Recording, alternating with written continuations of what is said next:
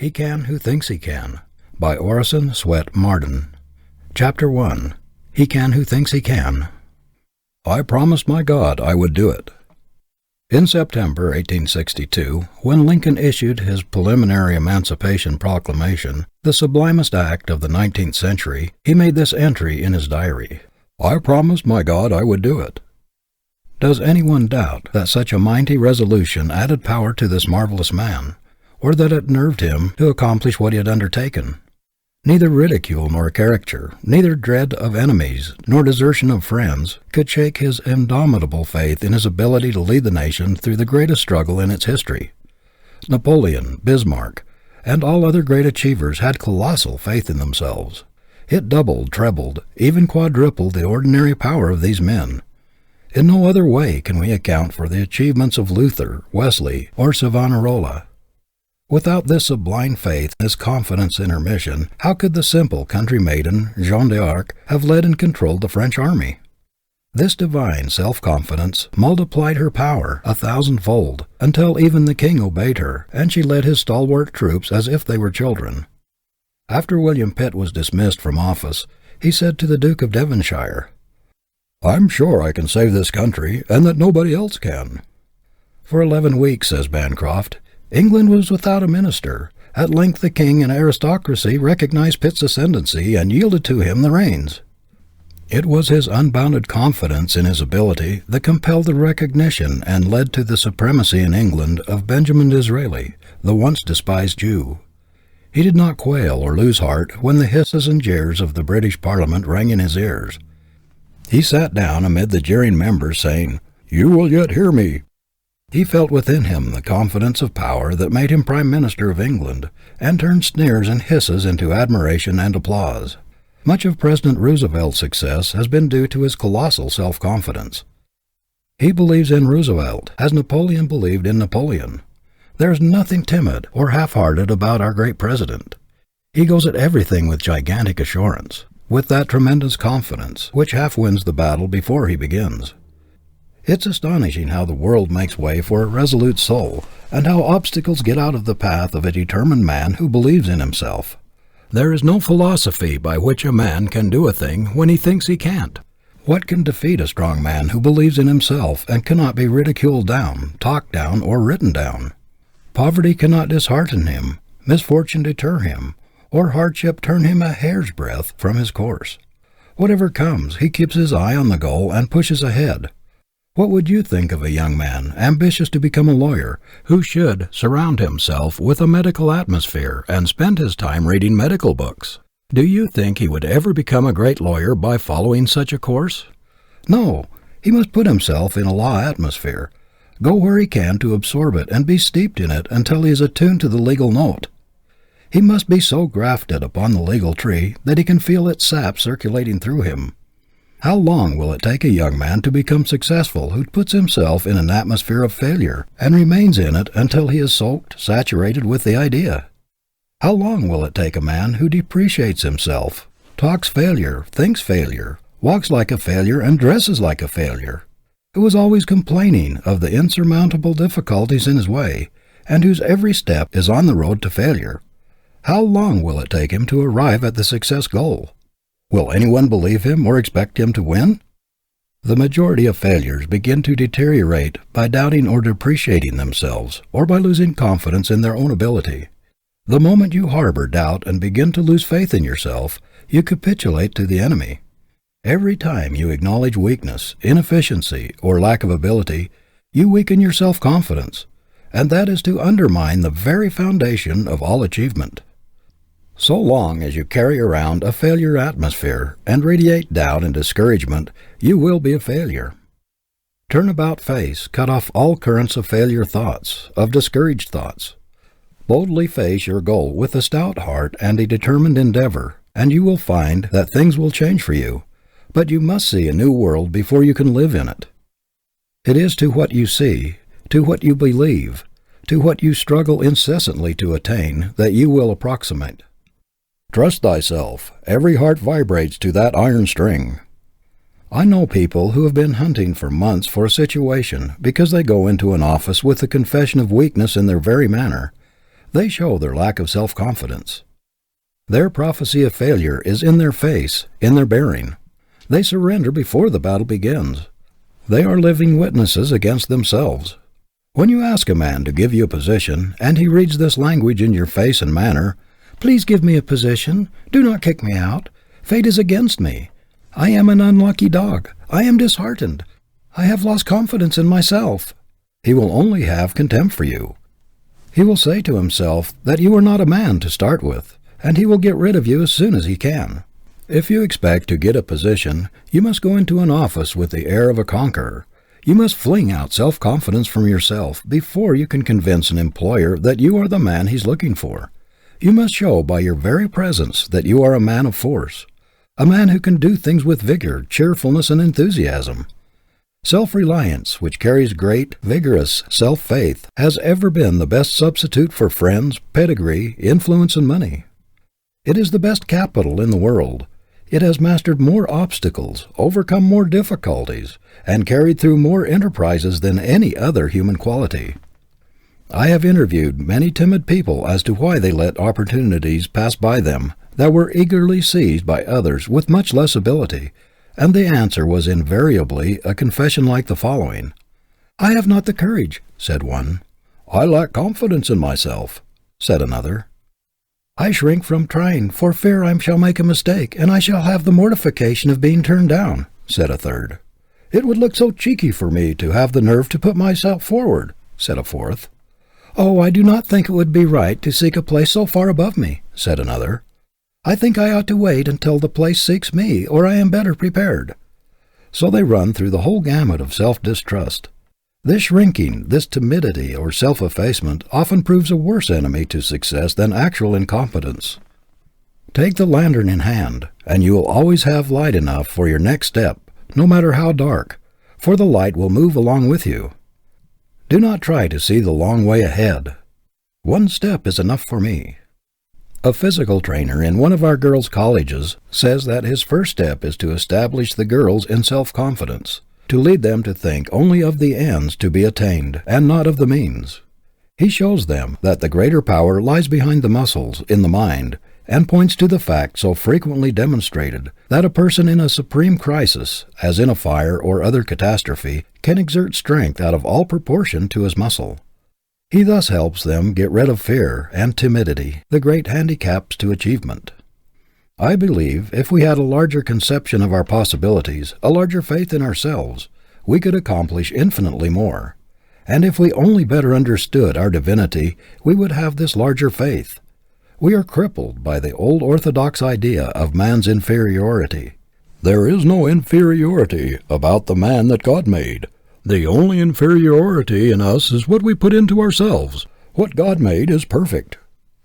The trouble is that most of us are but a burlesque of the man God patterned and intended. A Harvard graduate, who has been out of college a number of years, writes that because of his lack of self-confidence, he has never earned more than $12 a week. A graduate of Princeton tells us that except for a brief period, he has never been able to earn more than $1 a day. These men do not dare to assume responsibility. Their timidity and want of faith in themselves destroy their efficiency. The great trouble with many of us is that we do not believe enough in ourselves. We do not realize our power.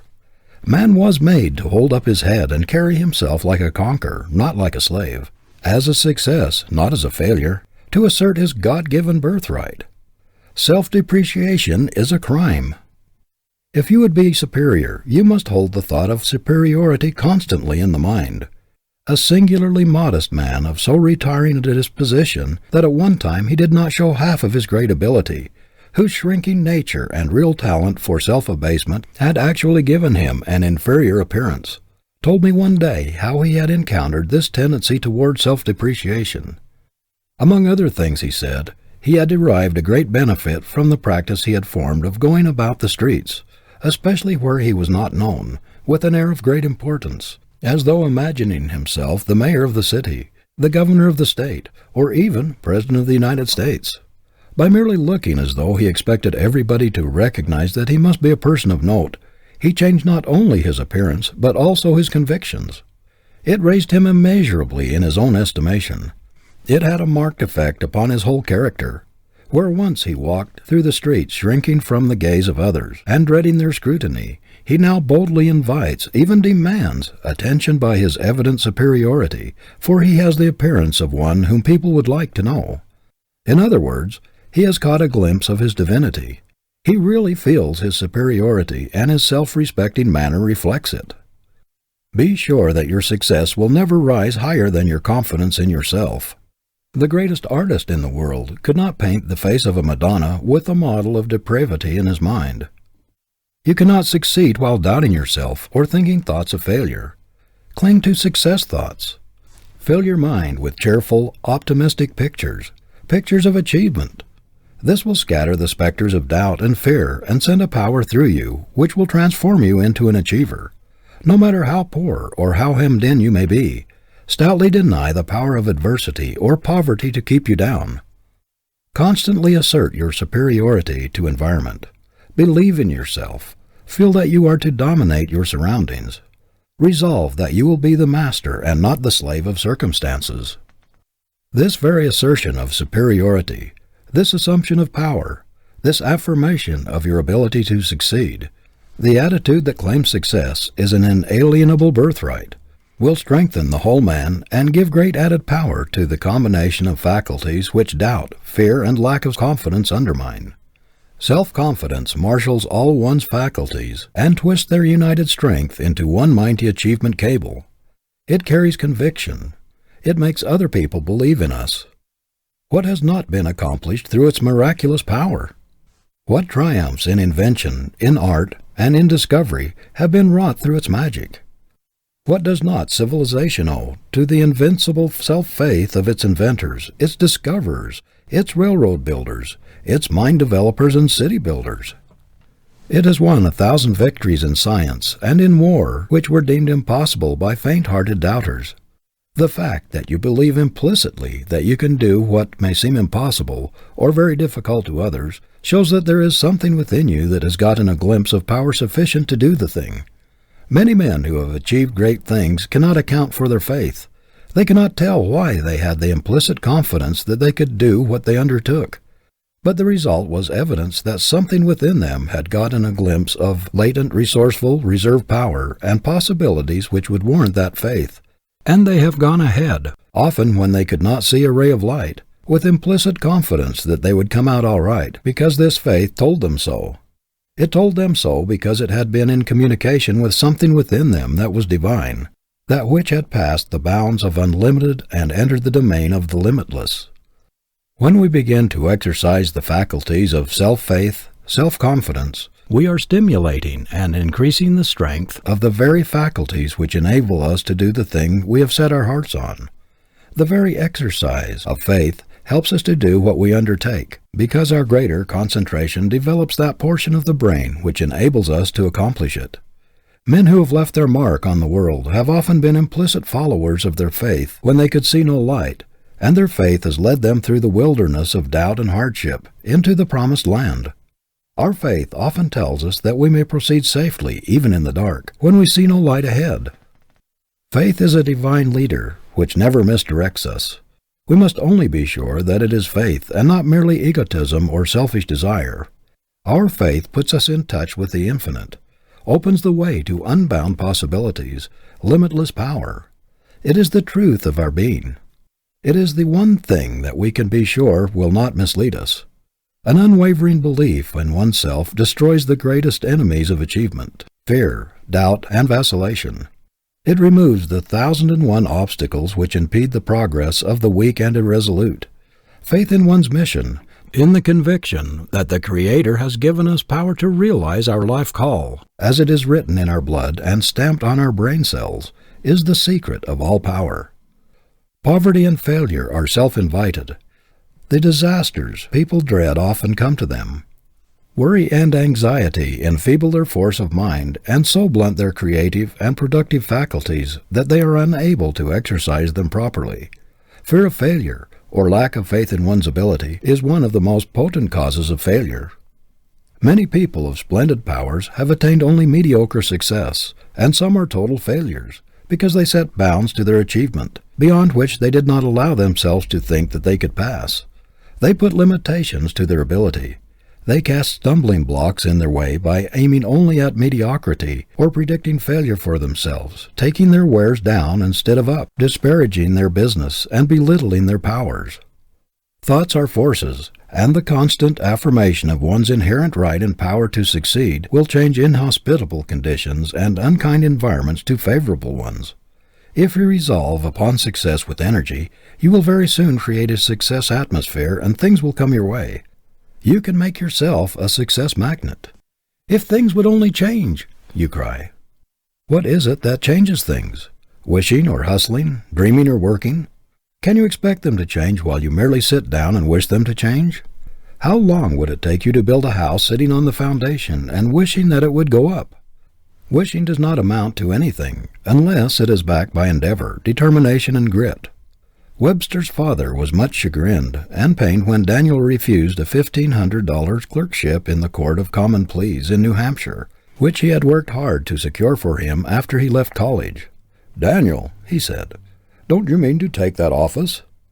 "No, indeed, father. I hope I can do much better than that. I mean to use my tongue in the courts, not my pen. I mean to be an actor, not a register of other men's acts." Sublime self-faith was characteristic of this giant's career.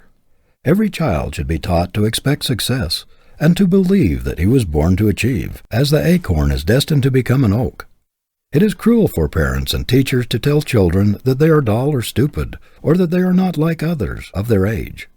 They should inspire them, instead, with hope and confidence and belief in their success birthright. A child should be trained to expect great things and should believe firmly in his God-given power to accomplish something worthwhile in the world. Without self-faith and an iron will, man is but the plaything of chance, a puppet of circumstances. With these he is a king, and it is in childhood the seeds must be sown that will make him a conqueror in life. If you want to reach nobility, you can never do it by holding the thought of inferiority, the thought that you are not as good as other people, that you are not as able, that you cannot do this, that you cannot do that. Cant philosophy never does anything but tear down. It never builds up. If you want to amount to anything in the world, you must hold up your head. Say to yourself continually, "I am no beggar. I am no pauper. I am not a failure. I am a prince. I am a king. Success is my birthright, and nobody shall deprive me of it."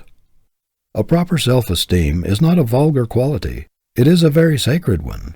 To esteem oneself justly is to get a glimpse of the Infinite's plan in us. It is to get the perfect image which the Creator had in mind when He formed us, the complete man or woman, not the dwarfed, pinched one, with lack of self-esteem or of self-confidence sees. When we get a glimpse of our immortal selves, we shall see possibilities of which we never before dreamed. A sense of wholeness, of power and self-confidence will come into our lives which will transform them. When we rate ourselves properly, we shall be in tune with the Infinite. Our faculties will be connected with an electric wire which carries unlimited power, and we shall no longer stumble in darkness, doubt, and weakness. We shall be invincible. End of Chapter 1. Getting Aroused. "How's the boy getting on, Davis?"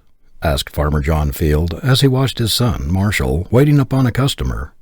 "Well, John, you and I are old friends," replied Deacon Davis as he took an apple from a barrel and handed it to Marshall's father as a peace offering. "We're old friends, and I don't want to hurt your feelings. But I'm a blunt man, and are going to tell you the truth. Marshall is a good, steady boy, all right, but he wouldn't make a merchant if he stayed in my store 1,000 years. He weren't cut out for a merchant. Take him back to the farm, John, and teach him how to milk cows."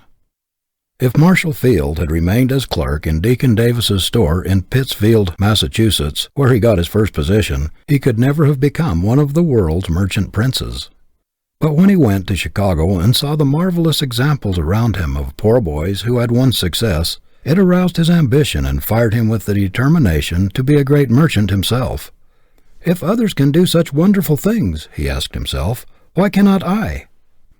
Of course, there was the making of a great merchant in Mr. Field from the start, but circumstances and ambition-arousing environment had a great deal to do with stimulating his latent energy and bringing out his reserve force. It is doubtful if he would have climbed so rapidly in any other place than Chicago. In 1856, when young Field went there, this marvelous city was just starting on its unparalleled career. It had then only about 85,000 inhabitants. A few years before, it had been a mere Indian trading village. But the city grew by leaps and bounds and always beat the predictions of its most sanguine inhabitants. Success was in the air. Everybody felt there were great possibilities there. Many people seem to think that ambition is a quality born within us that is not susceptible to improvement, that it is something thrust upon us which will take care of itself. But it is a passion that responds very quickly to cultivation, and it requires constant care and education, just as the faculty for music or art does, or it will atrophy. If we do not try to realize our ambition, it will not keep sharp and defined. Our faculties become dull and soon lose their power if they are not exercised. How can we expect our ambition to remain fresh and vigorous through years of inactivity, indolence, or indifference? If we constantly allow opportunities to slip by us without making any attempt to grasp them, our inclination will grow duller and weaker. "What I most need," as Emerson says, "is somebody to make me do what I can." To do what I can, that is my problem.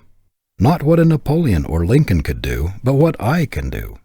It makes all the difference in the world to me whether I bring out the best thing in me or the worst, whether I utilize 10, 15, 25, or 90% of my ability. Everywhere we see people who have reached middle life or later without being aroused. They have developed only a small percentage of their success possibilities. They are still in a dormant state. The best thing in them lies so deep that it has never been awakened. When we meet these people, we feel conscious that they have a great deal of latent power that has never been exercised. Great possibilities of usefulness and of achievement are all unconsciously going to waste within them. Some time ago there appeared in the newspapers an account of a girl who had reached the age of 15 years, and yet had only attained the mental development of a small child. Only a few things interested her. She was dreamy, inactive, and indifferent to everything around her most of the time, until one day, while listening to a hand organ on the street, she suddenly awakened to full consciousness. She came to herself. Her faculties were aroused, and in a few days she leaped forward years in her development. Almost in a day she passed from childhood to budding womanhood. Most of us have an enormous amount of power of latent force slumbering within us, as it slumbered in this girl, which could do marvels if we would only awaken it. The judge of the municipal court in a flourishing western city, one of the most highly esteemed jurists in his state, was in middle life before his latent power was aroused, an illiterate blacksmith. He is now 60, the owner of the finest library in his city, with the reputation of being its best-read man, and one whose highest endeavor is to help his fellow man. What caused the revolution in his life? The hearing of a single lecture on the value of education. This was what stirred the slumbering power within him, awakened his ambition, and set his feet in the path of self-development. I've known several men who never realized their possibilities until they reached middle life. Then they were suddenly aroused, as if from a long sleep, by reading some inspiriting, stimulating book, by listening to a sermon or lecture, or by meeting some friend, someone with high ideals, who understood, believed in, and encouraged them. It will make all the difference in the world to you whether you are with people who are watching for ability in you, people who believe in, encourage, and praise you, or whether you are with those who are forever breaking your idols, blasting your hopes, and throwing cold water on your aspirations. The chief probation officer of the Children's Court in New York, in his report for 1905, says, "Removing a boy or girl from improper environment is the first step in his or her reclamation." The New York Society for the Prevention of Cruelty to Children, after 30 years of investigation of cases involving the social and moral welfare of over 500,000 children, has also come to the conclusion that environment is stronger than heredity. Even the strongest of us are not beyond the reach of our environment. No matter how independent, strong-willed, and determined our nature, we are constantly being modified by our surroundings. Take the best-born child with the greatest inherited advantages, and let it be reared by savages, and how many of its inherited tendencies will remain? If brought up from infancy in a barbarous, brutal atmosphere, it will, of course, become brutal. The story is told of a well-born child who, being lost or abandoned as an infant, was suckled by a wolf with her own young ones, and who actually took on all the characteristics of the wolf, walked on all fours, howled like a wolf, and ate like one. It does not take much to determine the lives of most of us. We naturally follow the example about us, and as a rule we rise or fall according to the strongest current in which we live. The poets, "I am a part of all that I have met," is not a mere poetic flight of fancy. It's an absolute truth. Everything, every sermon or lecture or conversation you have heard, every person who has touched your life, has left an impress upon your character, and you are never quite the same person after the association or experience. You are a little different, modified somewhat from what you were before, just as Beecher was never the same man after reading Ruskin. Some years ago, a party of Russian workers were sent to this country by a Russian firm of shipbuilders in order they might acquire American methods and catch the American spirit. Within 6 months, the Russians had become almost the equals of American artisans among whom they worked. They had developed ambition, individuality, personal initiative, and a marked degree of excellence in their work. A year after their return to their own country, the deadening, non-progressive atmosphere about them had done its work. The men had lost the desire to improve. They were again plodders, with no goal beyond the day's work. The ambition aroused by stimulating environment had sunk to sleep again.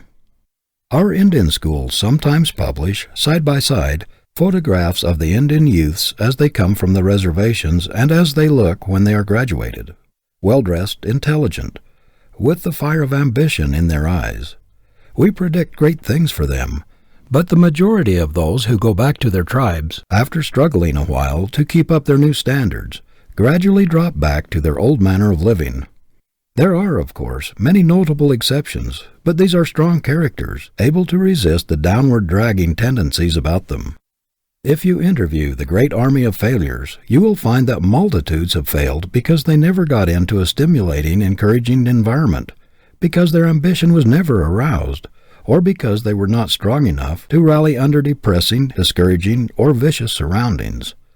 Most of the people we find in prisons and poorhouses are pitiable examples of the influence of an environment which appealed to the worst instead of to the best in them.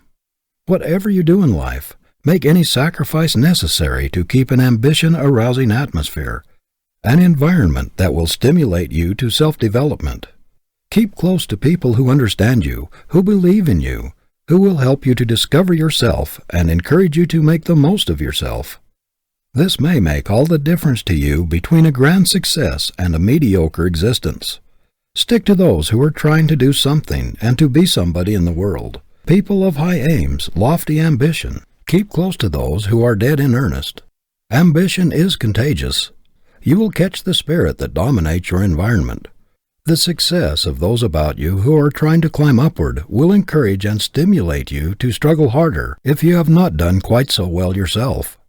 There is a great power in a battery of individuals who are struggling for the achievement of high aims, a great magnetic force which will help you to attract the object of your ambition. It is very stimulating to be with people whose aspirations run parallel with your own. If you lack energy, if you are naturally lazy, indolent, or inclined to take it easy, you will be urged forward by the constant prodding of the more ambitious. End of Chapter 2. Education by Absorption. John Wanamaker was once asked to invest in an expedition to recover from the Spanish Main doubloons which for half a century had lain at the bottom of the sea in sunken frigates. "Young men," he replied, "I know of a better expedition than this, right here. Near your own feet lie treasures untold. You can have them all by faithful study. Let us not be content to mine the most coal, to make the largest locomotives, to weave the largest quantities of carpets. But amid the sounds of the pick, the blows of the hammer, the rattle of the looms, and the roar of the machinery, take care that the immortal mechanism of God's own hand, the mind, is still full trained for the highest and noblest service." The uneducated man is always placed at a great disadvantage, No matter how much natural ability one may have, if he's ignorant, he is discounted. It is not enough to possess ability. It must be made available by mental discipline. We ought to be ashamed to remain in ignorance in a land where the blind, the deaf and dumb, and even cripples and invalids manage to obtain a good education. Many youths throw away little opportunities for self-culture because they cannot see great ones. They let the years slip by without any special effort at self-improvement, until they are shocked in middle life or later by waking up to the fact that they are still ignorant of what they ought to know. Everywhere we go we see men and women, especially from 25 to 40 years of age, who are cramped and seriously handicapped by the lack of early training. I often get letters from such people asking if it's possible for them to educate themselves so late in life. Of course it is. There are so many good correspondence schools today, and institutions like Chautauqua, so many evening schools, lectures, books, libraries, and periodicals, that men and women who are determined to improve themselves have abundant opportunities to do so. While you lament the lack of early education and think it's too late to begin, you may be sure that there are other young men and women not very far from you who are making great strides in self-improvement, though they may not have half as good an opportunity for it as you have. The first thing to do is to make a resolution, strong, vigorous, and determined, that you are going to be an educated man or woman, that you are not going to go through life humiliated by ignorance, that if you have been deprived of early advantages, you are going to make up for their loss. Resolve that you will no longer be handicapped and placed at a disadvantage for that which you can remedy. You will find the whole world will change to you when you change your attitude toward it. You'll be surprised to see how quickly you can very materially improve your mind after you've made a vigorous resolve to do so. Go about it with the same determination that you would to make money or to learn a trade. There is a divine hunger in every normal being for self-expansion, a yearning for growth or enlargement. Beware of stifling this craving of nature for self-unfoldment. Man was made for growth. It is the object, the explanation of his being. To have an ambition to grow larger and broader every day, to push the horizon of ignorance a little farther away, to become a little richer in knowledge, a little wiser and more of a man. That is an ambition worthwhile. It is not absolutely necessary that an education should be crowded into a few years of school life. The best educated people are those who are always learning, always absorbing knowledge from every possible source and at every opportunity. I know young people who have acquired a better education, a finer culture, through a habit of observation, or of carrying a book in the pocket to read at odd moments, or by taking courses in correspondence schools, than many who have gone through college. Youths who are quick to catch at new ideas, and who are in frequent contact with superior minds, not only often acquire a personal charm, but even, to a remarkable degree, develop mental power. The world is a great university. From the cradle to the grave we are always in God's great kindergarten, where everything is trying to teach us its lesson, to give us its great secret. Some people are always at school, always storing up precious bits of knowledge. Everything has a lesson for them. It all depends upon the eye that can see, the mind that can appropriate. Very few people ever learn how to use their eyes. They go through the world with a superficial glance at things. Their eye pictures are so faint and so dim that details are lost, and no strong impression is made on the mind. Yet the eye was intended for a great educator. The brain is a prisoner, never getting out to the outside world. It depends upon its 5 or 6 servants, the senses, to bring it material, and the larger part of it comes through the eye. The man who has learned the art of seeing things looks with his brain. I know a father who is training his boy to develop his powers of observation. He will send him out upon a street with which he is not familiar for a certain length of time, and then question him on his return to see how many things he has observed. He sends him to the show windows of great stores, to museums, and other public places to see how many of the objects he has seen the boy can recall and describe when he gets home. The father says that this practice develops in the boy a habit of seeing things instead of merely looking at them. When a new student went to the great naturalist, Professor Agassiz of Harvard, he would give him a fish and tell him to look at it for half an hour or an hour, and then describe to him what he saw. After the student thought he had told everything about the fish, the professor would say, "You have not really seen the fish yet. Look at it a while longer, and then tell me what you see." He would repeat this several times until the student developed a capacity for observation. If we go through life like an interrogation point, holding an alert, inquiring mind toward everything, we can acquire great mental wealth, wisdom which is beyond all material riches.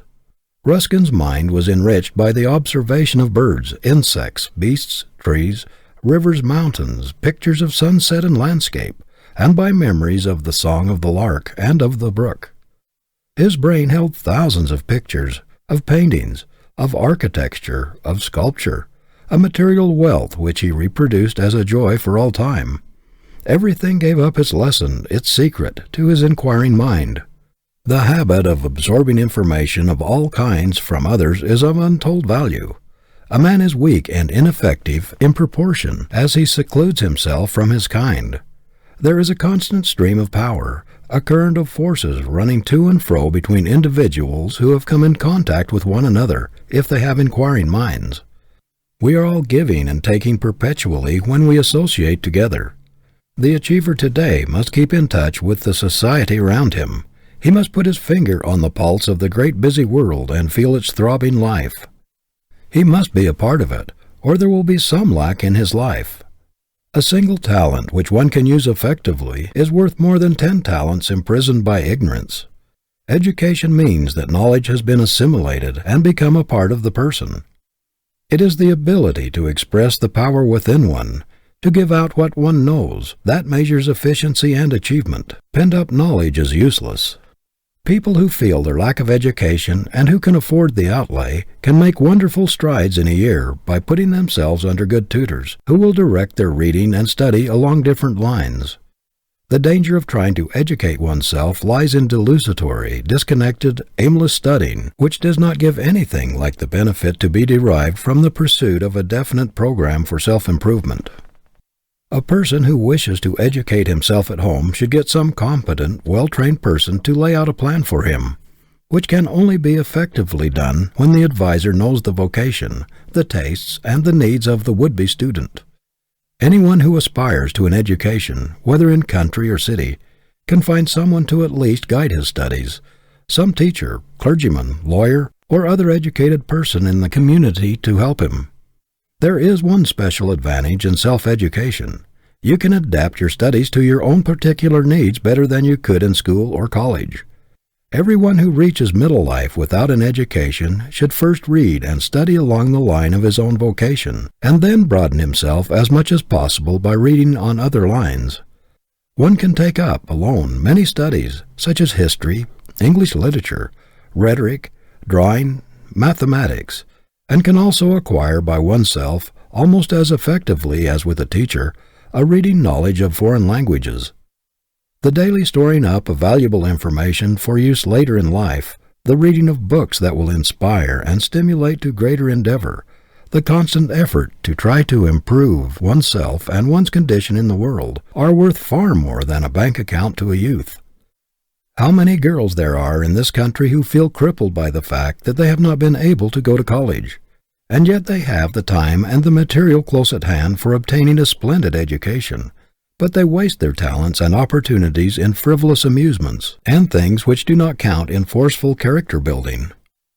It is not such a very great undertaking to get all the essentials of a college course at home, or at least a fair substitute for it. Every hour in which one focuses his mind vigorously upon his studies at home may be as beneficial as the same time spent in college. Every well-ordered household ought to protect the time of those who desire to study at home. At a fixed hour every evening during the long winter, there should be by common consent a quiet period for mental concentration. For what is worthwhile in mental discipline, a quiet hour uninterrupted by time-thief callers. In thousands of homes, where the members are devoted to each other and should encourage and help each other along, it is made almost impossible for anyone to take up reading, studying, or any exercise for self-improvement. Perhaps someone is thoughtless and keeps interrupting the others so that they cannot concentrate their minds. Or those who have nothing in common with your aims or your earnest life drop in to spend an evening in idle chatter. They have no ideals outside of the bread and butter and amusement questions, and do not realize how they are hindering you.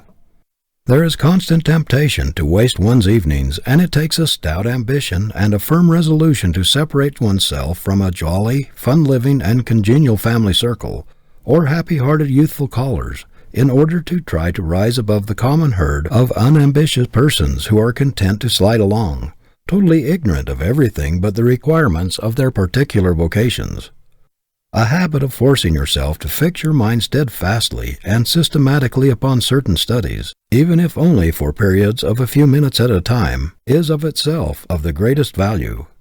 This habit helps one to utilize the odds and ends of time which are unavailable to most people, because they have never been trained to concentrate the mind at regular intervals.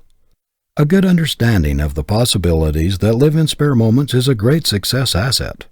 The very reputation of always trying to improve yourself, of seizing every opportunity to fit yourself for something better, the reputation of being dead in earnest, determined to be somebody and to do something in the world, would be of untold assistance to you. People like to help those who are trying to help themselves. They will throw opportunities in their way. Such a reputation is the best kind of capital to start with. One trouble with people who are smarting under the consciousness of deficient education is that they do not realize the immense value of utilizing spare minutes. Like many boys who will not save their pennies and small change because they cannot see how a fortune could ever grow by the saving. They cannot see how a little study here and there each day will ever amount to a good substitute for a college education. I know a young man who never attended a high school, and yet educated himself so superbly that he has been offered a professorship in a college. Most of his knowledge was gained during his odds and ends of time, while working hard at his vocation. Spare time meant something to him. The correspondence schools deserve very great credit for inducing hundreds of thousands of people, including clerks, mill operatives, and employees of all kinds, to take their courses, and thus save for study the odds and ends of time which otherwise would probably be thrown away. We have heard of some most remarkable instances of rapid advancement which these correspondence school students have made by reason of the improvement in their education. Many students have reaped 1,000% on their educational investment. It has saved them years of drudgery and has shortened wonderfully the road to their goal. Wisdom will not open her doors to those who are not willing to pay the price in self-sacrifice in hard work. Her jewels are too precious to scatter before the idle, the ambitionless. The very resolution to redeem yourself from ignorance at any cost is the first great step toward gaining an education. Charles Wagner once wrote to an American regarding his little boy, "May he know the price of the hours. God bless the rising boy who will do his best, for never losing a bit of the precious and God-given time." There is untold wealth locked up in the long winter evenings and odd moments ahead of you. A great opportunity confronts you. What will you do with it? End of Chapter 3. Freedom at any cost. Were you to decide to risk your reputation, your material welfare, your whole future, upon some great physical or mental contest which you could extend over a considerable period of time, you would begin long beforehand to train or discipline yourself for the decisive conflict. You would not, if possible to avoid doing so, go into it handicapped. Every person who is ambitious to make his life count, to do what is worthwhile, is entering upon just such a contest. In starting upon a conflict so grave, so significant, and which affects the whole future, the first thing to do is get absolute freedom from everything which strangles ambition, discourages effort, and hinders progress. Freedom from everything which saps vitality, enslaves the faculties, and wastes energy. To remove every obstruction from the way and leave a clear path to one's goal. No matter how ambitious a runner may be to win, if he does not train off his surplus fat, if he is hampered with extra clothing, or runs with feet cramped and sore, his race is lost. The trouble with most of us is that while ambitious to succeed, we do not put ourselves in a condition to win. We do not cut the cords which bind us, or try to get rid of the entanglements and obstructions that hinder us. We trust too much to luck. To eliminate everything that can possibly retard us, to get into as harmonious an environment as possible, is the first preparation for a successful career. There are tens of thousands of people who have ability and inclination to rise out of mediocrity and to do something worthwhile in the world, but who never do so because they cannot break the chains that bind their movements. Most of us are so bound in some part of our nature that we cannot get free, cannot gain the liberty to do the larger thing possible to us. We go through life doing the smaller, the meaner, when the larger, the grander would be possible could we get rid of the things that handicap us. Every normal man has a reserve power within him, a mighty coil of force and purpose, which would enable him to make his life strong and complete, were he free to express the largest and the best things in him, were he not fettered by some bond, physical or moral. You can tie a strong horse with a very small cord, and he cannot show his greatest speed or strength till he is free. On every hand we see people with splendid ability tied down by some apparently insignificant thing which handicaps all their movements. They cannot go ahead until they are free. A giant would be a weakling if he were confined to so small a space that he did not have room to exert himself with freedom. The majority of people live in a cramped and uncongenial environment, in an atmosphere which dampens enthusiasm, discourages ambition and effort, scatters energy and wastes time. They have not the courage or stamina to cut the shackles that bind them, to throw away all crutches and props, and to rely on themselves to get into an environment where they can do what they desire. Their ambition finally dies through discouragement and inaction. I recall the case of a youth with artistic talent who let precious years go by, drifting by accident from one vocation to another, without encouraging this God-given ability or making any great effort to get rid of the little things which stood in the way of a great career, although he was always haunted by a longing for it. He was conscientious in his everyday work, but his heart was never in it. His artistic nature yearned for expression, to get away from the work against which every faculty protested, and to go abroad and study. But he was poor, and although his work was drudgery, and his whole soul loathed it, he was afraid of the hardships and the obstacles he would have to encounter if he answered the call that ran in his blood. He kept resolving to break away and to follow the promptings of his ambition, but he also kept waiting and waiting for a more favorable opportunity, until, after a number of years, he found other things crowding into his life. His longing for art became fainter and fainter. The call was less and less imperative.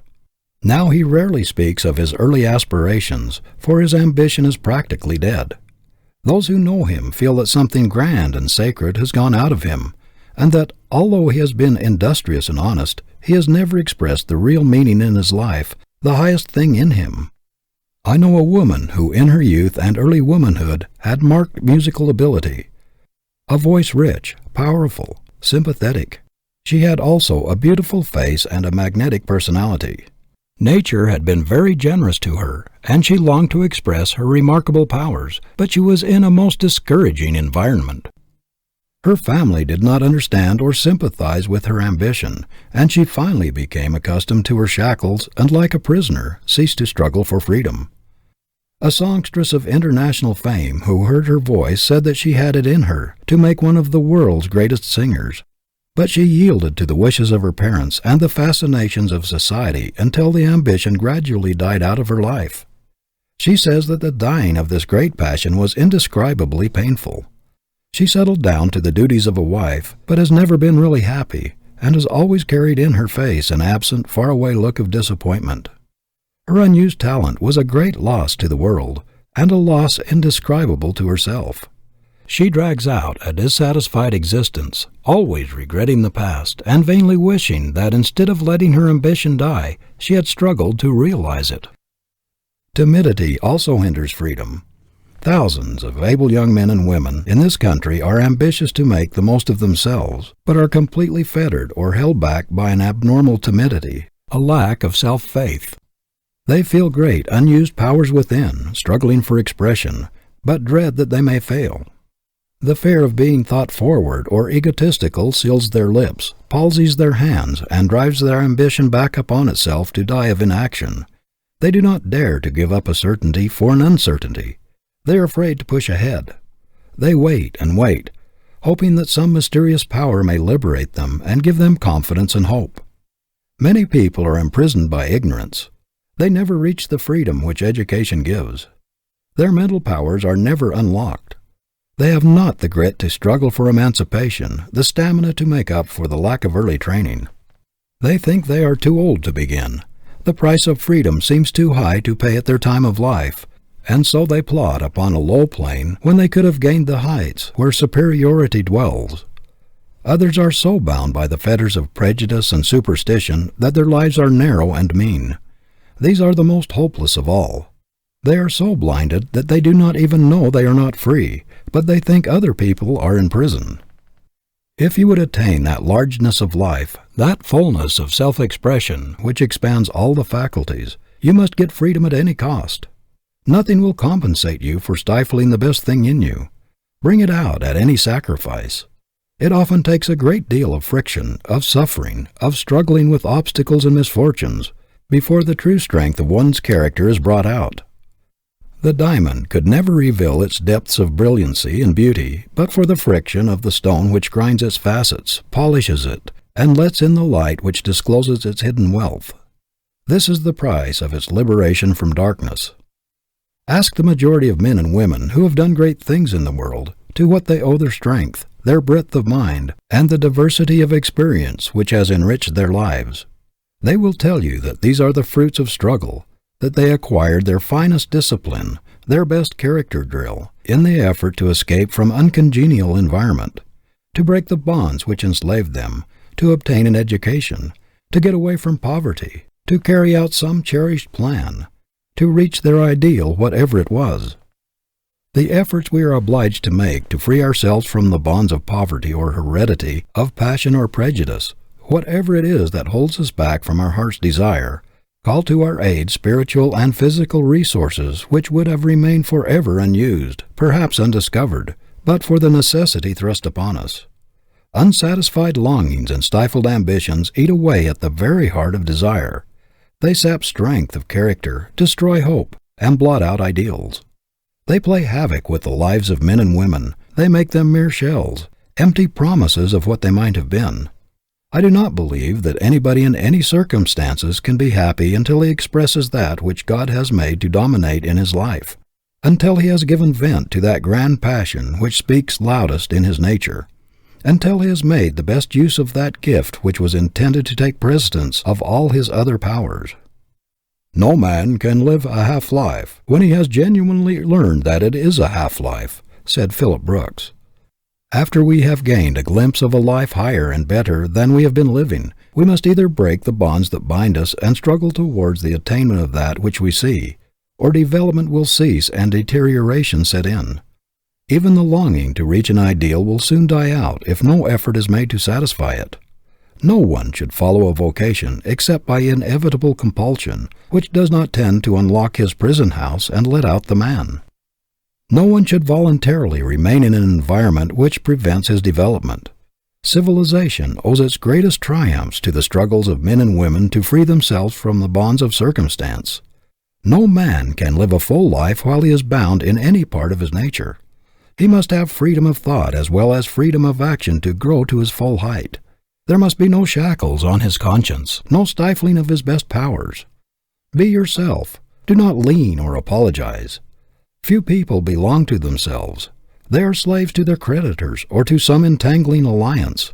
They do not do what they want to. They do what they're compelled to do, giving up their best energy to make a living, so that there is practically nothing left to make a life.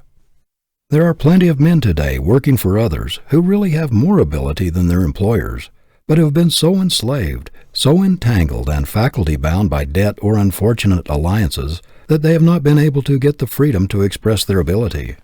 Can anything compensate a promising young man for the loss of his freedom of action, his liberty of speech and conviction? Can any money pay him for cringing and crawling, sneaking and apologizing throughout his life, when it is within his power to hold up his head and without wincing look at the world squarely in the face? Never put yourself in a position, no matter what the inducement, whether a big salary or other financial reward, or the promise of position or influence, where you cannot act the part of a man. Let no consideration tie your tongue or purchase your opinion. Regard your independence as your inalienable right, with which you will never part for any consideration. One talent with freedom is infinitely better than genius tied up and entangled so that it must do everything at a disadvantage. Of what use is a giant intellect so restrained and hampered that it can only do a pygmy's work? To make the most of ourselves, we must cut off whatever drains vitality, physical or moral, and stop all the waste of life. We must cut off everything which causes friction, which tends to weaken effort, lower the ideals, and drag down the life standards. Everything which tends to kill the ambition and to make us satisfied with mediocrity. Multitudes of people enslaved by bad physical habits are unable to get their best selves into their work. They are kept back by a leakage of energy and vital force resulting from bad habits and dissipation. Some are hindered by peculiarities of disposition, by stubbornness, slovenliness, meanness, revengefulness, jealousy, or envy. These are all handicaps. Others go through life galled by their chains, but without making any serious, continuous effort to emancipate themselves. Like the elephants or other wild animals changed in the menageries, at first they rebel at their loss of freedom and try hard to break away, but gradually they become accustomed to slavery and take it for granted that it is a necessary part of their existence. Then again, there are entanglements which retard the progress and nullify the efforts of many businessmen, such as debt, bad partners, or unfortunate social alliances. Comparatively few men belong to themselves or are really free. They go the way they are pushed. They waste a large part of their energy on that which does not really count in the main issue of life, spend their lives paying for a dead horse, clearing up old debts that came from bad judgment, blunders, or foolish endorsements. Instead of putting on speed and gaining on life's road, they are always trying to make up for lost time. They are always in the rear, never in the vanguard of their possibilities. An ambitious young man, anxious to do what is right, and eager to make a place for himself in the world, entangles himself in complications that thwart his life purpose and cripple all his efforts, so that no matter how hard he struggles, he is never able to get beyond mediocrity. Hopelessly in debt, with a family to support, he cannot take advantage of the great opportunities about him as he could if he were free, if he had not risked his little savings and tied up his future earnings for years ahead.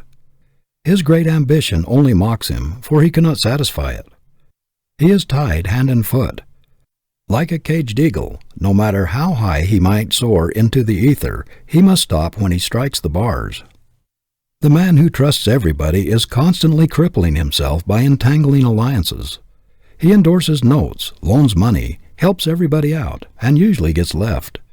He ties up his productive ability and hampers his work by his poor judgment or lack of business sense. A most estimable man of my acquaintance was ruined financially by endorsements and loans which would have been foolish even for a boy of 15. For many years it took every dollar he could spare from the absolute necessities of his family to pay these obligations. Our judgment was intended to preside over our mental faculties and to help us discriminate between the wise and the foolish. That man wins who keeps a level head and uses sound judgment in every transaction. Whatever you do, do not get involved. Make it a life rule to keep yourself clean and clear, with everything safeguarded. Before you go into anything of importance, think it through to the end. Make reasonably sure that you know where you are coming out. Do not risk a competence, or your home and your little savings in the hope of getting something for nothing. Do not be carried away by the reports of those who in some venture have made a great deal on a little money. Where one makes, 100 lose. There is no greater delusion in the world than thinking that by putting out a little flyer here and there, you can make a few hundreds or a few thousands. If you cannot make money in the vocation which you have chosen for your life work and in which you have become expert, if you cannot get rich in the business whose every detail you understand, how can you expect that somebody else will take your money and give you a tremendous return for it, when it will not get your personal supervision? I know a lawyer in New York, now a millionaire, who had worked most of his way through college, and came to the metropolis an utter stranger, taking a little desk room in a broker's office near Wall Street, who at the outset made a cast-iron rule he would always keep himself free from debt and entangling alliances. By this inflexible rule, it is true, he often lost opportunities which would have brought him excellent returns, but he has never tied himself up in any transaction. The result is that he has not worried himself to death, but he has reserved his strength. Nearly every enterprise he has gone into has been very successful, because he has not touched anything unless he could see through to the end and knew how he would come out, even taking into consideration possible shrinkage, accident, and loss. In this way, although he has never made any very brilliant strides or lucky hits, he has not gone up by leaps and bounds, he has never had to undo what he has done, and has always kept in a secure position. He has gained the confidence not only of men in his profession, but also of capitalists and men of wealth, who have entrusted large sums to him because he has always kept his head level and himself free from entanglements. People know that their business and their capital will be safe in his hands. Through steady growth and persistent pushing of practical certainties, he has not only become a millionaire, but a broad, progressive, comprehensive man of affairs. Develop your judgment early and exercise your caution until it becomes reliable. Your judgment is your best friend. Your common sense is your great life partner, given you for guidance and to protect your interests. Depend upon these three great friends, sound judgment, caution, and common sense, and you will not be flung about at the mercy of adverse winds. What the world owes to dreamers. Once when Emerson was in the company of men of affairs, who had been discussing railroad stocks and other business matters for some time, he said, "Gentlemen, now let us discuss real things for a while." Emerson was called the dreamer of dreams because he had the prophetic vision that saw the world to be, the higher civilization to come. Tens of thousands of men and women stand today where he then stood almost alone. Edison is a dreamer because he sees people half a century hence using and enjoying inventions, discoveries, and facilities which make the most advanced utilities of today seem very antiquated. His mind's eye sees as curiosities in museums, 50 years hence, those mechanisms and devices which now seem so marvelous to us. Dreamers in this sense are true prophets. They see the civilization that will be long before it arrives. As it was the dreamers of '49 who built the old San Francisco and made it the greatest port on the western coast, so after the recent great earthquake and fire, when the city lay in ashes and 300,000 people were homeless, it was the dreamers of today who saw the new city in the ashes where others saw only desolation, and who, with indomitable grit, the unconquerable American will that characterized the pioneers of a half-century before, began to plan a restored city greater and grander than the old.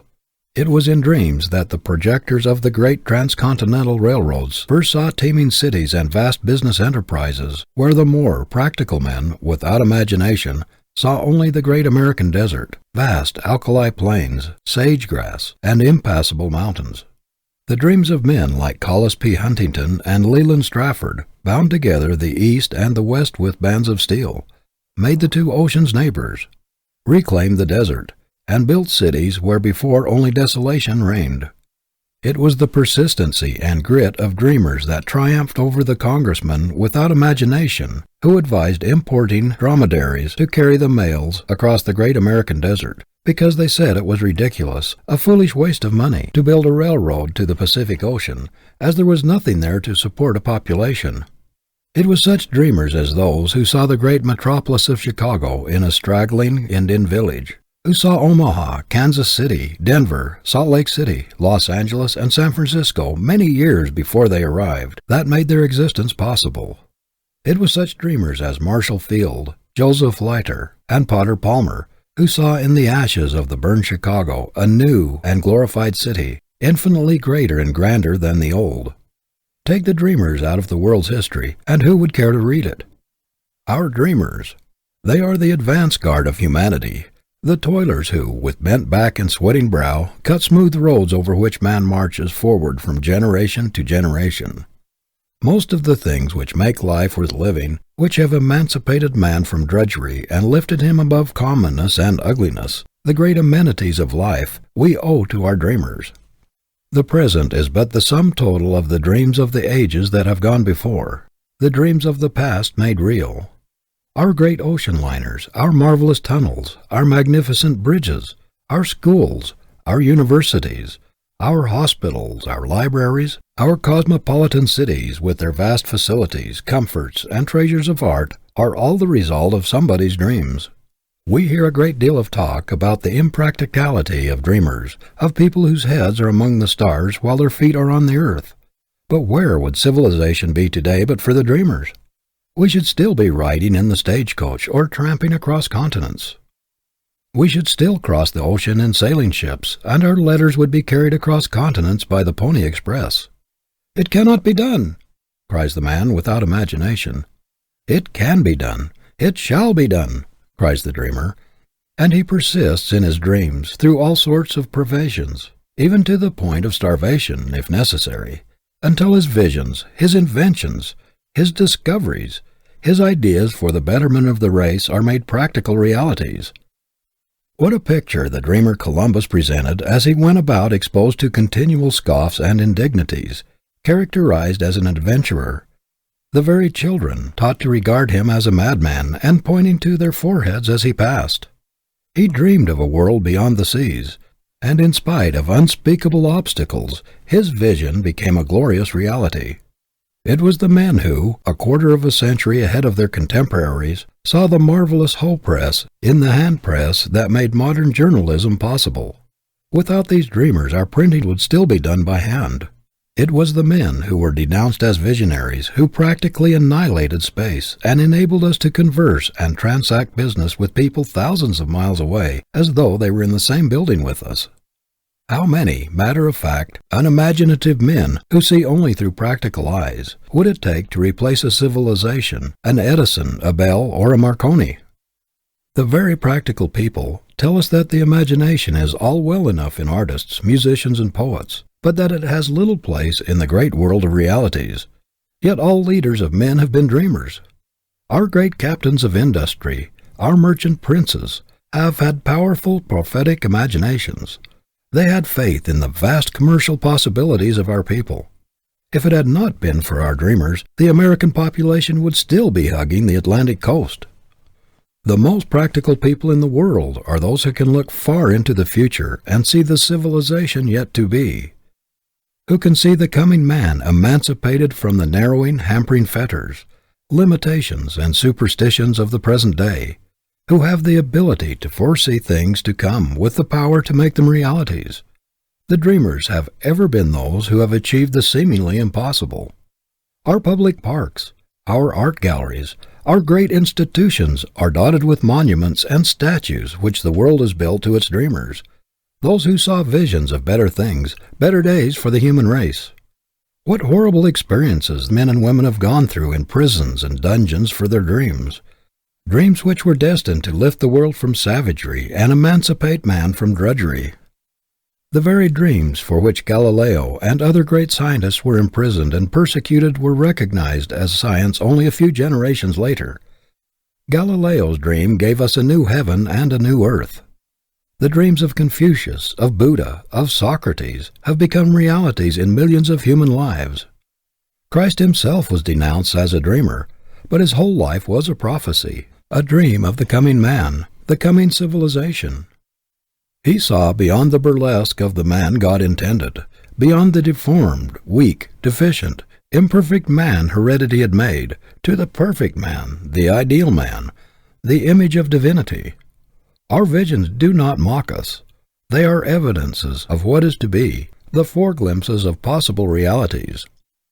The castle in the air always precedes the castle on the earth. George Stephenson, the poor miner, dreamed of a locomotive engine that would revolutionize the traffic of the world. While working in the coal pits for 6 pence a day, or patching the clothes and mending the boots of his fellow workmen to earn a little money to attend night school, and at the same time supporting his blind father, he continued to dream. People called him crazy. "His roaring engine will set the houses on fire with its sparks," everybody cried. "Smoke will pollute the air. Carriage makers and coachmen will starve for want of work." See this dreamer in the House of Commons when members of Parliament were cross-questioning him. "What," said one member, "can be more palpably absurd and ridiculous than the prospect held out of locomotives travelling twice as fast as horses?" We should as soon expect people of Woolwich to suffer themselves to be fired upon by one of Congreve's rockets, as to thrust themselves to the mercy of such a machine going at such a rate. We trust that Parliament will, in all the railways it may grant, limit the speed to 8 or 9 miles an hour, which is as great as can be ventured upon." But in spite of calumny, ridicule, and opposition, this crazy visionary toiled on for 15 years for the realization of his vision. On the 4th of August, 1907, New York celebrated the centennial of the dream of Robert Fulton. See the crowd of curious scoffers at the wharves of the Hudson River at noon on Friday, August 4th, 1807, to witness the results of what they thought the most ridiculous idea which ever entered a human brain, to witness what they believed would be a most humiliating failure of the dreams of a crank who proposed to take a party of people up the river to Albany in a steam vessel named Claremont. "Did anybody ever hear of such an absurd idea as navigating against the current of the Hudson River without sail?" scornfully said the scoffing wiseacres. Many of them thought that the man who had fooled away his time and money on the Claremont was little better than an idiot, and that he ought to be in an insane asylum. But the Claremont did sail up the Hudson, and Fulton was hailed as a benefactor of the human race. What does the world not owe to Morse, who gave it its first telegraph? When the inventor asked for an appropriation of a few $1,000s for the first experimental line from Washington to Baltimore, he was sneered at by congressmen. After discouragements which would have disheartened most men, this experimental line was completed, and some congressmen were waiting for the message which they did not believe would ever come, when one of them asked the inventor how large a package he expected to be able to send over the wire. But very quickly the message did come, and derision was changed to praise. The dream of Cyrus W. Field, which tied 2 continents together by the ocean cable, was denounced as worse than folly. How long would it take to get the world's day-by-day news but for such dreamers as Field? When William Murdoch, at the close of the 18th century, dreamed of lighting London by means of coal gas conveyed to buildings in pipes, even Sir Humphrey Davy sneeringly asked, "Do you intend taking the dome of St. Paul's for a gasometer?" Sir Walter Scott, too, ridiculed the idea of lighting London by smoke, but he lived to use this same smoke dream to light his castle at Abbotsford. "What?" said the wise scientist. "A light without a wick? Impossible!" How people laughed at the dreamer Charles Goodyear, who struggled with hardships for 11 long years while trying to make India rubber of practical use. See him in prison for debt, still dreaming, while pawning his clothes and his wife's jewelry to get a little money to keep his children from starving.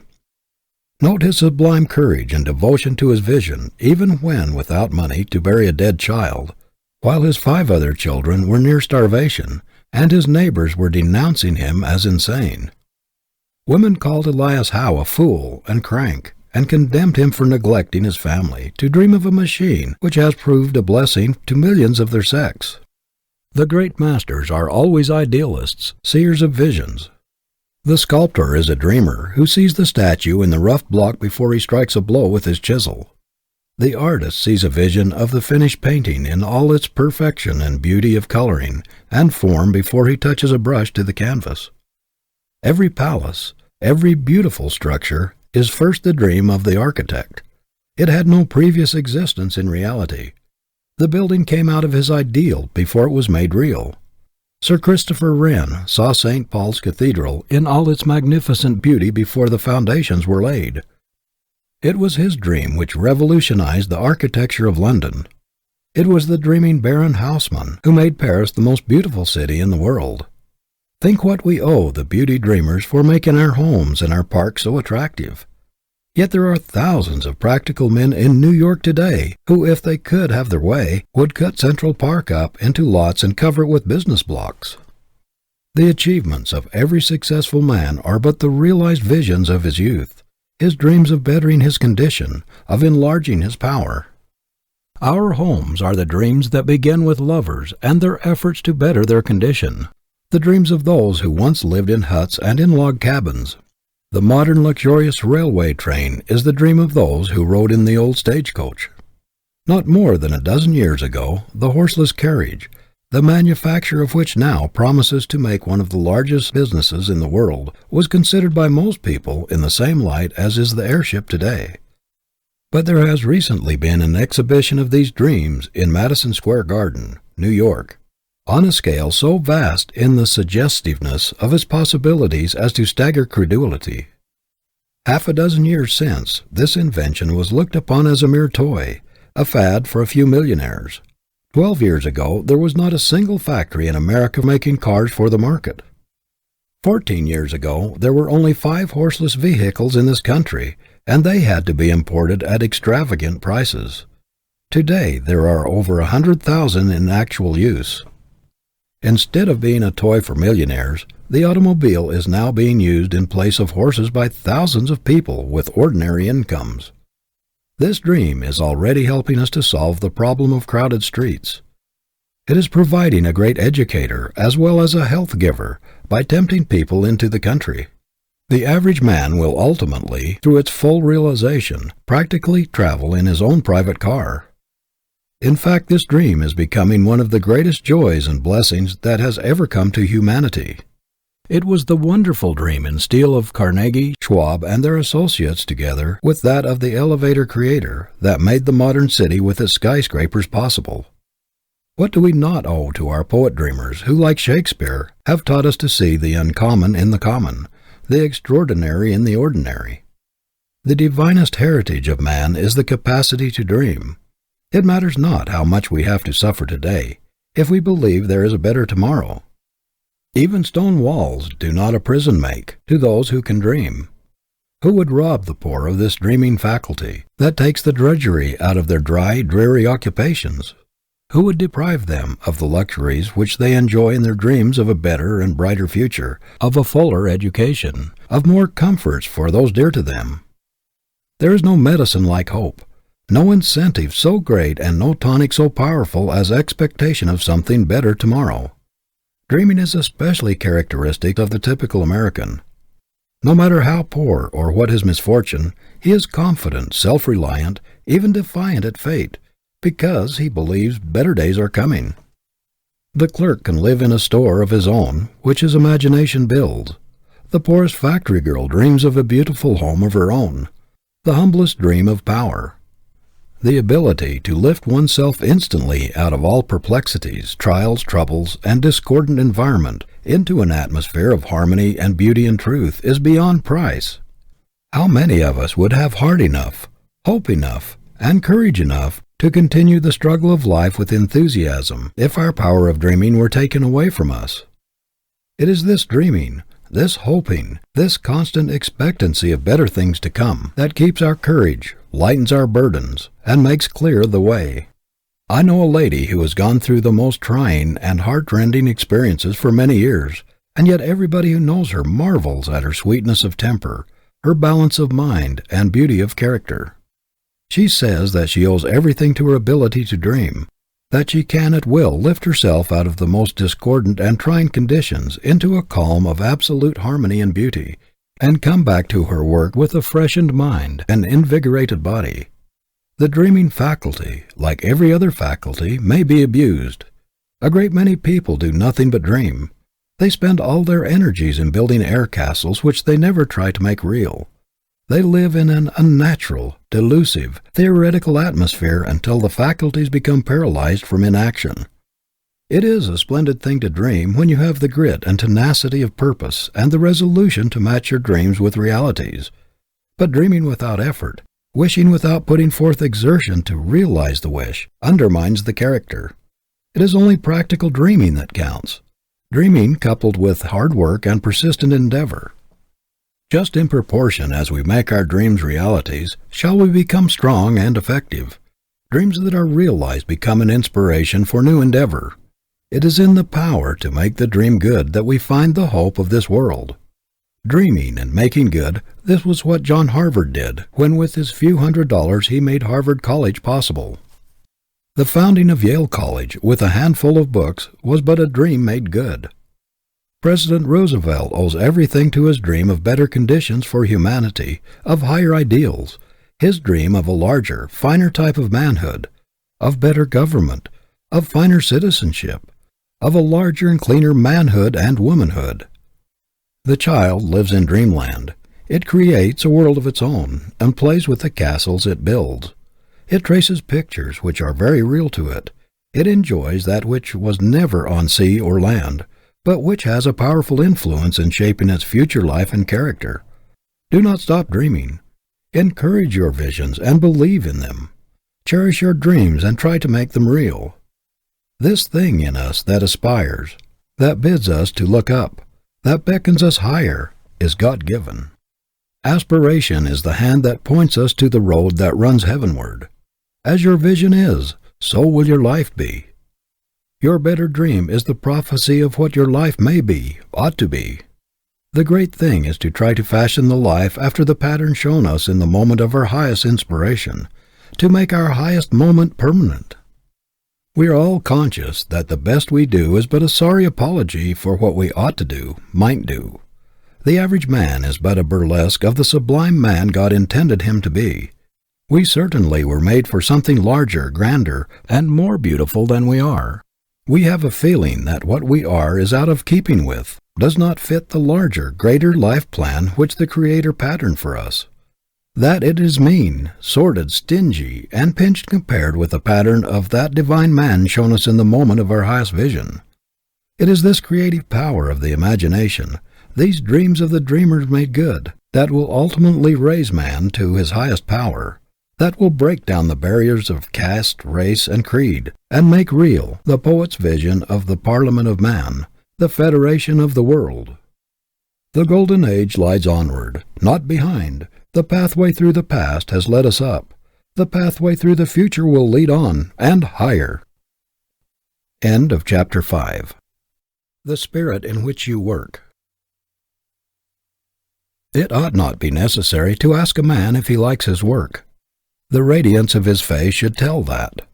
His very buoyancy and pride in his task, his spirit of unbounded enthusiasm and zest ought to show it. He ought to be so in love with his work that he finds his greatest delight in it, and this inward joy should light up his whole being. A test of the quality of the individual is the spirit in which he does his work. If he goes to it grudgingly, like a slave under the lash, if he feels the drudgery in it, if his enthusiasm and love for it do not lift it out of commonness and make it a delight instead of a bore, he will never make a very great place for himself in the world. The man who feels his life yoke galling him, who does not understand why the bread and butter question could not have been solved by one great creative act instead of every man's being obliged to wrench everything he gets from nature through hard work. The man who does not see a beneficent design and a superb necessity in the principle that everyone should earn his own living has gotten a wrong view of life and will never get the splendid results out of his vocation that were intended for him. Multitudes of people do not half respect their work. They look upon it as a disagreeable necessity for providing bread and butter, clothing and shelter, as unavoidable drudgery, instead of as a great man-builder, a great life university for the development of manhood and womanhood. They do not see the divinity in the spur of necessity which compels man to develop the best thing in him, to unfold his possibilities by his struggle to attain his ambition, to conquer the enemies of his prosperity and his happiness. They cannot see the curse in the unearned dollar, which takes the spur out of the motive. Work to them is sheer drudgery, an unmitigated evil. They cannot understand why the Creator did not put bread ready-made on trees. They do not see the stamina, the grit, the nobility, and the manhood in being forced to conquer what they get. No one can make a real success of his life when he is all the time grumbling or apologizing for what he is doing. It is a confession of weakness. What a pitiable sight to see one of God's noblemen, made to hold up his head and be a king, to be cheerful and happy and to radiate power, going about whining and complaining of his work, even deploring the fact that he should have to work at all. It is demoralizing to allow yourself to do a thing in a half-hearted, grudging manner. There is a great adaptive power in human nature. The mind is wonderfully adjustive to different conditions, but you will not get the best results until your mind is settled, until you are resolved not only to like your work, but also to do it in the spirit of a master and not in that of a slave. Resolve that, whatever you do, you will bring the whole man to it, that you will fling the whole weight of your being into it, that you will do it in the spirit of a conqueror, and so get the lesson and power out of it, which come only to the conqueror. Put the right spirit into your work. Treat your calling as divine, as a call from principle. If the thing itself be not important, the spirit in which you take hold of it makes all the difference in the world to you.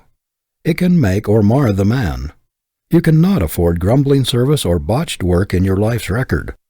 You cannot afford to form a habit of half-doing things, or of doing them in the spirit of a drudge, for this will drag its slimy trail through all your subsequent career, always humiliating you at the most unexpected times.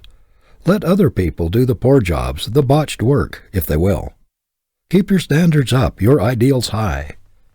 The attitude with which a man approaches his task has everything to do with the quality and efficiency of his work, and with its influence upon his character.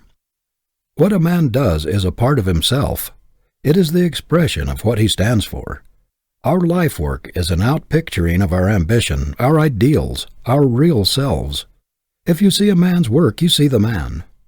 No one can respect himself or have that sublime faith in himself which is essential to all high achievement, when he puts mean, half-hearted, slipshod service into what he does.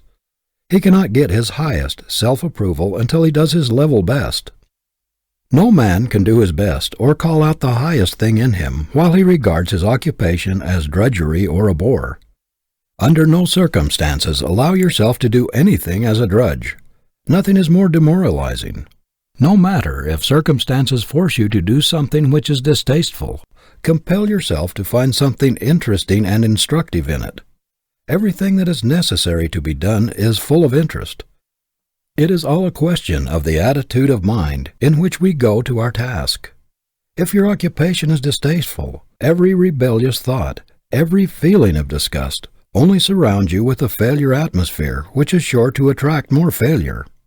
The magnet that brings success and happiness must be charged with a positive, optimistic, enthusiastic force. The man who has not learned the secret of taking the drudgery out of his task by flinging his whole soul into it has not learned the first principles of success or happiness. It is perfectly possible to so exalt the most ordinary business, by bringing to it the spirit of a master, as to make of it a dignified vocation. The trouble with us is that we drop into a humdrum existence and do our work mechanically, with no heart, no vim, and no purpose. We do not learn the fine art of living for growth, for mind and soul expansion. We just exist. It was not intended that any necessary employment should be merely commonplace. There is a great, deep meaning in it all, a glory in it. Our possibilities, our destiny are in it, and the good of the world.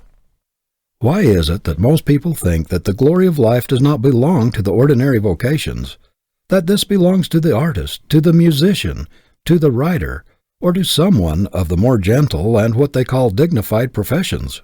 There is as much dignity and grandeur and glory in agriculture as in statesmanship or authorship. Some people never see any beauty anywhere. They have no soul for the beautiful. Others see it everywhere. Farming to one man is a humdrum existence, an unbearable vocation, a monotonous routine, while another sees the glory and the dignity in it, and takes infinite pleasure in mixing brains with the soil and in working with the Creator to produce grander results. I knew a cobbler in a little village who took infinitely more pride in his vocation than did the lawyer or even the clergyman of that town. I know a farmer who takes more pride in his crops than any other person in his community takes in his calling. He walks over his farm as proudly as a monarch might travel through his kingdom. This true master farmer will introduce his visitor to his horses and cows and other animals as though they were important personages. That is the kind of enthusiasm that takes the drudgery out of the farm and makes a joy out of life, which to many is so dull and commonplace. I have known a stenographer on small pay who put a higher quality of effort into her work than the proprietor of the great establishment she worked for, and she got more out of life than he did. I knew a school teacher in a little district 25 miles from a railroad, in a schoolhouse right in the forest, who took more pride in her work and in the progress of her pupils than some presidents of colleges whom I've known appeared to take in their duties. A girl who declared that she never would do housework, that she never would cook, no matter what misfortunes might come to her, married a man who lost his money, and she was forced to part with her servants and to do the cooking herself for the family. She thought she never could do it, but she determined to make bread-making an art, to elevate cooking and make it a science in her home, and she succeeded. No matter how humble your work may seem, do it in the spirit of an artist, of a master. In this way, you lift it out of commonness and rob it of what would otherwise be drudgery. You will find that learning to thoroughly respect everything you do, and not to let it go out of your hands until it has the stamp of your approval upon it as a trademark, will have a wonderful effect upon your whole character. The quality of your work will have a great deal to do with the quality of your life. If your work quality is down, your character will be down, your standards down, your ideals down. The habit of insisting upon the best of which you are capable, and of always demanding of yourself the highest, never accepting the lowest, will make all the difference between mediocrity or failure and a successful career. If you bring your work to the spirit of an artist instead of an artisan, if you bring a burning zeal, an all-absorbing enthusiasm, if you determine to put the best there is in everything you do, no matter what it is, you will not long be troubled with a sense of drudgery. Everything depends on the spirit we bring to the task. The right spirit makes an artist in the humblest task, while the wrong spirit makes an artisan in any calling, no matter how high that calling may be. There is a dignity, an indescribable quality of superiority in everything we do which we thoroughly and honestly respect. There is nothing belittling or menial which has to be done for the welfare of the race. You cannot afford to give the mere dregs, the mere leavings of your energies to your work. The best in you is none too good for it. It is only when we do our best, when we put joy, energy, enthusiasm, and zeal into our work, that we really grow, and this is the only way we can keep our highest self-respect. We cannot think much of ourselves when we are not honest in our work, when we are not doing our level best. There is nothing which will compensate you for the loss of faith in yourself, for the knowledge of your reputation for doing bungling, dishonest work. You have something infinitely higher within you to satisfy than to make a mere living, to get through your day's work as easily as possible. It is your sense of right, the demand within you to do your level best, to develop the highest thing in you, to do the square thing, to be a man. This should speak so loudly in you that the mere bread-and-butter question, the money-making question, should be absolutely insignificant in comparison. Start out with a tacit understanding with yourself that you will be a man at all hazards, that your work shall express the highest and best things in you, and that you cannot afford to debase or demoralize yourself by appealing to the lowest, the most despicable, mean side of yourself by deteriorating, by botching your work. How often we see people working along without purpose, half committed to their aim, only intending to pursue their vocation until they strike snags.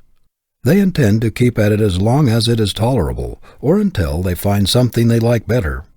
This is a cowardly way to face a life work which determines our destiny. A man ought to approach his life task, however humble, with the high ideals that characterize a great master as he approaches the canvas upon which he is going to put his masterpiece, with a resolution to make no false moves that will mar the model that lives in his ideal. A sacred thing, this approaching the uncut marble of life. We cannot afford to strike any false blows which might mar the angle that sleeps in the stone, for the image we produce must represent our life work. Whether it is beautiful or hideous, divine or brutal, it must stand as an expression of ourselves, as representing our ideals. It always pains me to see a young person approaching his life work with carelessness and indifference, as though it did not make much difference to him how he did his work if he only got through with it and got his pay for it. How little the average youth realizes the sacredness, the dignity, the divinity of his calling. There is a higher meaning, something broader, deeper, and nobler in a vocation than making a living or seeking fame. Making a life is the best thing in it. It should be a man developer, a character builder, and a great life school for broadening, deepening, and rounding into symmetry, harmony and beauty, all the God-given faculties within us. The part of our life work which gives us a living, which provides the bread and butter and clothes and houses and shelter, is merely incidental to the great disciplinary, educative phase of it, the self-unfoldment. It is a question of how large and how grand a man or woman you can bring out of your vocation, not how much money there is in it. Your life work is your statue. You cannot get away from it. It is beautiful or hideous, lovely or ugly, inspiring or debasing, as you make it. It will elevate or degrade. You can no more get away from it than you can, of your own volition, rise from the earth. Every errand you do, every letter you write, every piece of merchandise you sell, every conversation, every thought of yours, everything you do or think is a blow of the chisel which mars or beautifies the statue. The attitude of mind with which we perform our life work colors the whole career and determines the quality of the destiny. It is the lofty ideal that redeems the life from the curse of commonness and imparts a touch of nobility to every calling. But a low, sordid aim will take the dignity out of any occupation. End of chapter 6. Responsibility develops power. There is enough latent force in a Maximite torpedo shell to tear a warship to pieces. But the amount of force or explosive power in one of these terrific engines of destruction could never be ascertained by any ordinary concussion. Children could play with it for years, pound it, roll it about, and do all sorts of things with it. The shell might be shot through the walls of an ordinary building without arousing its terrible dynamic energy. It must be fired from a cannon with terrific force, through a foot or so of steel plate armor, before it meets with resistance great enough to evoke its mighty explosive power. Every man is a stranger to his greatest strength, his mightiest power, until the test of a great responsibility, a critical emergency, or a supreme crisis in his life calls it out. Work on a farm, hauling wood, working in a tannery, storekeeping, West Point, the Mexican War, doing odd jobs about town, were not enough to arouse the sleeping giant in General Grant. There is no probability that he would ever have been heard of from outside his own little community but for the emergency of the Civil War. There was a tremendous dynamic force in the man, but it required the concussion of the great Civil War to ignite it. No ordinary occasion touched his slumbering power. No ordinary experience could ignite the powder in this giant. Under common circumstances, he would have gone through life a stranger to his own ability, just as most of the great dynamite shells now in existence will probably never be exploded because of the lack of a war emergency great enough to explode them. Farming, wood chopping, rail splitting, surveying, storekeeping, the state legislature, the practice of law, not even the United States Congress furnished occasions great enough, resistance strong enough to ignite the spark of power, to explode the dynamic force in Abraham Lincoln. Only the responsibility of a nation in imminent peril furnished sufficient concussion to ignite the giant powder in perhaps the greatest man that ever trod the American continent. There is no probability that Lincoln would have gone down in history as a very great man but for the crisis of the Civil War. The nation's peril was the responsibility thrust upon him which brought out the last ounce of his reserves, his latent power of achievement, the resources which he never would have dreamed he possessed but for this emergency. Some of the greatest men in history never discovered themselves until they lost everything but their pluck and grit, or until some great misfortune overtook them and they were driven to desperation to invent a way out of their dilemma. Giants are made in the stern school of necessity. The strong, vigorous, forceful, stalwart men who have pushed civilization upward are the products of self-help. They have not been pushed or boosted, but they have fought every inch of the way up to their own loaf. They are giants because they have been great conquerors of difficulties, supreme masters of difficult situations. They have acquired the strength of the obstacles which they have overcome. Many of our giant businessmen never got a glimpse of their real power until some great panic or misfortune swept their property away and knocked the crutches out from under them. Many men and women never discovered their ability until everything they thought would help them to success had been taken away from them, until they had been stripped of everything that they held dear in life. Our greatest power, our highest possibility, lies so deep in our natures that it often takes a tremendous emergency, a powerful crisis, to call it out. It is only when we feel that all bridges behind us are burned, all retreat cut off, and that we have no outside aid to lean upon, that we discover our full inherent power. As long as we get outside help, we never know our own resources. How many young men and young women owe their success to some great misfortune, which cut off a competence, death of a relative, the loss of business or home, or some other great calamity, which threw them on their own resources and compelled them to fight for themselves. Responsibility is a great power developer. Where there is responsibility, there is growth. People who are never thrust into responsible positions never develop their real strength. This is one reason why it is so rare to find very strong men and women among those who have spent their lives in subordinate positions, in the service of others. They go through life comparative weaklings because their powers have never been tested or developed by having great responsibility thrust upon them. Their thinking has been done for them. They have simply carried out somebody else's program. They have never learned to stand alone, to think for themselves, to act independently. Because they have never been obliged to plan for themselves, they have never developed the best things in them. Their power of originality, inventiveness, initiative, independence, self-reliance, their possible grit and stamina. The power to create, to make combinations, to meet emergencies. The power which comes from continuous marshalling of one's forces to meet difficult situations, to adjust means to ends. That stamina or power which makes one equal to the great crisis in the life of a nation is only developed by years of practical training under great responsibility. There is nothing more misleading than the philosophy that if there is anything in a youth it will come out. It may come out, and it may not. It depends largely upon circumstances, upon the presence or absence of an ambition-arousing, a grit-awakening environment. The greatest ability is not always accompanied by the greatest confidence or the greatest ambition. There is at this moment enough power latent in the clerks or ordinary employees in almost any of our business houses to manage them as well as, or better than they are being managed today, if the opportunity and necessary emergency to call out this dynamic force should arise.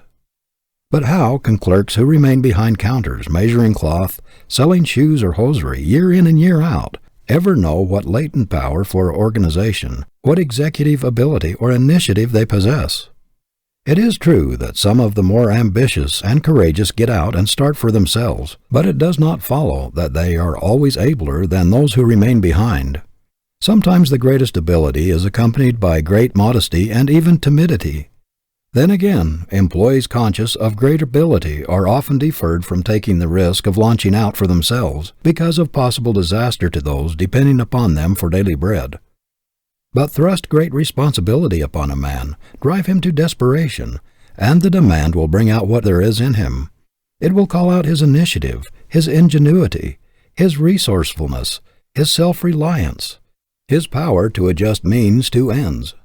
If there are any elements of leadership in him, responsibility will call them out. It will test his power to do things. I have in mind a young man who developed such amazing ability within 6 months from the date of a very important promotion that he surprised everybody who knew him. Even his best friends did not believe that it was in him.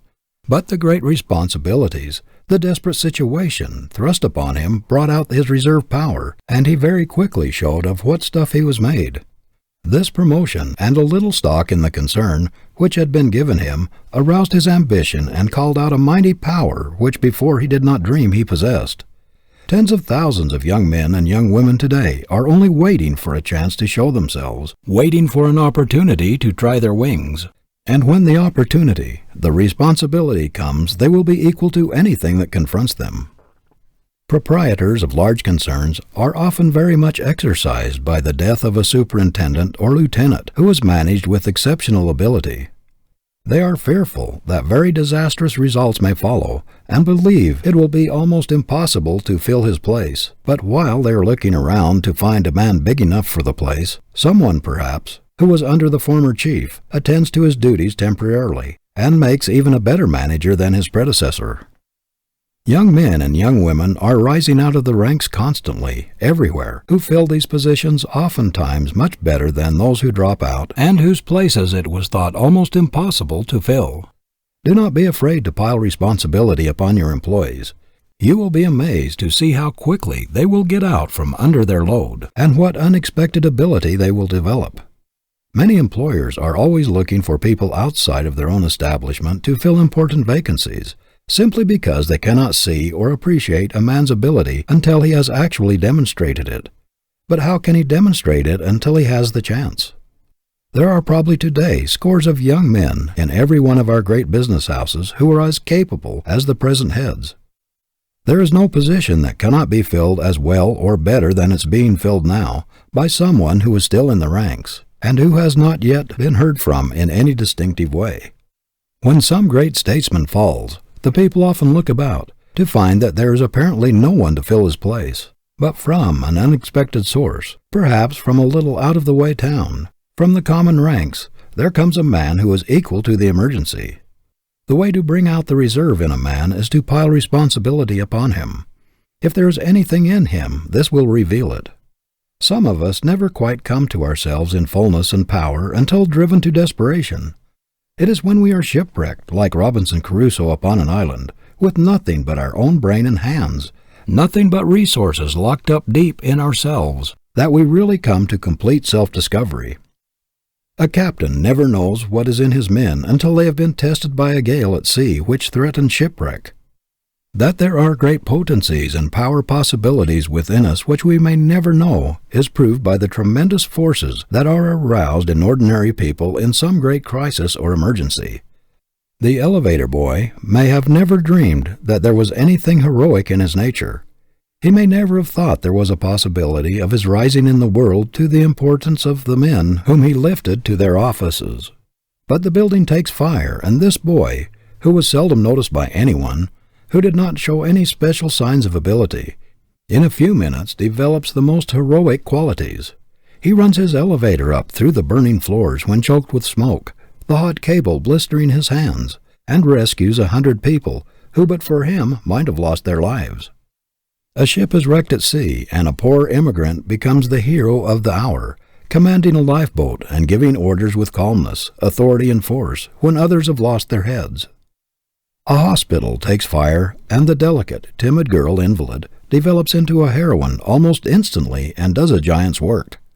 In fires and wrecks, in great disasters or emergencies of all kinds, are enacted deeds of daring and of sublime heroism which, before the great test came, would have been thought impossible by those who did them. No one ever knows just how much dynamic force there is in him until tested by a great emergency or a supreme crisis. Oftentimes men reach middle life and even later before they discover themselves. Until some great emergency, loss, or sorrow has tested their timber, they cannot tell how much strain they can stand. No emergency great enough to call out their latent power ever before confronted them, and they did not themselves realize what they would be equal to until the great crisis confronted them. I have known several instances where daughters reared in luxury were suddenly thrown upon their own resources by the death of their parents and the loss of their inherited fortunes. They had not been brought up to work, did not know how to do anything useful, had no trade, and no idea how to earn a livelihood, and yet all at once they developed marvelous ability for doing things.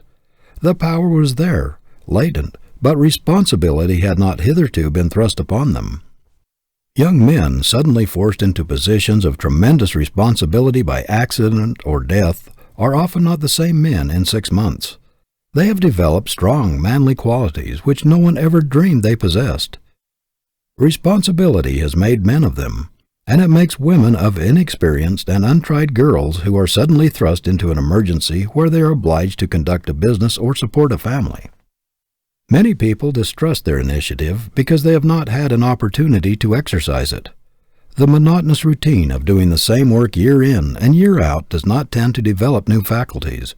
All the mental powers must be exercised, strengthened, before we can measure their possibilities. I know young men who believe in everybody but themselves. They seem to have no doubt about other people accomplishing what they undertake, but are always shaky about themselves. "Oh, do not put me at the head of this or that. Somebody else can do it better than I." They shrink from responsibility because they lack self-faith. The only way to develop power is to resolve early in life never to let an opportunity for doing so go by. Never shrink from anything which will give you more discipline, better training, and enlarged experience. No matter how distasteful, force yourself into it. There is nothing like responsibility for developing ability. Never mind if the position is hard. Take it and make up your mind that you are going to fill it better than it was ever before filled. I once heard a man say he regretted more than anything else in his life that he had indulged his natural inclination to decline every position of responsibility offered him. He was naturally so shy that any position which attracted attention or gave him the least publicity was distasteful to him. His magnificent possibilities remain undeveloped because he has never had that responsibility which calls out one's reserves and develops his latent powers. Many a time he thought he would change his course, and made up his mind never to let another opportunity for self-development go by him unimproved. But the habit of delaying until he should be better prepared got such a hold of him that he could not change. The result is that, although he is a man of recognized power, with a superb mind, his life has been an extremely quiet one, very tame and unimportant compared with what it would have been had he made it a rule to thrust himself into every position of responsibility which would have called out the best in him. Many people never discover themselves or know their possibilities because they always shrink from responsibility. They lease themselves to somebody else and die with their greatest possibilities unreleased, undeveloped. Personally, I believe it is the duty of every young person to have an ambition to be independent, to be his own master, and to resolve that he will not be at somebody else's call all his life, come and go at the sounding of a gong or the touch of a bell, that he will at least belong to himself, that he will be an entire wheel and not a cog, that he will be a whole machine, although it may be a small one, rather than part of someone else's machine. The very stretching of the mind toward high ideals, the looking forward to the time when we shall be our own masters, working along the lines of a resolution, a fixed, irrevocable determination, has a strengthening, unifying influence upon all the faculties. And you will be a stronger man or woman, whatever your future, if you keep steadily, persistently in your mind your own individual declaration of independence. It means freedom. It means delivery from restraint, from a certain feeling of slavery which attaches to every subordinate position. I do not believe that it is possible for anyone to reach the same magnitude of manhood or womanhood, to grow to the same stature, after giving up the struggle for absolute independence, or the hope of going into business or profession, or something else all of one's own. It is true that not every person has the executive ability or strength of mind, the qualities of leadership, the moral stamina, or the push to conduct a business successfully for himself and stand his ground. There are also many instances of young men who have others dependent upon them, and who are not in a position to take the risks of going into business for themselves. A great many, however, work for others merely because they do not dare to take the risk of starting on their own responsibility. They lack the courage to branch out. The fear of possible failure deters them. Moreover, a great many start as boys in certain occupations, work up to a fairly good salary, and though they may be ambitious to be independent, are yet held back by the distrust of their own powers and the advice of others to let well enough alone, until the habit of doing the same thing year in and year out becomes so fixed that it is very difficult to wrench themselves out of their environment. Again, a great many people prefer a small certainty to a big uncertainty. There is no disposition to hazard, no desire to take risks in their make-up. They do not want to assume large responsibilities. They prefer steady employment and the certainty that every Saturday night they will find fixed sums in their pay envelopes, to the great risks, responsibilities, and uncertainties of a business of their own. You may not have the ambition, the desire, or the inclination to take responsibility. You may prefer to have an easier life and to let somebody else worry about the payment of notes and debts, the hard times, the dull seasons, and the panics. But if you expect to bring out the greatest possibilities in you, if growth, with the largest possible expansion of your powers, is your goal, You cannot realize your ambition in the fullest and completest sense while merely trying to carry out somebody else's program and letting him furnish the ideas. There must be a sense of complete independence, not partial but complete, in order to reach the highest growth. We do not attain our full stature of manhood or womanhood in captivity or in slavery, but in freedom, in absolute liberty. The eagle must be let out of the cage, no matter how large or how comfortable, before it can exhibit all the powers of an eagle. It is the locked-up forces within that lie deep in our natures, not those which are on the surface, that test our mettle. It is within everybody's power to call out these hidden forces, to be somebody, and to do something worthwhile in the world, and the man who does not do it is violating his sacred birthright. Every man or woman who goes through the world with great continents of undiscovered possibilities locked up within him commits a sin against himself, and that which borders on a crime against civilization. Don't be afraid to trust yourself. Have faith in your own ability to think along original lines. If there is anything in you, self-reliance will bring it out. Whatever you do, cultivate a spirit of manly independence in doing it. Let your work express yourself. Don't be a mere cog in a machine. Do your own thinking and carry out your own ideas as far as possible, even though working for another. End of Chapter 7. An overmastering purpose. Before water generates steam, it must register 212 degrees of heat. 200 degrees will not do it. 210 will not do it. The water must boil before it will generate enough steam to move an engine, to run a train. Lukewarm water will not run anything. A great many people are trying to move their life trains with lukewarm water, or water that's almost boiling, and they are wondering why they are stalled, why they cannot get ahead. They are trying to run a boiler with 200 or 210 degrees of heat, and they cannot understand why they do not get anywhere. Lukewarmness in his work stands in the same relation to a man's achievement as lukewarm water does to the locomotive boiler. No man can hope to accomplish anything great in this world until he throws his whole soul, flings the force of his whole life into it. In Philip Brooks's talks to young people, he used to urge them to be something with all their might. It is not enough simply to have a desire to be something.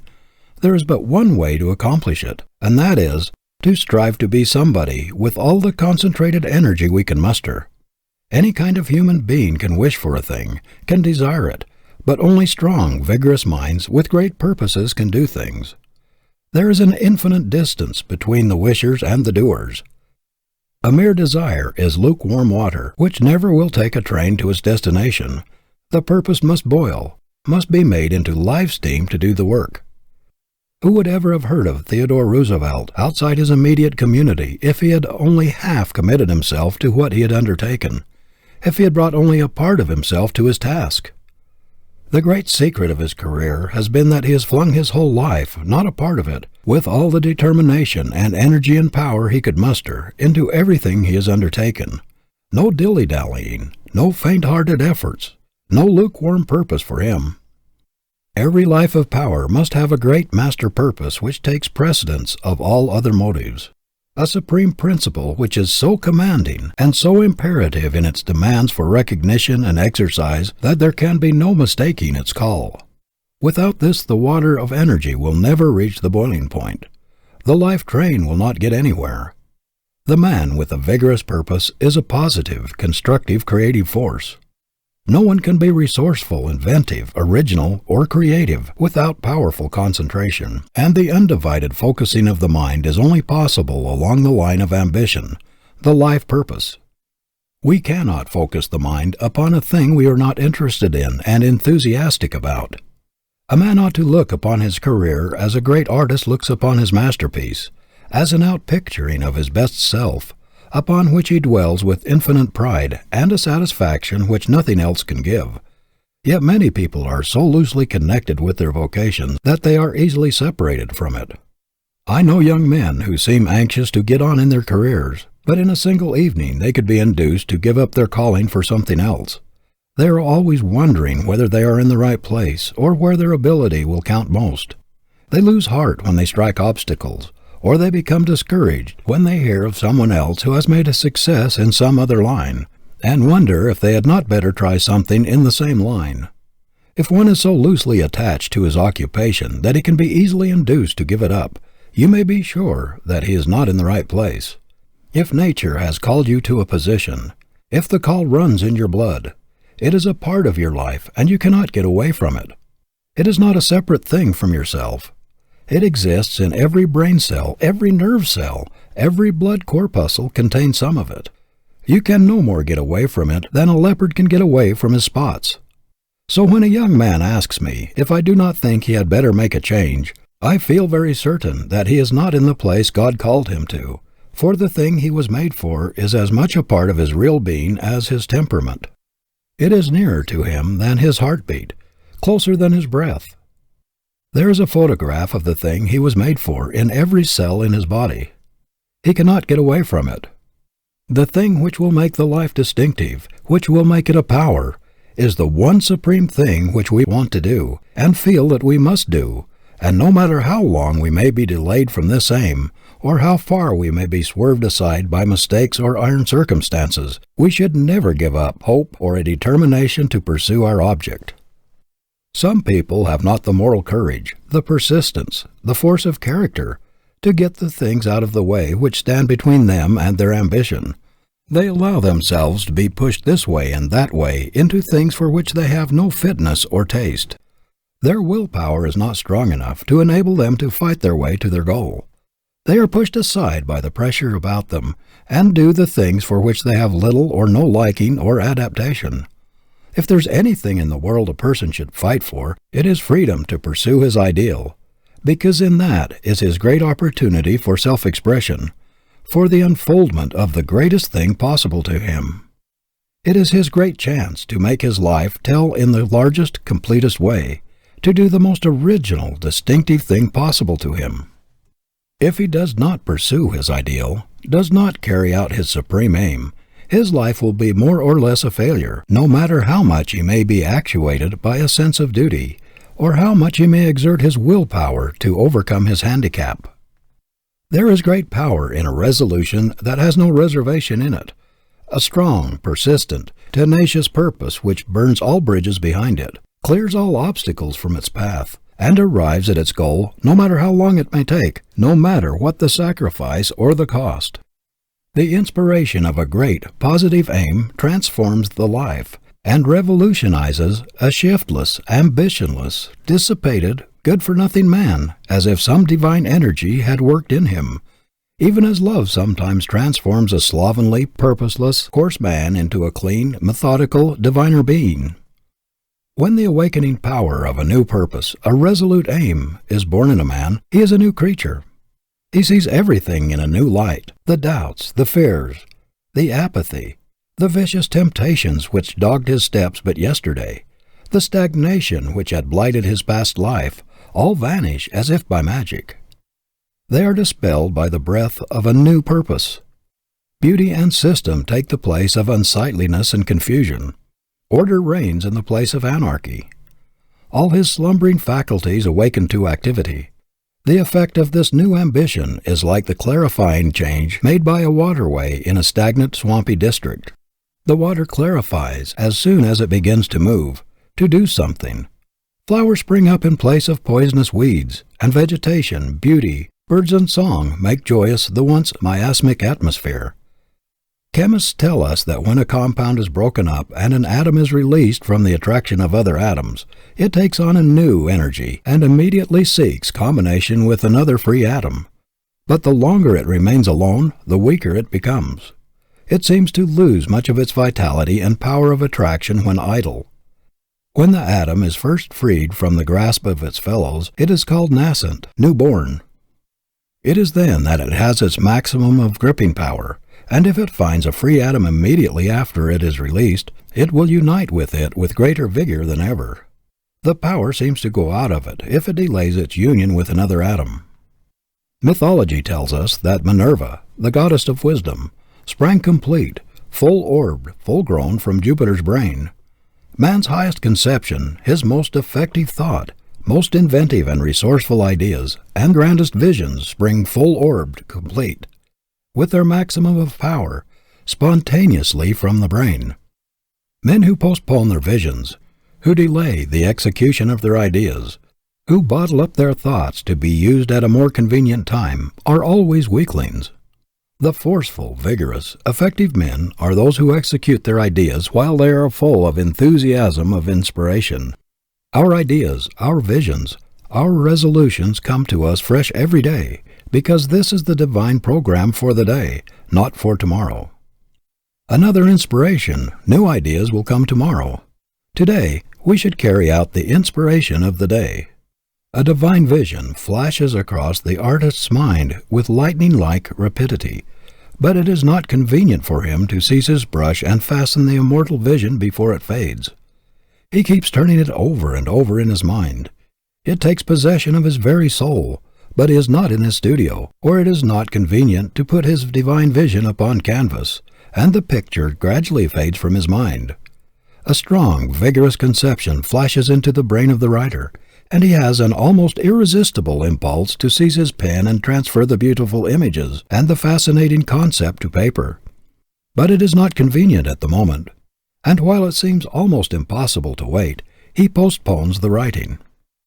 The images and the conception keep haunting him, but still he postpones.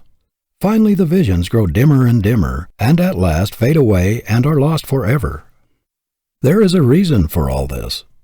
Why do we have these strong, vigorous impulses, these divine visions of splendid possibilities? Why do they come to us with such rapidity and vigor, such vividness and suddenness? It is because it is intended that we shall use them while fresh, execute them while the inclination is hot. Our ideas, our visions are like manna of the wilderness, which the Israelites were obliged to gather fresh every day. If they undertook to hoard it, it became stale, the nourishment evaporated, the life went out of it. They could not use old manna.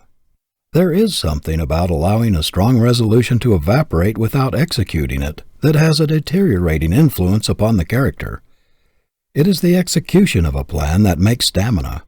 Almost anybody can resolve to do a great thing. It is only the strong, determined character that puts the resolve into execution.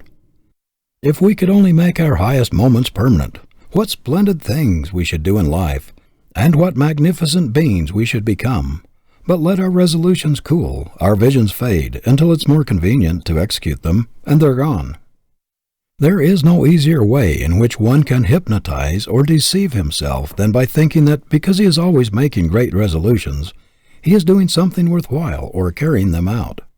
I know a man who would feel insulted if anyone were to intimate that he had not been a hard worker and had not accomplished a great deal in life. And yet, although he is an able man, his whole life has been spent in jumping out of one thing into another so quickly that one could scarcely see the change. Yet every time you see him, he carries his head high. He is as enthusiastic and optimistic as though his whole life had been one triumphant march. His enthusiasm is intense, but it fades away just as quickly as it came. The very fact that he always lives in the clouds, is always dreaming of the great things he is going to do, seems to convince him that he actually does them. But he never stays at one thing long enough to reach effectiveness. His whole life has been spent in starting things brilliantly and enthusiastically. Few men have ever begun so many things as he, or completed so few. The putting off habit will kill the strongest initiative. Too much caution and lack of confidence are fatal enemies of initiative. How much easier it is to do a thing when the purpose impels us, when enthusiasm carries us along, than when everything drags in the postponement. One is drudgery, the other delight. Hungering and striving after knowledge is what makes a scholar. Hungering and striving after virtue is what makes a saint. Hungering and starving after noble action is what makes a hero a man. The great successes we see everywhere are but the realization of an intense longing, a concentrated effort. Everyone is gravitating toward his aim just in proportion to the power and intensity of his desire and his struggle to realize it. One merely desires to do this or that, or wishes he could, or would be glad if he could. Another knows perfectly well that if he lives, he's going to do the thing he sets his heart on, if it is within the limits of human possibility. We do not hear him whining because nobody will pay his way to college. He does not say he wishes to go. He says, I am going to prepare myself for a great life work. I have faith in my future. I have made a vow to myself to succeed, and I am going to do so on a broad-gauge plan. I am not going to start out half-equipped, half-fitted. I will have college training. When you find a boy who resolves within himself that come what will, he is going to do the thing he sets his heart on, and that there are no ifs or buts or ands about it, you may be sure he's made of winning stuff. He will not postpone the realization of his vision until too late, until its glory has vanished. He will lose no time in putting forth all his energy to make it real, and if it is a possible thing, he will succeed. End of Chapter 8. Has your vocation your unqualified approval? I quote from the following sentence from a letter just received. In your February editorial, the following paragraph has impressed me mightily. To spend a life in buying and selling lies, or cheap, shoddy shams, is demoralizing to every element of nobility, to excellence in any form.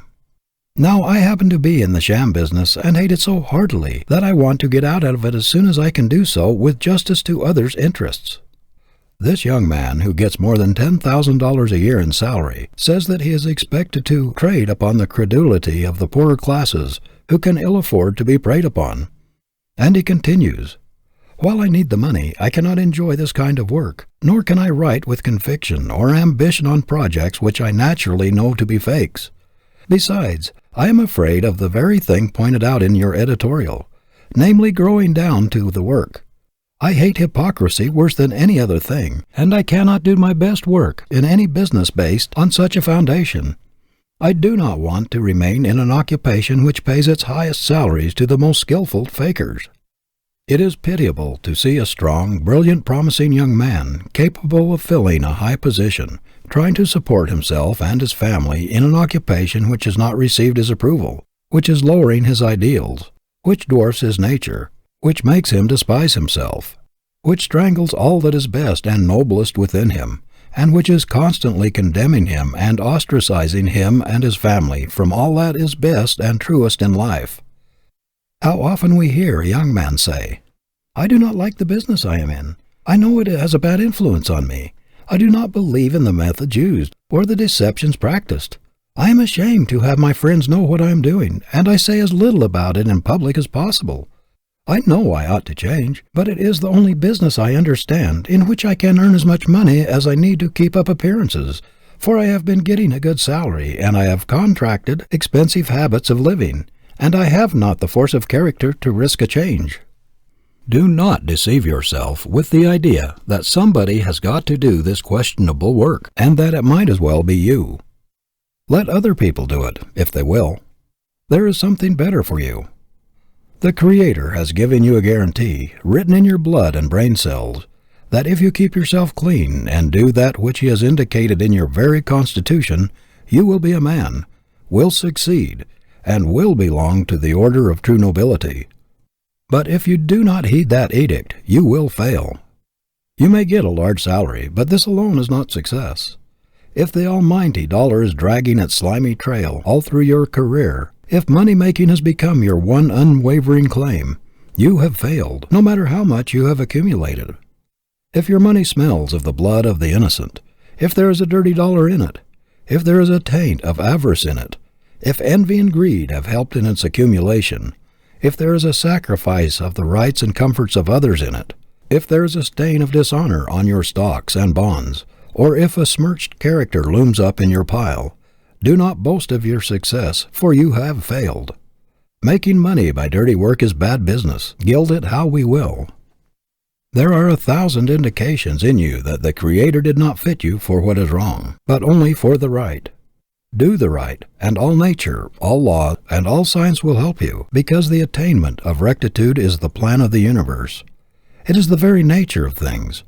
Reverse it, and all these forces are pledged to defeat you. To the young men who have written for advice, let me say that if you are making money by forcing yourself by sheer willpower to do what you loathe, What does not engage your whole heart, or that into which you cannot fling your entire being, because you fear that it is not quite right, you can do 1,000 times better in an occupation which has your unreserved, unqualified consent. If you refuse to smirch your ability, no matter what the reward, you will thereby increase your success power 1,000-fold.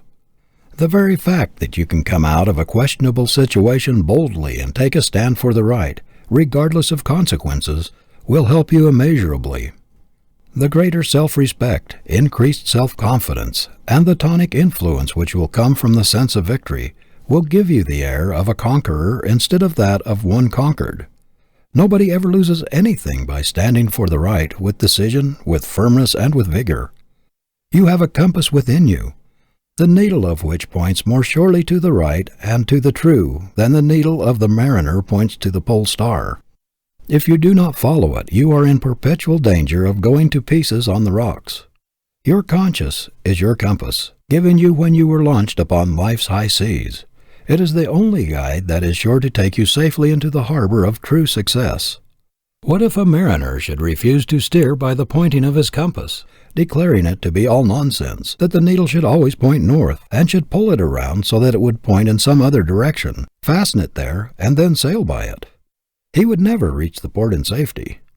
It takes only a little influence, just a little force, to pull the needle away from its natural pointing. Your conscious compass must not be influenced by greed or expediency. You must not trammel it. You must leave it free. The man who tampers with the needle of his conscience, who pulls it away from its natural love, and who tries to convince himself that there are other standards of right, other stars as reliable as the pole star of his character, and proposes to follow them in some questionable business, is a deluded fool who invites disaster. Every little while I meet young men who dislike to tell me what their vocation is. They seem ashamed of what they're doing. One young man I met some time ago very reluctantly told me that he was a bartender in a large saloon. I asked him how long he had been there, and he said about 6 years. He said he hated the business. It was degrading. But that he was making pretty good money, and just as soon as he could get enough laid up so that he could afford it, he was going to quit and go into something else. Now this young man had been deceiving himself for years by thinking he was doing pretty well, and that he would soon leave the business. There is something very demoralizing to the whole nature in doing that against which the better self protests. An effort to reconcile the ideal with that which we cannot respect is fatal to all growth. This is the reason why men shrivel and shrink instead of expanding when they are out of place. A man does not grow when a large part of him is entering its protest against his work. A volunteer makes a better soldier than a drafted man. A great many young men try to justify themselves and check inward protests by the perpetual self-suggestion that it is better to keep on for the present in questionable occupations because the great financial reward will put them in a position to do better later. This is a sort of sedative to the conscience, to keep it quiet until they can afford to listen to it. Do not deceive yourself by the expectation of making clean money in a dirty occupation. Do not deceive yourself either by thinking you can elevate a bad business or make it respectable. Many a man has thus been dragged down to his ruin. Some occupations are so demoralizing, brutalizing, and hardening that even a Lincoln could not make them respectable. If what you are doing is wrong, stop it. You have nothing to do with it. If you are in doubt, or if you suspect that you are warping your conscience, give yourself the benefit of the doubt. Take no chances with it. Leave it before it's too late. Long familiarity with a bad business will make it seem right to you. If it is very profitable, it will at last hush your doubts and blunt your moral faculties. It will make you feel that there is compensation in pursuing it, at least until capital is accumulated for something else. Besides, the philosophy of habit that is every repetition of an act makes it more certain that it will be repeated again and again, quickly making the doer a slave. In spite of the protests of your weakened will, the trained nerve centers continue to repeat the acts even when you abhor them. What you at first choose, at last compels you. You are as irrevocably chained to your deeds as the atoms are chained by gravitation. So, my friends, when you are thinking of engaging in an occupation which is a little questionable, and which does not get the complete consent of your faculties, do not forget this tremendous gripping power of habit, which, when you may wish to change, will pull like a giant to get you back into the old rut. You have no right to choose an occupation which calls into play your inferior qualities, the lying, cunning, overreaching, scheming, long-headed, underhand qualities, those which covet and grasp and snatch, and never give, while all that is noblest in you shrivels and dies. If you have already made a wrong choice, why should you remain in an occupation which does not have your unqualified approval, or in one of which you are ashamed, and in which you have to stretch your conscience every day to make deceitful statements and false representations to influence purchasers unduly, to induce them by a smooth manner and a lying tongue to do that which you know is not for their advantage, and for which you will reproach yourself afterwards? Why should you desecrate your manhood and pervert your ability in a contemptible occupation, when there are so many clean, respectable vocations which are searching for your ability and hunting for your talent? You say that it is hard for you to change. Of course it is hard to jog along in humdrum toil for the sake of being honest when acquaintances all around are getting rich by leaps and bounds. Of course it takes courage to refuse to bend the knee to questionable methods, lies, schemes, and fraud, when they are so generally used. Of course it takes courage to tell the exact truth when a little deception or a little departure from the right would bring great temporary gain. Of course it takes courage to refuse to be bribed when it could be covered up by a little specious mystification. Of course it takes courage to stand erect when by bowing and scraping to people with a pole you can get inside information which will make you win what you know others must lose. Of course it takes courage to determine never to put into your pocket a dirty dollar, a lying, deceitful dollar, a dollar that drips with human sorrow, or a dollar that has made some poor gullible wretch poorer, or has defeated another's cherished plans, or robbed him of ambition or education. But this is what character is for. This is what manhood means. This is what backbone and stamina were given us for, to stand for the right and oppose the wrong, no matter what the results. Wear threadbare clothes if necessary. Live on one meal a day in a house with bare floors and bare walls if you must, but under no circumstances ever consent to prostitute your manhood or to turn your ability to do an unclean thing.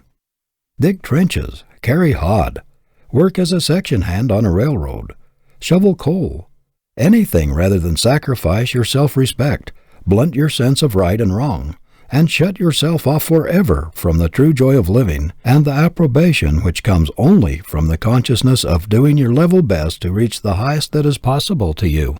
Do not choose that occupation which has the most money in it, the greatest promise of material reward, notoriety or fame even.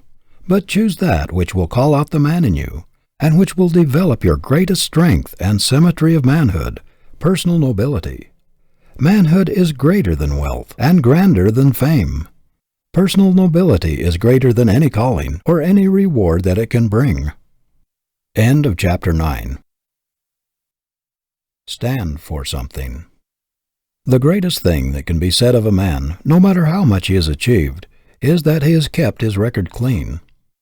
Why is it that in spite of the ravages of time, the reputation of Lincoln grows larger and his character means more to the world every year? It is because he kept his record clean and never prostituted his ability nor gambled with his reputation. Where, in all history, is there an example of a man who was merely rich, no matter how great his wealth, who exerted such a power for good, who was such a living force in civilization, as was this poor backwoods boy? What a powerful illustration of the fact that character is the greatest force in the world. A man assumes importance and becomes a power in the world just as soon as it is found that he stands for something, that he is not for sale, that he will not lease his manhood for any salary, for any amount of money, or for any influence or position, that he will not lend his name to anything which he cannot endorse. The trouble with so many men today is that they do not stand for anything outside their vocation. They may be well educated, well up on their specialities, may have a lot of expert knowledge, but they cannot be depended upon. There is some flaw in them which takes the edge off their virtue. They may be fairly honest, but you cannot bank on them. It is not difficult to find a lawyer or a physician who knows a good deal, who is eminent in his profession, but it is not so easy to find one who is a man before he is a lawyer or a physician, whose name is a synonym for all that is clean, reliable, solid, substantial. It is not difficult to find a good preacher, but it is not so easy to find a real man, sterling manhood, back of the sermon. It is easy to find successful merchants, but not so easy to find men who put character above merchandise.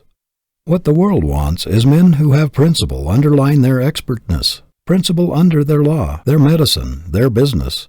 Men who stand for something outside of their offices and stores, who stand for something in their community, whose very presence carries weight. Everywhere we see smart, clever, long-headed, shrewd men, but how comparatively rare it is to find one whose record is as clean as a hound's tooth, who will not swerve from the right, who would rather fail than be a party to a questionable transaction. Everywhere we see businessmen putting the stumbling blocks of deception and dishonest methods right across their own pathway, tripping themselves up while trying to deceive others. We see men worth millions of dollars filled with terror, trembling lest investigations may uncover things which will damn them in the public estimation.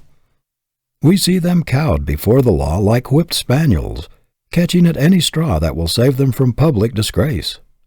What a terrible thing to live in the limelight of popular favor, to be envied as rich and powerful, to be esteemed as honorable and straightforward, and yet to be conscious all the time of not being what the world thinks we are, to live in constant terror of discovery, in fear that something may happen to unmask us and show us up in our true light.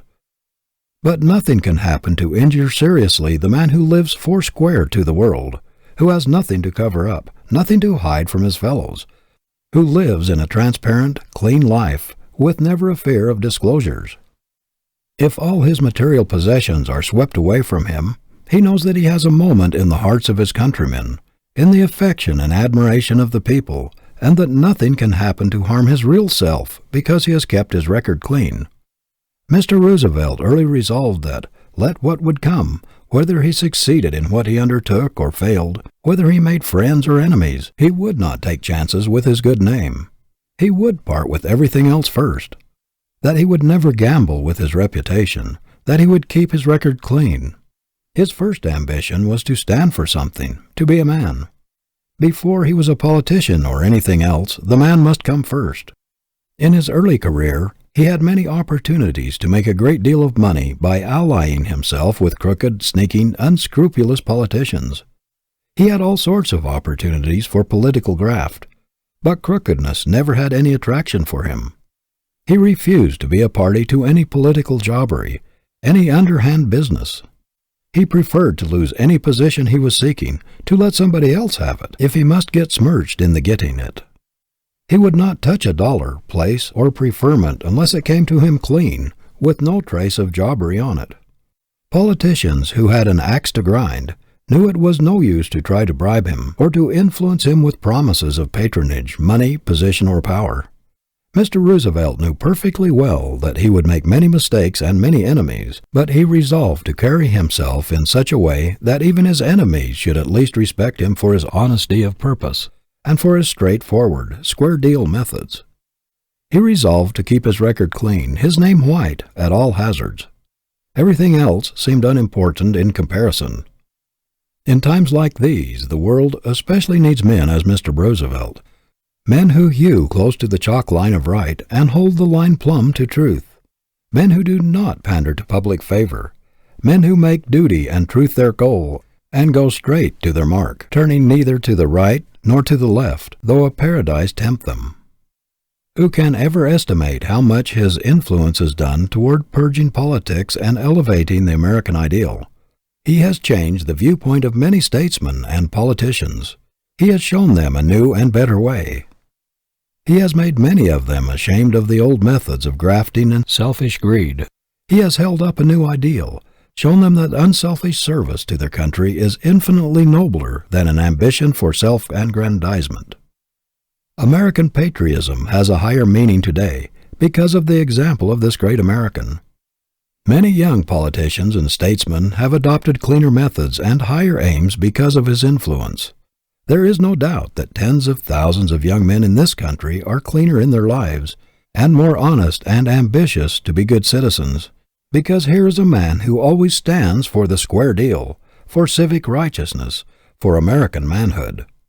Every man ought to feel that there is something in him that bribery cannot touch, that influence cannot buy, something that is not for sale, something he would not sacrifice or tamper with for any price, something he would give his life for if necessary. If a man stands for something worthwhile, compelled recognition for himself alone, on account of his real worth, he is not dependent upon recommendations, upon fine clothes, a fine house, or a pull. He is his own best recommendation.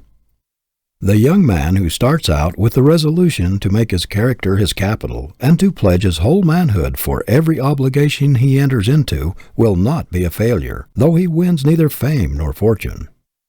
No man ever really does a great thing who loses his character in the process. No substitute has ever yet been discovered for honesty. Multitudes of people have gone to the wall trying to find one.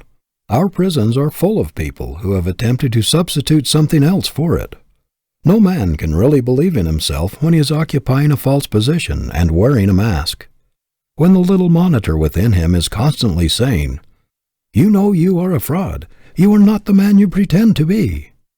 The consciousness is not being genuine, not being what others think him to be, robs a man of power, honeycombs the character, and destroys self-respect and self-confidence. When Lincoln was asked to take the wrong side of a case, he said, "I could not do it. All the time while talking to that jury I should be thinking, 'Lincoln, you're a liar. You're a liar,' and I believe I should forget myself and say it out loud." Character as capital is very much underestimated by a great number of young men. They seem to put more emphasis upon smartness, shrewdness, long-headedness, cunning, influence, a pull, than upon downright honesty and integrity of character. Yet why do scores of concerns pay enormous sums for the use of the name of a man who perhaps has been dead for half a century or more? It is because there is power in that name, because there is character in it, because it stands for something, because it represents reliability and square dealing. Think of what the name of Tiffany, of Park and Tilford, or any of the great names which stand in the commercial world as solid and immovable as the Rock of Gibraltar are worth. Does it not seem strange that young men who know these facts should try to build up a business on a foundation of cunning, scheming, and trickery, instead of building on the solid rock of character, reliability, and manhood? Is it not remarkable that so many men should work so hard to establish a business on an unreliable, flimsy foundation, instead of building upon the solid masonry of honest goods, square dealing, and reliability? A name is worth everything until it is questioned, but when suspicion clings to it, it is worth nothing. There is nothing in this world that will take the place of character. There is no policy in the world, to say nothing of the right or wrong of it, that compares with honesty and square dealing. In spite of, or because of, all the crookedness and dishonesty that is being uncovered, of all the scoundrels that are being unmasked, integrity is the biggest word in the business world today. There never was a time in all history when it was so big, and it is growing bigger. There never was a time when character meant so much in business, when it stood for so much everywhere as it does today. There was a time when the man who was the shrewdest and sharpest and cunningest in taking advantage of others got the biggest salary. But today, the man at the other end of the bargain is looming up as never before. Nathan Strauss, when asked the secret of the great success of his firm, said it was their treatment of the man at the other end of the bargain. He said they could not afford to make enemies. They could not afford to displease or take advantage of customers, or to give them reason to think that they had been unfairly dealt with, that in the long run, the man who gave the squarest deal to the man at the other end of the bargain would get ahead fastest. There are merchants who have made great fortunes, but who do not carry weight among their fellow men because they have dealt all their lives with inferiority. They have lived with shoddy and shams so long that the suggestion has been held in their minds until their whole standards of life have been lowered. Their ideals have shrunken. Their characters have partaken of the quality of their business. Contrast these men with the men who stood for half a century or more at the head of solid houses, substantial institutions, men who have always stood for quality in everything, who have surrounded themselves not only with ability, but with men and women of character. We instinctively believe in character. We admire people who stand for something, who are centered in truth and honesty. It is not necessary that they agree with us. We admire them for their strength, the honesty of their opinions, the inflexibility of their principles. The late Karl Schurz was a strong man and agonized many people. He changed his political views very often, but even his worst enemies knew there was one thing he would never go back on, friends or no friends, party or no party, and that was his devotion to principle as he saw it. There was no parleying with his convictions. He could stand alone if necessary, with all the world against him. His inconsistencies, his many changes in parties and politics, could not destroy the universal admiration for the man who stood for his convictions. Although he escaped from a German prison and fled his country, where he had been arrested on account of his revolutionary principles when but a mere youth, Emperor William I had such a profound respect for his honesty of purpose and his strength of character that he invited him to return to Germany and visit him, gave him a public dinner, and paid him great tribute. Who can estimate the influence of President Eliot in enriching and uplifting our national ideas and standards through the thousands of students who go out from Harvard University? The tremendous force and nobility of character of Phillips Brooks raised everyone who came within his influence to higher levels. His great earnestness in trying to lead people up to his lofty ideals swept everything before it. One could not help feeling while listening to him and watching him that there was a mighty triumph of character, a grand expression of superb manhood. Such men as these increase our faith in the race, in the possibilities of the grandeur of the coming man. We are prouder of our country because of such standards. It is the ideal that determines the direction of life. And what a grand sight, what an inspiration are those men who sacrifice the dollar to the ideal. The principles by which the problem of success is solved are right and justice, honesty and integrity, and just in proportion as a man deviates from these principles, he falls short of solving his problem. It is true that he may reach something. He may get money, but is that success? The thief gets money, but does he succeed? Is it any honester to steal by means of a long head than by means of a long arm? It is very much more dishonest, because the victim is deceived and then robbed, a double crime. We often receive letters which read like this: I am getting a good salary, but I do not feel right about it somehow. I cannot still the voice within me that says, wrong, wrong, to do what I am doing. Leave it, we always say to the writers of these letters. Do not stay in a questionable occupation, no matter what inducement it offers. Its false light will land you on the rocks if you follow it. It is demoralizing to the mental faculties, paralyzing to the character, to do a thing which one's conscience forbids. Tell the employer who expects you to do questionable things that you cannot work for him unless you can put the trademark of your manhood, the stamp of your integrity, upon everything you do. Tell him that if the highest thing in you cannot bring success, surely the lowest cannot. You cannot afford to sell the best thing in you, your honor, your manhood, to a dishonest man or a lying institution. You should regard even the suggestion that you might sell out for a consideration as an insult.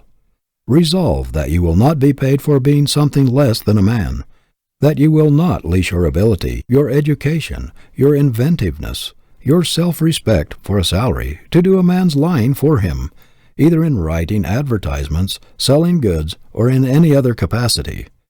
Resolve that, whatever your vocation, you are going to stand for something, that you are not going to be merely a lawyer, a physician, a merchant, a clerk, a farmer, a congressman, or a man who carries a big money bag, but that you are going to be a man first, last, and all the time. End of chapter 10. Happy? If not, why not? We have seen many examples during the past few months of the failure of wealth to produce happiness. We have seen that a fortune without a man behind it does not stand for much. The X-rays of public investigation have revealed some ghastly spectacles. Of a number of rich men who were in positions of great responsibility and trust at the beginning of the recent financial panic, some have committed suicide, others have died from the effects of the disgrace which they had brought upon themselves and their families, and still others have suffered tortures, not so much because of their wrongdoings as from the fear of disclosure. A few months ago, these men were supposed to possess the things which made men happy. They had what all the world is seeking so strenuously, money. They lived in palatial homes and were surrounded with luxuries, and yet, the moment misfortune came, what they called happiness fled as though it had the wings of a bird. These men felt secure because they had that which most people are struggling so hard to get. They had supposed themselves so firmly entrenched in the wherewithal of life, but so buttressed by their solid investments, that nothing could shake them. But almost in the twinkling of an eye, their foundations slipped from under them, their reputations vanished, and instead of being the big men they thought they were, they not only found out that they were nobodies, but also that their happiness had flown with their reputations. Happiness is not such a transit visitor as that. If these men had had the genuine article, no panic could have shaken it, no fire burned it out, no ocean swallowed it up. Real happiness is not a fluttering, fly-away unreality. It is not superficial. It does not live in things. It does not depend upon money. It inheres in character, in personality. It consists in facing life the right way, and no one who faces it the wrong way, no matter how much money he may have, can ever be happy. The trouble with many of the men who went down in the panic was that they put the emphasis upon the wrong thing. Man is built upon the plan of honesty, of rectitude, the divine plan. When he perverts his nature by trying to express dishonesty, chicanery, and cunning, of course he cannot be happy. The very essence of happiness is honesty, sincerity, truthfulness. He who would have real happiness for his companion must be clean, straightforward, and sincere. The moment he departs from the right, she will take wings and fly away. What a pitiable thing it is to see the human race chasing the dollar, material things, trying to extract happiness, to squeeze joy out of money alone. How little people realize that the very thing they are hunting lives in themselves or nowhere, that if they do not take happiness with them, they may hunt the earth over without finding it. Happiness is a condition of mind. It is a fundamental principle, and he who does not understand the principle cannot possibly be happy. All the misery and the crime of the world rest upon this failure of human beings to understand the principle that no man can really be happy until he harmonizes with the best thing in him, with the divine, and not with the brute. No one can be happy who tries to harmonize his life with his animal instincts. The God, the good, in him is the only possible thing that can make him happy. Real happiness cannot be bribed by anything sordid or low. Nothing mean or unworthy appeals to it. There is no affinity between them. Founded upon principle, it is as scientific as the laws of mathematics, and he who works his problem correctly will get the happiness answer. There is only one way to secure the correct answer to a mathematical problem, and that is to work in harmony with mathematical laws. It would not matter if half the world believed there was some other way to get the answer. It would never come until the law was followed with the utmost exactitude. It does not matter that the great majority of the human race believe there is some other way of reaching the happiness goal. The fact that they are discontented, restless, and unhappy shows that they are not working their problem scientifically. We are all conscious that there is another man inside of us, that there accompanies us through life a divine, silent messenger, that other, higher, better self which speaks from the depths of our nature and which gives its consent, its amen, to every right action and condemns every wrong one. Men and women in all times have tried to bribe this constant monitor, to purchase its approval, to silence it in nervous excitement, to drown it in vicious pleasure with drink and with drugs, but all in vain. Men in every age have disregarded its warning, have tried in every possible way to get away from its tormenting reproofs when they have done wrong, but no amount of dissipation or excitement has ever been able to silence its voice. It always continues to give its unbiased, unbribed approval or disapproval to whatever we do. There is nothing in which people deceive themselves so much as in the pursuit of happiness. There is only one way to find it. That is, by obeying the laws upon which we are built. We are constructed along the lines of truth and justice, and we cannot reach felicity by disobeying these, the very laws of our nature. So long as we continue to do evil, to get money by unfair means, by robbing others or taking advantage of them, so long as our ambition is to get rich anyway, we can never attain true happiness, because we are going in the wrong direction. We are introducing discord into our natures, encouraging the very opposite to what we are seeking. It is just as impossible for a person to reach the normal state of harmony while he is practicing selfish, grasping methods, as it is to produce harmony in an orchestra with instruments that are all jangled and out of tune. To be happy, we must be in tune with the infinite in us, in harmony with our better selves. There is no way to get around it. The idea that we can practice wrong in our vocations, in our dealings with men, or in our pleasures, and then periodically seek forgiveness in our prayers or through our churches, the idea that a man can do wrong and be forgiven without remedying the wrong, or without forsaking the sin, has done more harm than almost any other thing in civilization. A clear conscience, a clean life, the elimination of selfishness, jealousy, envy, and hatred are necessary to all high enjoyment. One trouble with many of us is that we try to make happiness too complicated an affair. But happiness really flees from complication, ceremony, and pretense. Nature has fixed her everlasting edict against complicated living. You can never force pleasure. It must be natural. It must come from sane living. Real happiness is so simple that most people do not recognize it. They think it comes from doing something on a big scale, from a big fortune, or from some great achievement, when in fact it is derived from the simplest, the quietest, the most unpretentious things in the world. Our great problem is to fill each day so full of sunshine, of plain living and high thinking, that there can be no commonness or unhappiness in our lives. Little kindnesses, pleasant words, and helps by the way, trifling courtesies and encouragements, duties faithfully done, unselfish service, work that we enjoy, friendships, love, and affection, all these are simple things, yet they are what constitute happiness. The great sanitariums, the noted springs of the world, are crowded with rich people, sent there by their physicians to get rid of the effects of complicated living. They tried to force their pleasures and came to grief. Not long ago I dined in the home of a very rich man, and it took 2 hours and a half to serve the dinner. There were 13 courses, made up of the richest kinds of food, and many of them absolutely incompatible with one another. In addition to this, there were 7 kinds of wine. Think of anyone being healthy or happy living upon such a diet. What are the enjoyments of the average rich? Is there anything more vapid, insipid, unsatisfying than the chasing after that infinite, mysterious something which they call happiness, that will-o'-the-wisp which is always beckoning them on, but ever eluding their grasp, that rainbow which recedes as they approach? They may enjoy the titillation of the nerves for a moment, the temporary excitement and exhilaration which comes from even vicious pleasures.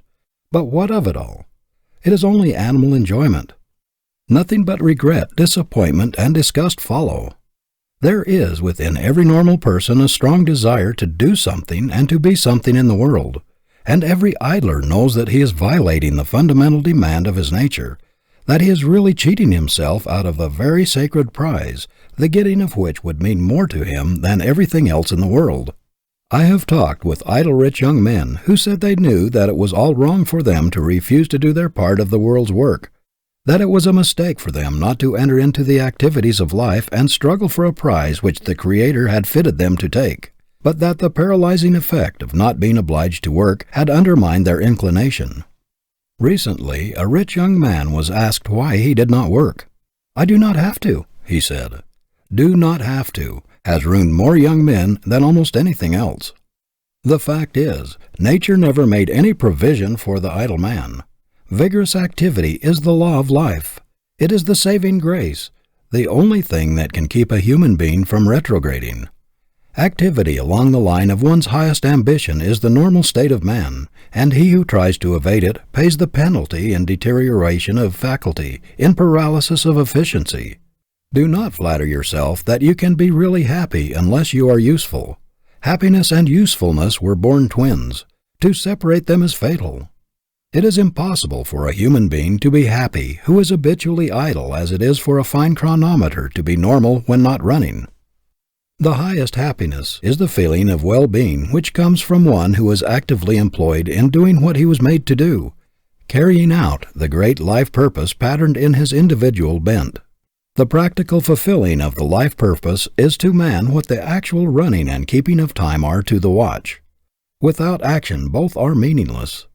There is no tonic like that which comes from doing things worthwhile. There is no happiness like that which comes from doing our level best every day, everywhere. No satisfaction like that which comes from stamping our superiority, putting our royal trademark upon everything which goes through our hands. Man was made to do things. Nothing else can take the place of achievement in his life. Real happiness without achievement of some worthy aim is unthinkable. One of the greatest satisfaction in this world is the feeling of enlargement, of growth, of stretching upward and onward.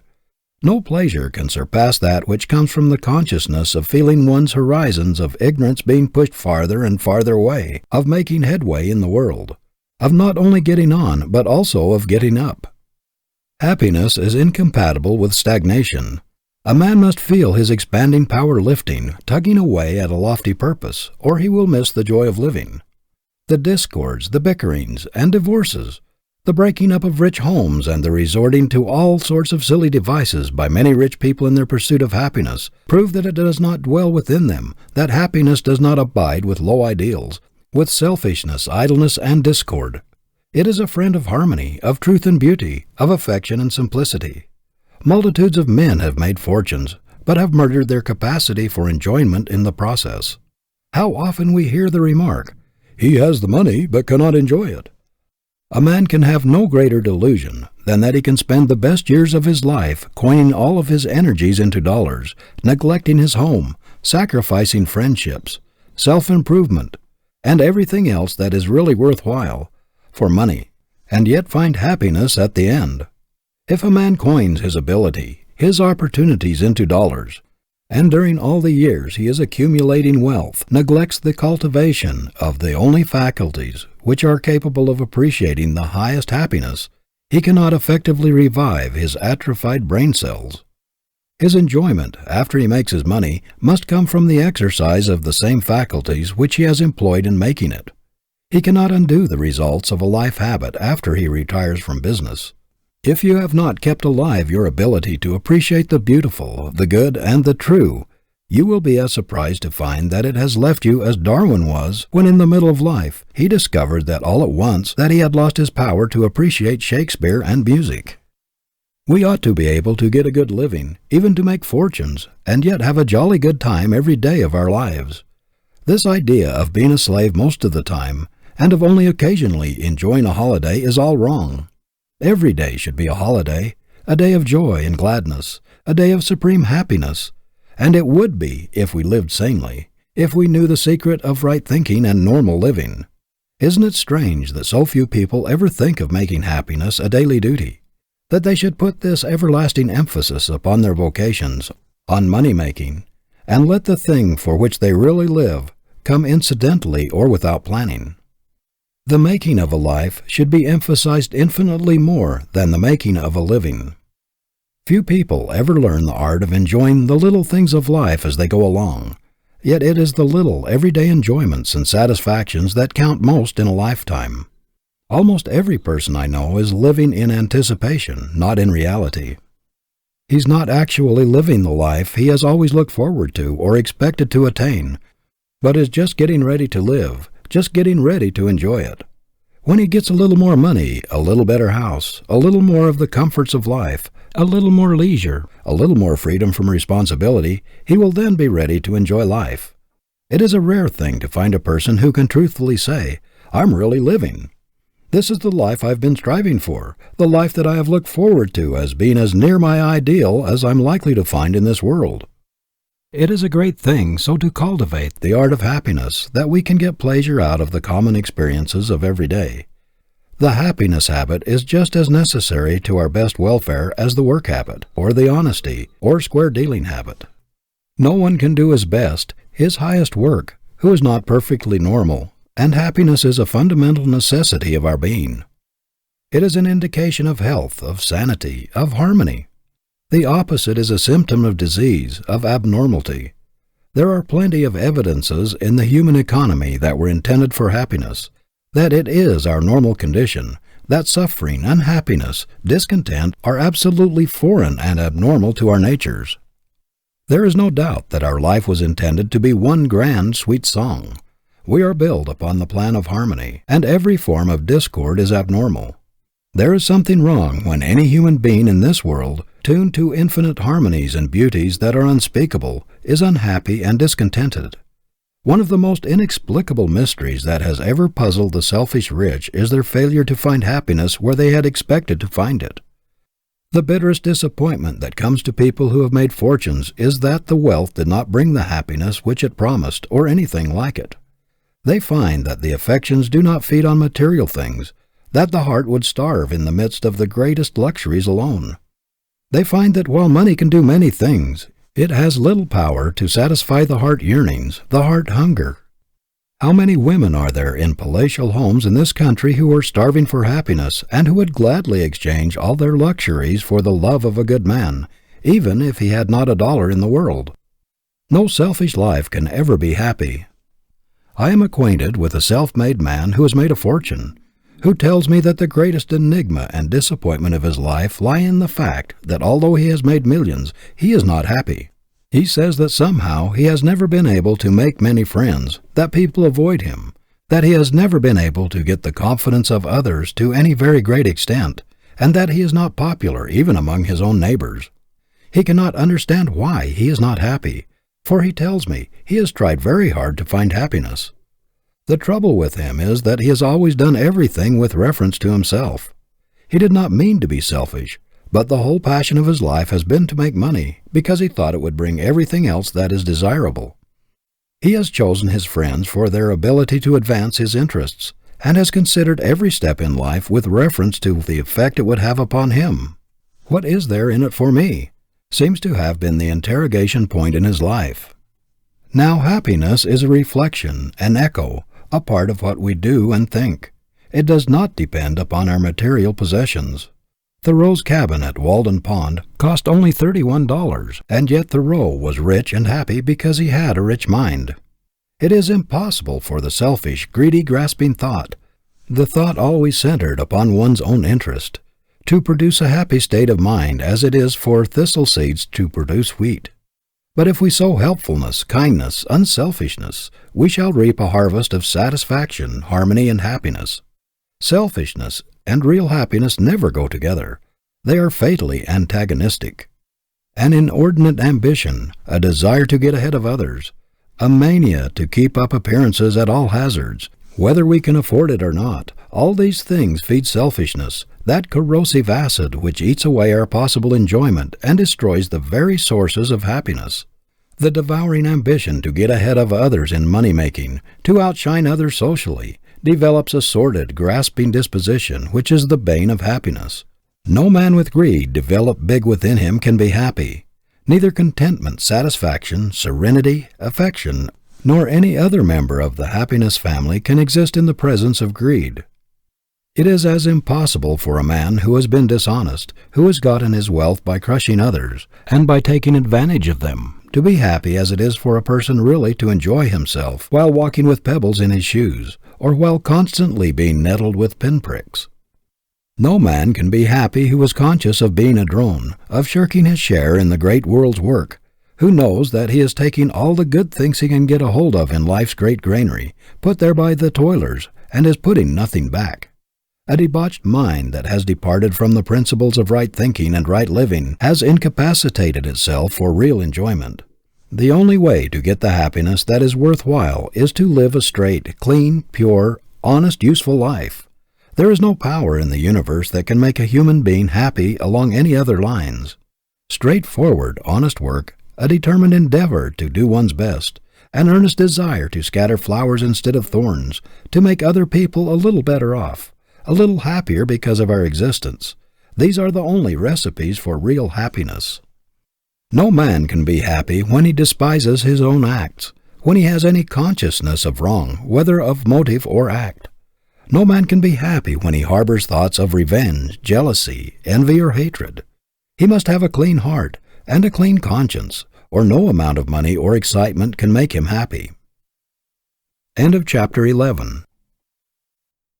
Originality. No human being ever yet made a success trying to be somebody else, even if that person was a success. Success cannot be copied, cannot be successfully imitated. It is an original force, an individual creation. Every man will be a failure just in proportion as he gets away from himself and tries to be somebody else, and to express somebody else instead of himself. Power comes from within or from nowhere. Be yourself. Listen to the voice within. There is room for improvement in every profession, in every trade, and in every business. The world wants men who can do things in new and better ways. Don't think because your plan or idea has no precedent, or because you are young and inexperienced, that you will not get a hearing. The man who has anything new and valuable to give to the world will be listened to and will be followed. The man of strong individuality, who dares to think his own thoughts and originate his own method, who is not afraid to be himself and is not a copy of someone else, quickly gets recognition. Nothing else will attract the attention of an employer or the rest of the world so quickly as originality and unique ways of doing things, especially if they are effective. Blaze your own way, make your own path, or you will never make any impression on the world. It is striking originality that attracts attention. The world admires the man who has the courage to lift his head above the crowd, who dares to step to the front and declare himself. Never before was originality so much at a premium. The world makes way for the man with an idea. It is the thinker, the man with original ideas and the new up-to-date methods, who is the real productive force in a community. He is wanted everywhere. But there is very little demand for human machines. The world is full of followers, learners, and taggers who are willing to walk in old trails and to have their thinking done for them. But it is seeking the man with original force who leaves the unbeaten track and pushes into new fields, the physician who departs from the precedent of those who have gone before him, the lawyer who conducts his case in an original way, the teacher who brings new ideas and methods into the schoolroom, and the clergyman who has the courage to proclaim the message which God has given to him, not that given to some other man who has put it into a book. The world wants preachers who get their sermons out of life, not out of a library. There are 1,000 people who will do faithfully what they are told, to one who can lay out a program or execute it. 1,000 who can only follow, to one who can lead. It is a rare thing to find a young man who has the power of initiative and the ability to put a thing through with the force of originality. Whatever your work in life, do not follow others. Do not imitate. Do not do things just as everybody else has done them before, but in new, ingenious ways. Show the people in your specialty that precedents do not cut much of a figure with you, and that you will make your own program. Resolve that, whether you accomplish much or little in the world, it shall be original, your own. Do not be afraid to assert yourself in a bold individual way. Originality is power, life. Imitation is death. Do not be afraid to let yourself out. You grow by being original, never by copying, by leading, never by following. Resolve that you will be a man of ideas, always on the lookout for improvement. Think to some purpose.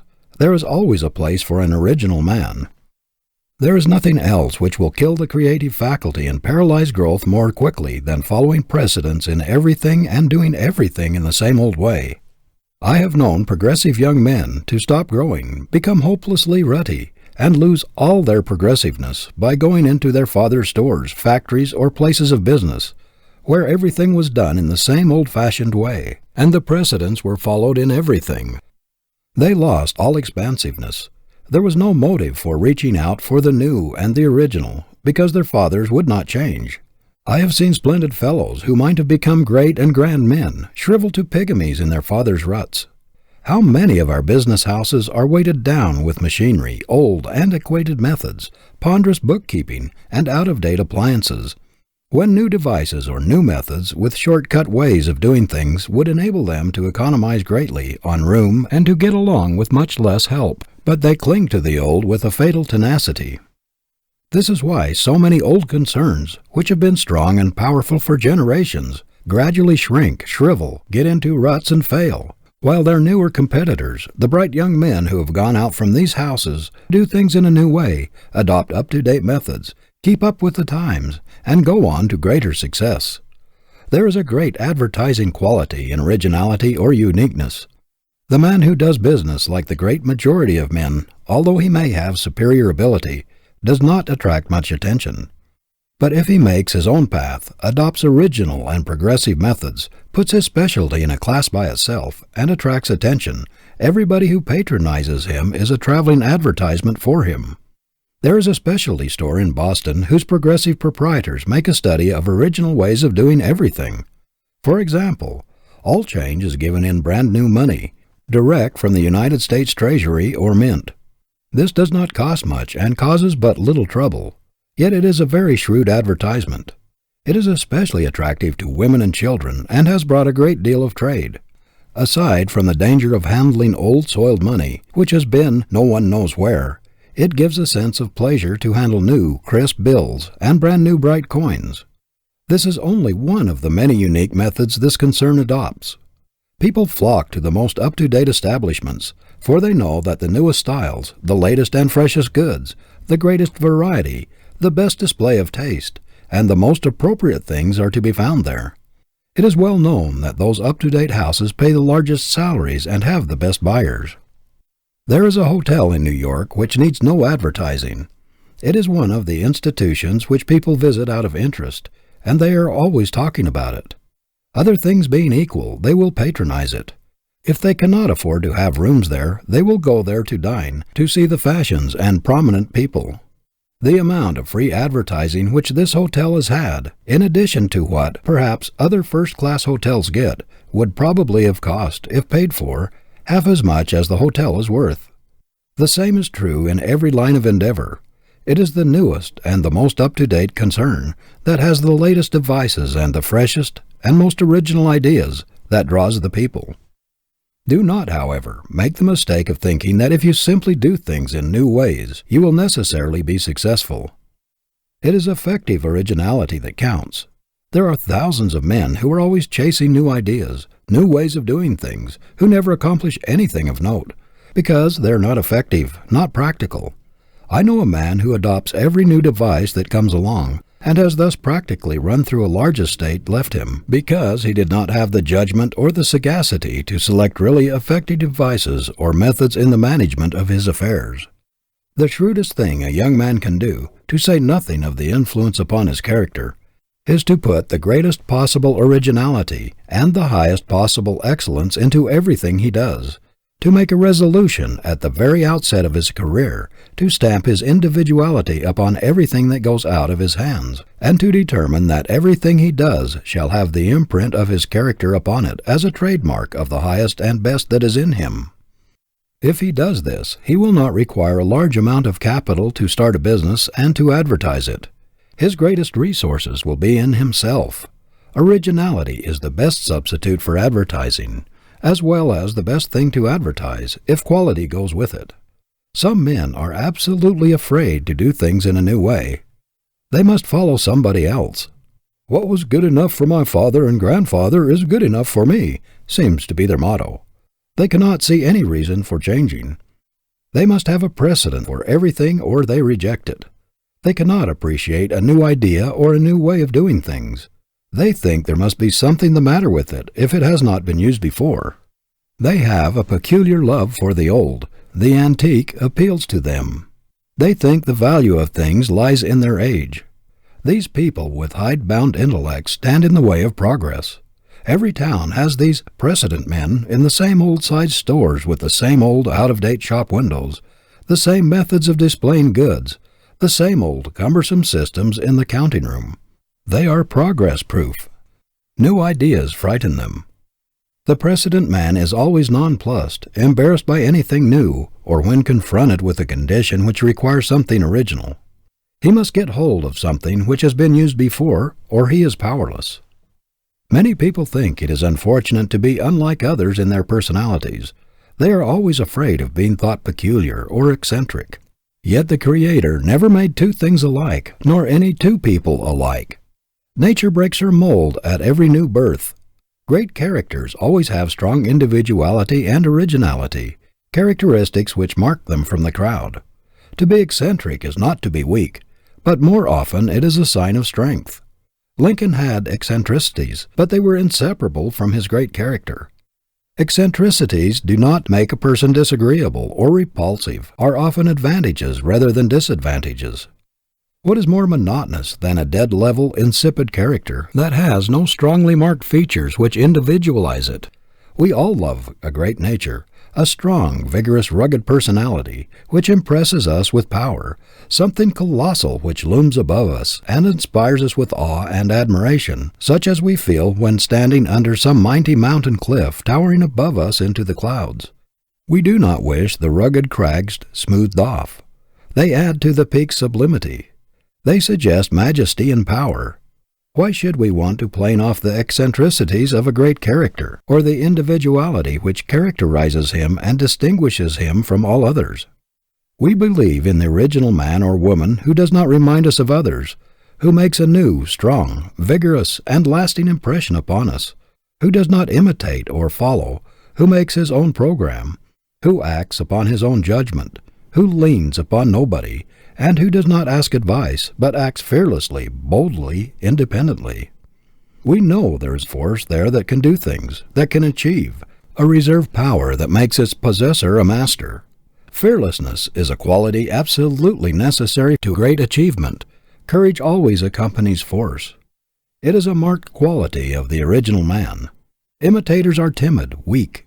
Do not be afraid of being original. Be an independent, self-reliant, new man, not just one more individual in the world. Do not try to be a copy of your grandfather, your father, or your neighbor. That is as foolish as for a violet to try to be like a rose, or for a daisy to ape a sunflower. Nature has given each a peculiar equipment for its purpose. Every man is born to do a certain work in an original way. If he tries to copy some other man, or do some other man's work, he will be an abortion, a misfit, a failure. Do not imitate even your heroes. Scores of young clergymen attempted to make their reputations by imitating Beecher. They copied his voice and conversation, and imitated his gestures and his habits, but they fell as far short of the great man's power as the chromo falls short of the masterpiece. Where are those hundreds of imitators now? Not one of them has ever made any stir in the world. The world puts its ban upon all imitations. It despises a man who tags on to somebody else, leans, or imitates. He is always classed as a weakling, without force, power, or individuality. We hear a great deal about the dangers of the one-man power in our great corporations. People say that they should be managed by large committees, or boards of directors. That too much power should not be put into the hands of one man. But there is one original, dominating character in every committee, on every board of directors, who towers above all others and ultimately rules. It is impossible to get away from the domination of a strong, original, forceful character. Just be yourself. The consciousness that you are not another in the slightest degree, that there is no suggestion of being a copy of somebody else about you, is a great power in itself. It increases your confidence. The very reputation of being original buttresses you in any community. It helps you to have people say, after talking with you, "There I met an original man today, who did not even remind me of anybody else I have ever seen." It is refreshing to talk with a man who never reminds you of others, who uses no cant, who is not the slave of precedent, who walks on his own legs, who has no use for crutches, and who never leans, a man of force who radiates power. Why try to be somebody else? To be yourself, or to express yourself with originality and power, is the greatest thing you can do. You cannot be another if you try. It only makes you unnatural and ridiculous, and robs you of the power which comes from self-expression, from being yourself. The more you differ from another man by nature, the more ridiculous you will make yourself by attempting to imitate him. Real strength inheres in personality. End of chapter 12. Had money but lost it. A prominent New York lawyer of wide experience says that in his opinion, 99 out of 100 of those who make money or inherit it lose it sooner or later.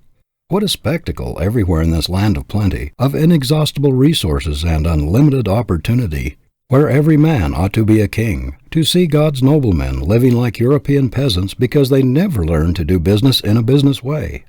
How many thousands of good, honest men and women are there in this country who have worked very hard and made all sorts of sacrifices of comfort and luxury in order to lay up something for the future, and yet have reached middle life or later without having anything to show for it? Many of them indeed, finding themselves without a home or any probability of getting one, without property or a cent of money laid by for sickness, for the inevitable emergency, or for their declining years. It seems incredible that a strong, sturdy, self-made man, who has had to fight his way up from poverty, and who feels the backache in every dollar he has earned, should let his savings slip through his fingers in the most foolish investments, with scarcely any investigation, often sending his money thousands of miles away to people he has never seen, and about whom he knows practically nothing, except through an advertisement which has attracted his attention, or through the wiles of some smooth, unprincipled promoter. Great numbers of vast fortunes in this country have been and are being built up on the very ignorance of the masses in regard to business methods. The schemers bank on it that it is easy to swindle people who do not know how to protect their property. They thrive on the ignorance of their fellows. They know that a shrewd advertisement, a cunningly worded circular, a hypnotic appeal will bring the hard earnings of those unsuspecting people out of hiding places into their own coffers. For the sake of your home, for the protection of your hard earnings, for your peace of mind, your self-respect, your self-confidence, whatever else you do, do not neglect a good solid business training, and get it as early in life as possible. It will save you from many a fall, from 1,000 embarrassments, and perhaps from the humiliation of being compelled to face your wife and children and confess you have been a failure. It may spare you the mortification of having to move from a good home to a poor one, of seeing your property slip out of your hands, and of having to acknowledge your weakness and your lack of foresight and thoughtfulness, or it may prevent your being made the dupe of sharpers. Many men who had once had good stores of their own are working as clerks, floor walkers, or superintendents in departments of other people's stores just because they risked and lost everything in some venture. As they now have others depending on them, they do not dare to take the risks they took in young manhood to get a new start. And so they struggle along in mediocre positions, still mocked with ambitions which they have no chance to gratify. How many inventors and discoverers have fought the fight of desperation amidst poverty and deprivation for years and years, and have succeeded in giving the world that which helps to emancipate man from drudgery, and to ameliorate the hard conditions of civilization, and yet have allowed others to snatch their victories away from them, and leave them penniless, just because they did not know how to protect themselves. Thousands of people who were once in easy circumstances are living in poverty and wretchedness today because they failed to put an understanding or an agreement in writing, or to do business in a business way. Families have been turned penniless out of house and home because they trusted to a relative or a friend to do what was right by them, without making a hard and fast practical business arrangement with him. It does not matter how honest people are, they may forget, and it is so easy for misunderstandings to arise that it is never safe to leave anything of importance to a mere oral statement. Reduce it to writing. It costs but little in time or money, and when all parties interested are agreed, that is the best time to formulate the agreement in exact terms. This will often save lawsuits, bitterness, and alienations. How many friendships have been broken because understandings were not put in writing? Thousands of cases are in the courts today for this reason, and a large part of lawyers' incomes is derived from them. Many people have a foolish idea that others, especially friends or relatives, will be sensitive and think their honesty questioned if they are asked to put their proposition or agreement or understanding in writing. It is not a question of confidence. It is a question of business, and business should be done in a business way, so that in case of death or some other unforeseen event, every possibility of complication or misunderstanding will be eliminated. The very people you may think will be sensitive or offended because you are so exacting will really think more of you for your straightforward business methods and your carefulness in avoiding misunderstanding. Many a cultured girl has been thrown suddenly on her own resources by the failure or the death of her father, and has found herself wholly incapable of administering his affairs or of earning a living. Many women, their husbands having died suddenly, are left with large business responsibilities which they are utterly unfit to assume. They are at the mercy of designing lawyers or dishonest businessmen who know well that they are mere babes in their hands when it comes to important transactions. Business talent is as rare as a talent for mathematics. We find boys and girls turned out of school and college full of theories and all sorts of knowledge or smatterings of knowledge, but without the ability to protect themselves from human thieves who are trying to get something for nothing. No girl or boy should be allowed to graduate, especially from any of the higher institutions, without being well grounded in practical business methods. Parents who send their children out in life without seeing that they are well versed in ordinary business principles do them an incalculable injustice. I have heard a young woman boast that she did not know anything about money matters and had no desire to. She said that she had no idea of the value of $1, that she could spend all the money she could get, but that it was distasteful to her to discuss economy. Many such women object to any common sense consideration of the financial question. They think it is not necessary for them to know anything about money from the purely business point of view, as they consider that phase of life belongs wholly to their fathers or brothers or husbands. An instructive example of the result of such spirit and ignorance I found in a lady who had lost her property through a lack of business knowledge. She told me that she knew nothing whatever about business. She had never known the value of money. Her husband died and left her with a large property, and it was her custom to sign any paper or document that her lawyer or agents presented to her, usually without reading. The people who had charge of her property knew that she knew nothing about business and took advantage of her ignorance.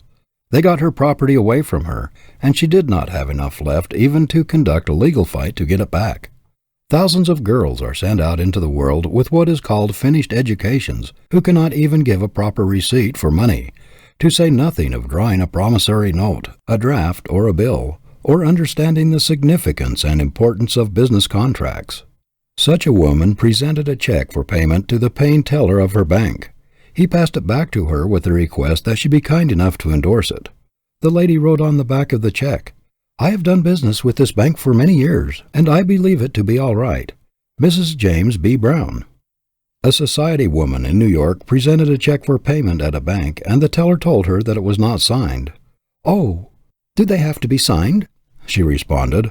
"What an awful lot of red tape there is about the banking business."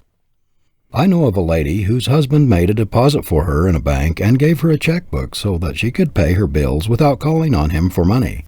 One day she received a notice from the bank that her account was overdrawn. She went to the bank and told the teller that there must be a mistake about it, because she still had a lot of checks left in her book. She knew so little about business methods that she thought she could keep drawing any amount until the checks were all gone. This sounds ridiculous and almost incredible, yet the very girl who laughs at it may make even more absurd blunders. Many an accomplished woman, when given a pen and asked to sign an important document drawn up by an attorney or a long-headed businessman, will sign it without reading it or even asking to be informed of its contents, only to learn afterward, by disastrous results, that she has signed away her property and turned herself out of her home. Only a short time ago I read of a lady who had won a suit involving about $20,000. New evidence, however, was brought forward, which caused the court immediately to reverse its decision. It was proved that the lady had sworn falsely. She was perfectly innocent of any such intention, but she had sworn that she had never signed her name to a certain document. The document was produced, and to her utter astonishment, she saw her signature affixed to it. She acknowledged at once that the signature was hers, although she had just sworn that she had never signed the paper in question. It appeared that, during her husband's lifetime, whenever papers were to be signed, he told her where to write her name, and she did as she was told, without having the slightest idea of the contents of the papers. Many people come to grief by giving full power of attorney to their lawyer or business agent. Very few impractical people, especially women, understand the significance of a full power of attorney, which authorizes the person so empowered to deal with your property in all respects as if it were his own, or as if he had for the time being assumed your personality. He may sign your name to any instrument. He may bind you to anything he pleases. He may draw money from your bank. He may impersonate you in all business transactions. In short, as far as business arrangements are concerned, he stands practically and legally for yourself. It is a tremendous power to place in the hands of another, and people should be very careful to whom they assign it.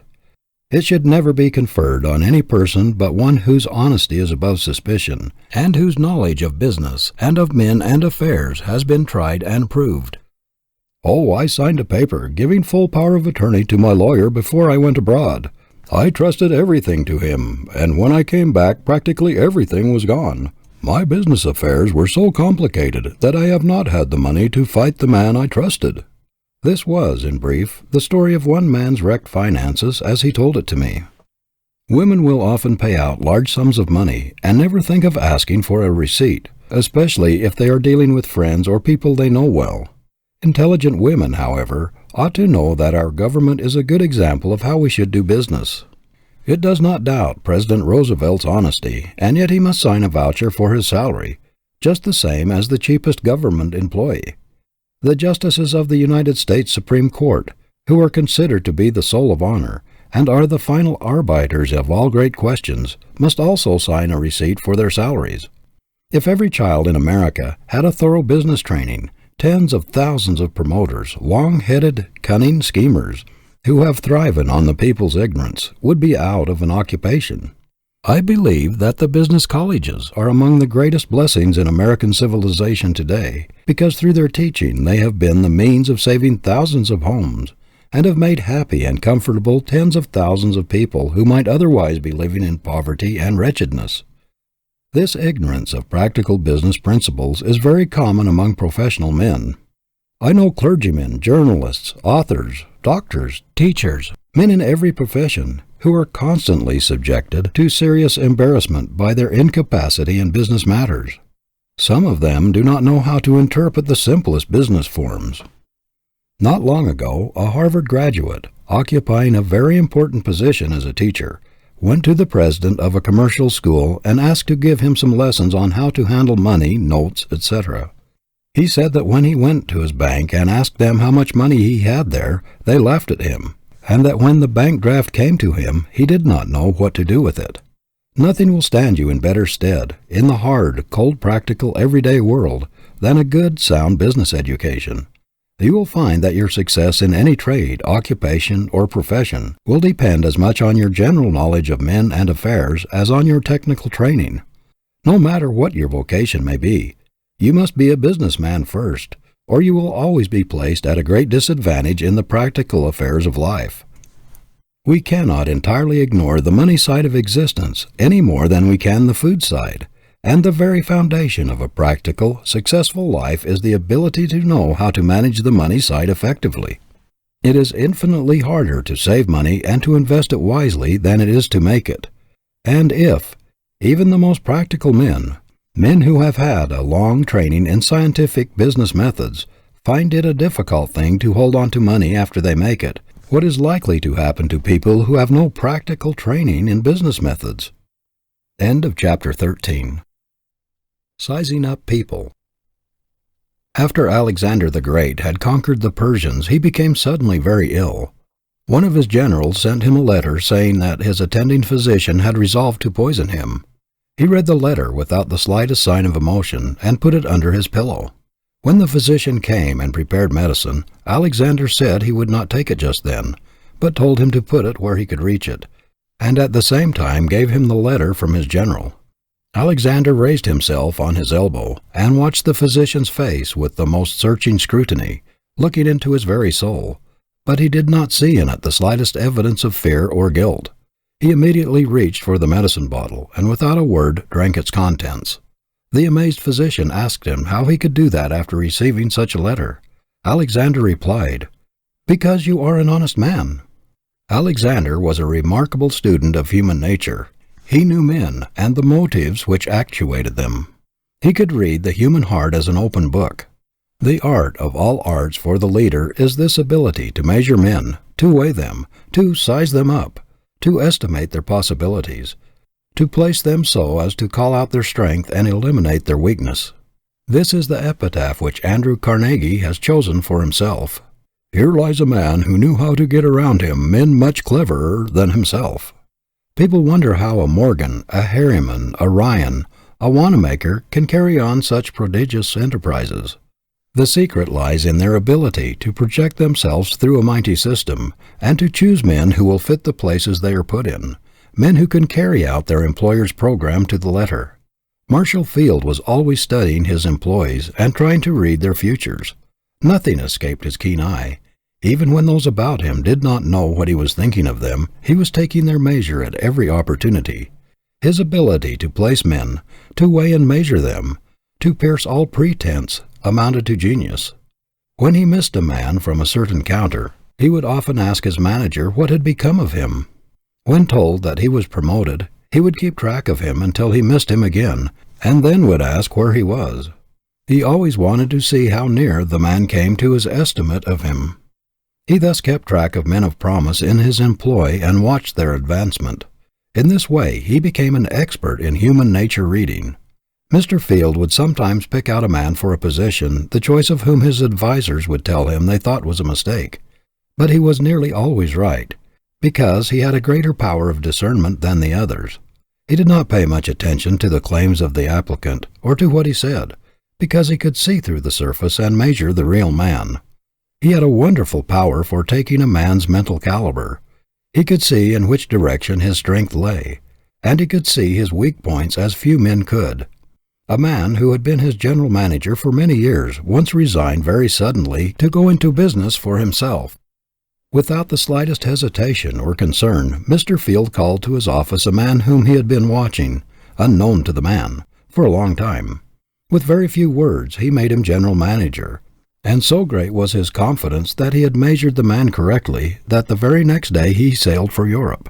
He did not think it necessary to wait and see how this new manager turned out. He believed he had the right man and that he could trust him. He was not disappointed. Men who are capable of succeeding in a large way are shrewd enough to know that they do not know it all, shrewd enough to employ men who are strong where they are weak, to surround themselves with men who have the ability which they lack, who can supplement their weakness and shortcomings with strength and ability. Thus, in their combined power, they make an effective force. Many men, because of their inability to read human nature, duplicate their own weaknesses in their employees, thus multiplying their chances of failure. Few men are able to see their own weaknesses and limitations, and those who do not surround themselves with men who have the same weak links in their character, and the result is that their whole institution is weak. A leader must not only be able to judge others, but he must also be able to read himself, to take an inventory of his own strong points and weak points. Men who have been elected to high office or to fill very important positions at the head of great concerns because of their recognized ability have often disappointed the expectation of those who placed their hopes in them, simply because they could not read people. They may have been well educated, well posted, strong intellectually, may have had a great deal of general ability, but they lacked the skill to read men, to measure them, to weigh them, to place them where they belonged. Grant was cut out for a general, a military leader, but when he got into the White House he felt out of place. He was shorn of his great power. He could not use his greatest ability. He was obliged to depend too much upon the advice of friends. The result was that, as president, he did not maintain the high reputation he had made as a general. If he had had the same ability to read politicians, and to estimate men for government positions that he had for judging of military ability, he would have made a great president. But he felt his weakness in the position which he was not fitted by nature to fill, and made the fatal mistake of putting himself into the hands of his friends. The young man starting out for himself ought to make a study of his power of penetration, of his character-reading ability. He ought to make it a business to study men, to estimate their capabilities and the motives which actuate them. He should scrutinize their actions, watch their tendencies in little things, and learn to read them as an open book. The involuntary acts and natural manner of a man indicate more than does his studied conversation. The eye cannot lie. It speaks the truth in all languages. It often contradicts the tongue. While the man is trying to deceive you with words, his eyes are telling you the truth. His actions are indicative of the real man. while the tongue may only represent the diplomat, the man who is acting. A very successful businessman in New York, noted for his ability to read men, will sometimes study an applicant for an important position for a long time, talking very little himself, but all the time trying to call the man out, watching every moment, scrutinizing every word, trying to read the motive behind every glance of the eye. His manner, everything, are all letters of the alphabet by which he spells out the real man. I have been in his office when he was measuring a man. It was a great lesson to watch his face as he seemed to read the applicant through and through, weigh him on the scale of his judgment, penetrate to the very marrow of his being, and estimate his capabilities and possibilities to a nicety. After a few minutes' conversation, and the man had passed out, he would tell me just how large that man was, what he was capable of doing, what his future would be, and what were his limitations. And he seldom makes a mistake. I have never known a man to succeed to any extent when he said there was nothing in him, and I've never known one to turn out badly when he endorsed him without reserve. We all know heads of business houses who work like slaves, dig and save, and yet do not make much headway, simply because they do not know how to surround themselves with the right men. Some men seem incapable of projecting system and order through their establishments. They may do their own work well, and then they strike their limitations. They are not good judges of human nature. Their discernment is not sharp. They are misled by conversational powers, display of education, and often place a theoretical man where only practical talent could succeed. They are likely to place a man of great refinement, sensitiveness, delicate makeup, in a position where a strong, robust, thick-skinned man is required, where an oversensitive soul will chafe and shrink from the cold, aggressive business methods necessary to effective, efficient management. People are continually being led into all sorts of unfortunate positions, entangling alliances and mortifying, embarrassing situations because of their lack of ability to read human nature and to estimate character at a glance. Good people everywhere are being imposed upon and are losing their money in all sorts of foolish investments because of their ignorance of human nature. They are not able to see the rascal, the scoundrel behind the mask.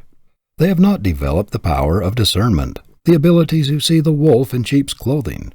The knowledge of human nature as a protector of money, of character, as a protector against frauds and imposition is inestimable. Gullible people are proverbial poor readers of human nature, and hence they are always open to imposition. Oily, cunning promoters are keen observers of human nature, and they can tell very quickly when they strike a good-natured, large-hearted professor, scholar, clergyman, or artist, who knows very little about business matters and who trusts everybody. They know that if they can only get an opportunity, they can very quickly make such a man believe almost anything. They know he will be an easy prey to their wiles and their keener knowledge of men. These promoters would not think of tackling a shrewd, level-headed businessman for their nefarious schemes, because he is too keen, too sharp, too good a judge of human nature. Such a man would be likely to penetrate the mask and see the real motive beneath the oily, honeyed words, the smooth, seductive manner. The ability to read people at sight is a great business asset. Expertness in reading human nature is just as valuable to a young lawyer as a knowledge of law. It is as valuable to a physician as a knowledge of medicine. The man who can read human nature, who can size up a person quickly, who can arrive at an accurate estimate of character, no matter what his vocation or profession, has a great advantage over others. With some men, the power to read people aright amounts to an instinct. They look through all pretenses. They tear off all masks. They see the man as he is, his reality, and measure him for what he is worth. A man possessing this power of character reading pays little attention to what a person seeking employment may say of himself. He can see for himself. Human nature is to him an open book, while to others it is a sealed book. They do not have the faculty of going back of pretensions. They are largely at the mercy of what he claims for himself, and they are always being duped. They make very poor employers. I know a popular businessman, a very able man in many respects, and one much beloved by everybody who knows him, but he has always been the victim of his ignorance of human nature. He cannot read motives, weigh or estimate the ability of others to do certain things. If an applicant for a position talks well, he immediately jumps to the conclusion that he is a good man for the position and hires him, usually to be disappointed. He has a great weakness for clergymen who have lost their positions through failing health or for other reasons, and also for ex-teachers and professors. The result is that he has a lot of impractical people about him who know nothing of progressive, scientific business building. It is an education in itself to form the habit of measuring, weighing, estimating the different people we meet, for in this way we are improving our own powers of observation, sharpening our perspective faculties, improving our judgment.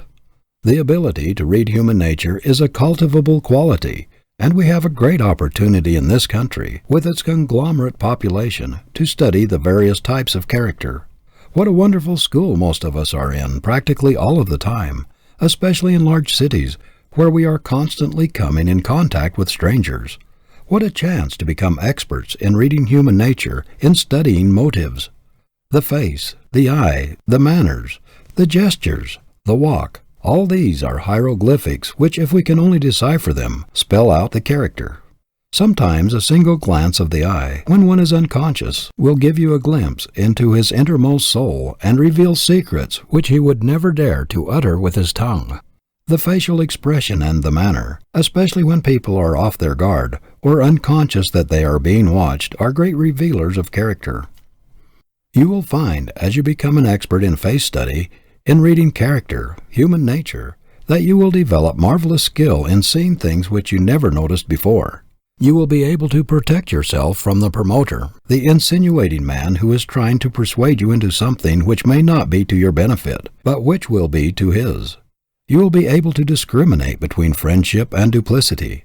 You will be able to protect yourself from 1,000 annoyances and embarrassments and humiliations which might cripple your career. How many people are living in poverty, are wretched, homeless today because they could not read human nature and were robbed of their property and their rights? To discern the difference between the false and the true, to place the right values upon men, to emphasize the right thing in them, to discriminate between the genuine and the pretended, is an accomplishment which may be worth infinitely more to you than a college education without this practical power, and may make all the difference to you between success and failure, happiness and misery. End of chapter 14. Does the world owe you a living? A 15-year-old bellboy was arrested in Cleveland for stealing $8. When asked in court why he stole, he said, "Because the world owes me a living." No doubt the youth had heard this many times from older lips. When the armies of Louis XV were devastated in Flanders, the monarch exclaimed, "Has God forgotten all that I have done for him?" A vast number of people seem to think that God and the world are under great obligation to them, and that the world owes them a living without any return service from them. Not long ago, I heard a young woman say that she did not consider that she owed the world anything, that she was thrust into it without being consulted, that she proposed to get out of it what she could with as little effort as possible, and that she did not feel under the slightest obligation to the past. Did you ever think, my idle friend, what you really owe the world for the privilege of living in it? Did you ever think that all the civilizations of the globe have been working for you through all the ages up to the present moment, and that you are reaping the harvest of all the hard-working, sacrificing, suffering, drudging sowers that have preceded you? Can you look the workers of the world in the face and tell them that you intend to have all the benefits of their labor, to enjoy all the good things of the world without doing anything to compensate for them? The man who does not feel his heart throb with gratitude every day of his life for being born in the very golden age of the world, and who does not feel that he owes a tremendous debt to the past, to all the people who have struggled and striven and sacrificed before him, is not made of the right kind of stuff. In other words, he is not a man, and he ought to be treated as a drone, a thief of other men's labors. Everything that has gone before you enters into your life and time. You enjoy the sum of all the past every moment of your life. Think of the untold thousands who have laid down their lives to make possible the comforts, the blessings, and the immunities you now enjoy. Think of the rivers of blood that have been spilt, of the thousands who have perished or lived in the misery of prison and dungeon to purchase the liberties of speech and freedom of action which you enjoy today? How many lives have been lived in solitude and misery in order to develop sciences which are today beacon lights of the world? And think what multitudes of people are engaged in producing, manufacturing, and forwarding your clothing, your furniture, your food, the tropical fruits on your table, the foreign textiles, the bric-a-brac, and all the things which come from foreign lands to minister to your comfort and convenience. You buy an orange on the street for 2 or 3 cents, but did you ever think of what it had cost to bring it to you? Did you ever think of the number of people who have aided in its production and its transportation so that you might buy it for a few pennies? You get a yard of cotton for 10 cents, but did you ever think of the toil and hardships of the people in the South, of the operatives in the mill, the packers, shippers, and clerks who have handled and rehandled and shipped it by steamship and railroad that you might buy it for a song? Suppose these people who say that they owe the world nothing were obliged to make all the comforts and luxuries they enjoy. How long would it take them to produce even a lead pencil, a sheet of writing paper, a jackknife, a pair of spectacles, a pair of shoes, or a suit of clothes, representing an untold amount of drudgery and sacrifice? There is toil, struggle, and sacrifice in everything you purchase, everything you enjoy. How many thousands of people have worked like slaves to make it even possible for you to ride on a railroad or on a steamship? And how many lives have been sacrificed in order to reach the perfection and safety attained by modern trains and steamers, and to enable you to enjoy the comforts and luxuries which they provide? Wherever you go, tens of thousands of people have been preparing the way and getting things ready, guarding against danger, saving you trouble and drudgery. And yet you say that you do not consider yourself in debt to the world. If all the workers and all the wealth of the world today had been employed for thousands of years for your special benefit, to prepare for your reception upon the earth, they could not have provided the comforts, the conveniences, the facilities, the amenities, the luxuries which you found waiting for you when you were born, and for which you gave not even a penny or a thought. And yet you say that the world owes you this and the other, and that you owe it nothing. Did you ever think, my idle friend, that there are some things which are not purchasable with money? Do not deceive yourself by thinking that you will get something for nothing. All the laws of the universe are fighting such a theory. You must open an account with the world personally. No one else can pay the debt you owe. Whatever money or advantages your father or anyone else gets by his own efforts, nature has stamped untransferable. The law of the universe recognizes only one legal tender, and that is personal service. Whatever you get of real value, you must pay for. The things that are done for you are delusions. You are a personal debtor to the world. When you were born, civilization opened an account with you. On one side of the ledger you find, John Smith, debtor to all the past ages for the sum total of the results of the toil of the men and women who have lived and toiled before him. Debtor to the privations, the sufferings, and the sacrifices of those who have bought freedom from bondage, immunity from slavery, emancipation from drudgery. You are debtor to all the inventions that have ameliorated the hard conditions of mankind and which have emancipated you from the same hard drudgery and stern conditions, the same narrow, limited life of your prehistoric ancestors. Who are you, Mr. Idler, that you claim a living from the world, when you have not earned the clothing you have on your back or the shelter which covers your head? Why should tens of thousands of people drudge and endure hardships and privations to produce all of the useful things, the beautiful things, the luxuries for you to enjoy without effort? You say the world owes you a living. What if the sheep should refuse to furnish its wool to cover your lazy back? The earth refuse to produce crops to fill your lazy stomach? The army of laborers refuse to let you take all the good things out of the world's great granary without putting anything back? What would become of you who have never lifted a finger to learn a trade, or to prepare yourself for a career, or to do work of any kind, if an edict were to come from the skies that would force you henceforth to do your share of the world's work or starve? Is he not a thief, an enemy of civilization, who thrusts his arm into the great world storehouse, pulling out all the good things he wishes, and refusing to put anything back in exchange?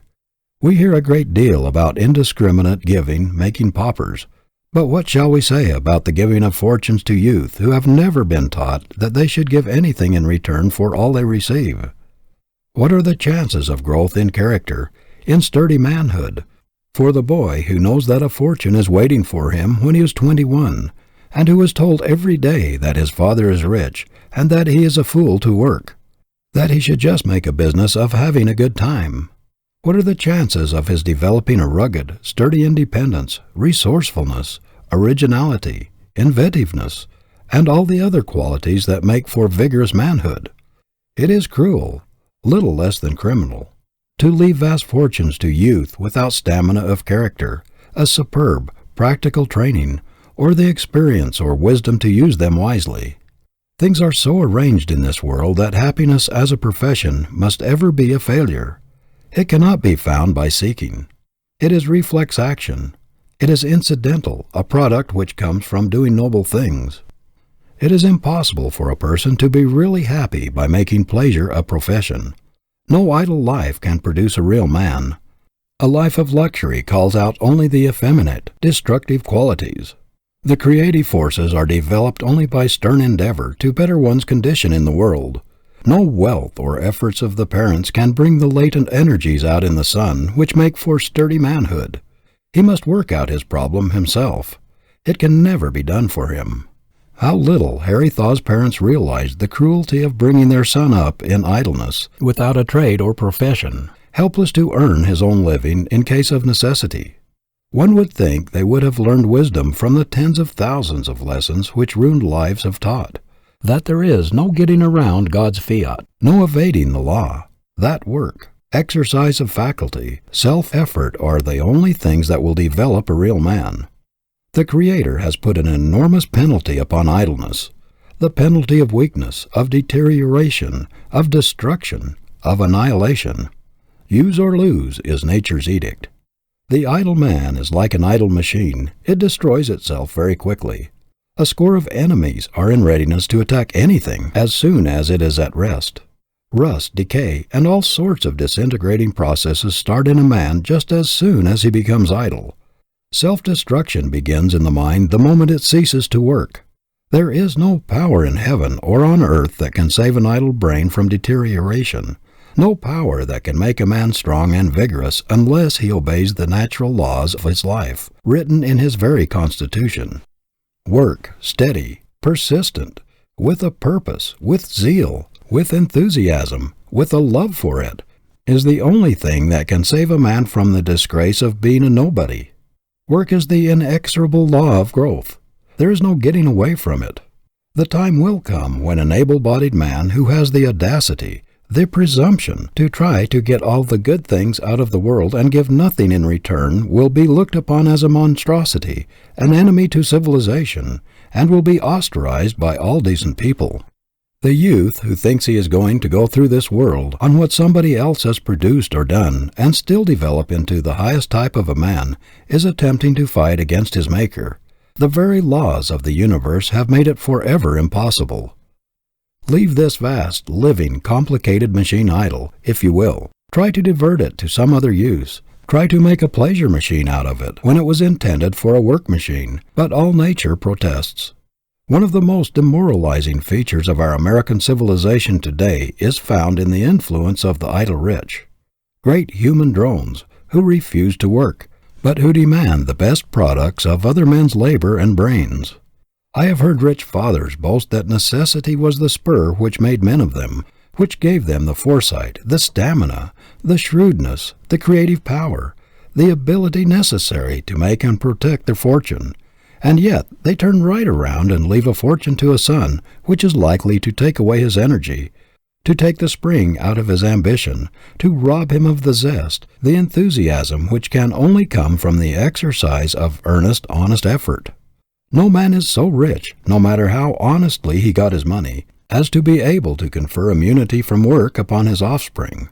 The very nature of things, the eternal law of the universe has made it forever impossible for you to transfer the stamina, the vigorous manhood, the stability, the character, everything that is of real value which you have gained in your struggle to get on in the world, to your son or daughter. Your offspring owes a debt to civilization which goes back of the parent.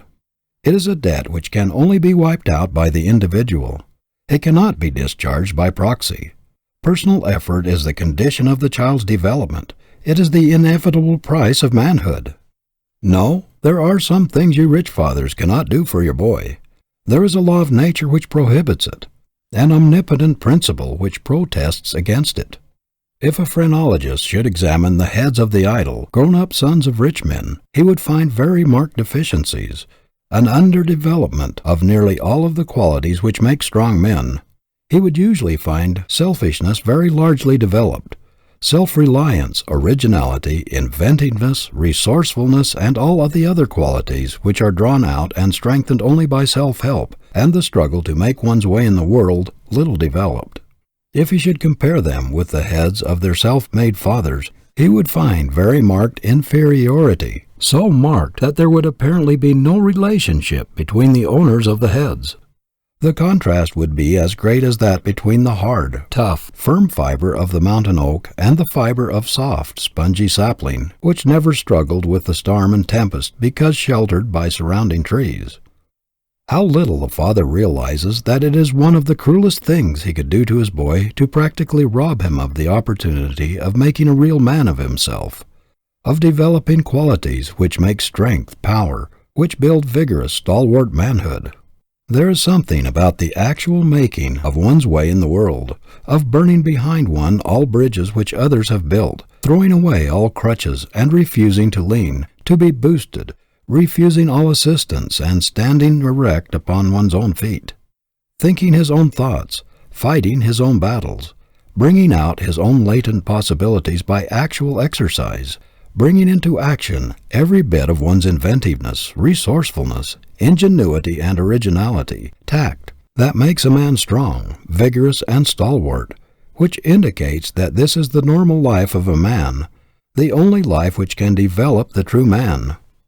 The army of inefficients, the namby-pambies, the dressed-up nobodies, with soft hands and softer heads, who are expert only in saying silly nothings to silly women, or in the practice of some useless fad, the amount-to-nothings everywhere, ought to convince you that there is no way of getting something for nothing.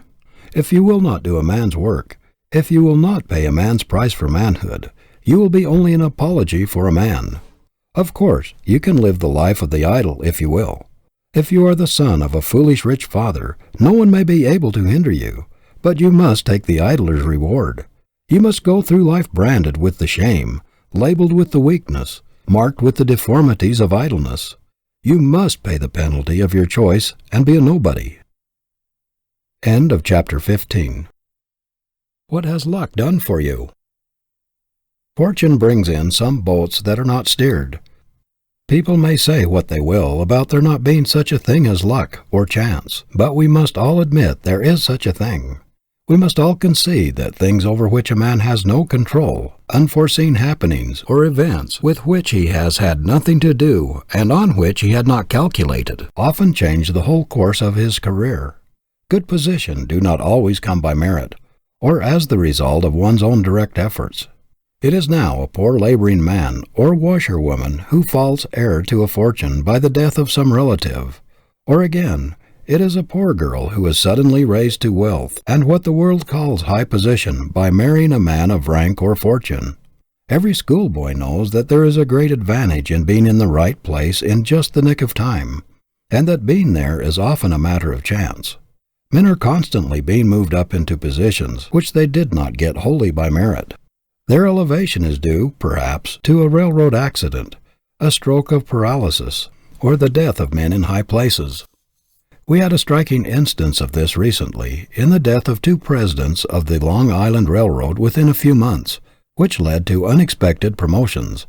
Everyone knows that men are constantly being put at the head of large concerns because of kinship with the owners of the business, when perhaps a score of those who are working in the establishments at the time are much better fitted to fill the positions. But after all, who will be foolish enough to say that man is the toy of chance, or that true success is the result of accident or fate? No, luck is not God's price for success, nor does he dicker with men. When we consider the few who owe fortune or position to accident or luck, in comparison with the masses who have to fight every inch of the way to their own loaves, what are they in reality but the exceptions to the rule that character, merit, not fate or luck, or any other bogey of the imagination, controls the destinies of men? The only luck that plays any great part in a man's life is that which inheres in a stout heart, a willing hand, and an alert brain. What has chance ever done in the world? Has it invented a telegraph or telephone? Has it laid an ocean cable? Has it built steamships or established universities, asylums, or hospitals? Has it tunneled mountains, built bridges, or brought miracles out of the soil? What did luck have to do with making the career of Washington, of Lincoln, of Daniel Webster, of Henry Clay, of Grant, of Garfield, or of Elihu Root? Did it help Edison or Marconi with his inventions? Did it have anything to do with the making of the fortunes of our great merchant princes? Do such men as John Wanamaker, Robert Ogden, or Marshall Field owe their success to luck? Many a man has tried to justify his failure on the ground that he was doomed by the cards which fate dealt him, that he must pick up and play the game, and that no effort, however great on his part, could materially change the result. But, my young friend, the fate that deals your cards is in the main your own resolution. The result of the game does not rest with fate or destiny, but with you. You will take the trick if you have the superior energy, ability, and determination requisite to take it. You have the power within yourself to change the value of the cards which you say fate has dealt you. The game depends upon your training, upon the way you are disciplined to seize and use your opportunities, and upon your ability to put grit in the place of superior advantages. Just because circumstances sometimes give clients to lawyers and patients to physicians, put commonplace clergymen in uncommon pulpits, and place the sons of the rich at the head of great corporations even when they only have average ability and scarcely any experience, while poor youths with greater ability and more experience often have to fight their way for years to obtain ordinary situations, are you justified in starting out without a chart or in leaving a place for luck in your program? What would you think of a captain of a great liner who would start out to sea without any port in view and trust to luck to land his precious cargo safely? Did you ever know of a strong young man making out his life program and depending upon chance to carry out any part of it? Men who depend upon luck do not think it worthwhile to make a thorough preparation for success. They are not willing to pay the regular price for it. They are looking for bargains. They are hunting for shortcuts to success. We hear a great deal about Roosevelt's luck, but what would have it availed him if he was not ready for the opportunity when it came? If he had not trained himself through years of persistent drill to grasp it? If he had not been prepared to make the best use of it? I have never known a man to amount to much until he cut out of his vocabulary such words as good luck and bad luck, and from his life maxims all the I can't words and the I can't philosophy. There is no word in the English language more misused and abused than luck. More people have excused themselves for poor work and mean, stingy, poverty-stricken careers by saying luck was against them than by any other plea. That door ahead of you, young man, is probably closed because you have closed it by lack of training, by lack of ambition, energy, and push. While perhaps you have been waiting for luck to open it, a pluckier, grittier fellow has stepped in ahead of you and opened it himself. Power gravitates to the man who knows how. Luck is the tide, nothing more. The strong man rows with it if it makes toward his port. He rows against it if it flows the other way. When Governor John A. Johnson of Minnesota was asked, "How do you account for your success?" he answered simply, "I just tried to make good." You will find 999 times out of 1,000 that the man who tries to make good is the lucky man. Young Johnson had to fight against poverty, heredity, and environment, everything that could be put forward as an excuse for bad luck or no chance. Yet in his hard battle with fate, he never once faltered or whined or complained that luck was against him. One of the most unfortunate delusions that ever found its way into a youth's brain is that there is some force or power outside of himself that will, in some mysterious way, and with very little effort on his part, lift him into a position of comfort and luxury. I never knew anyone who followed the ignis fatuus, luck, who did not follow it to his ruin.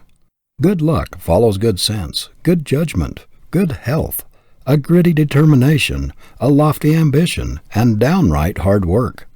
When you see horses in a race, you know perfectly well that the one in the lead is ahead because he has run faster than the others, and you would not have much sympathy for the horse behind it if he should bemoan his fate and declare that the horse ahead had a snap.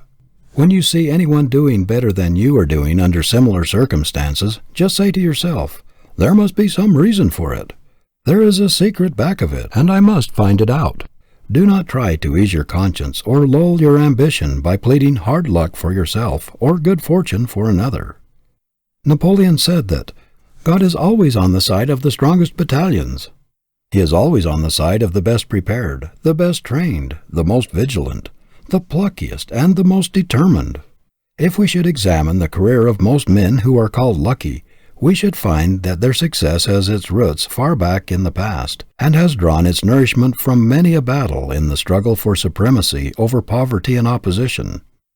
We should probably find that the lucky man is a closer thinker than the unlucky man, that he has a finer judgment, that he has more system and order, that his brain acts more definitely and concisely, that he thinks more logically, more vigorously, and that he is more practical.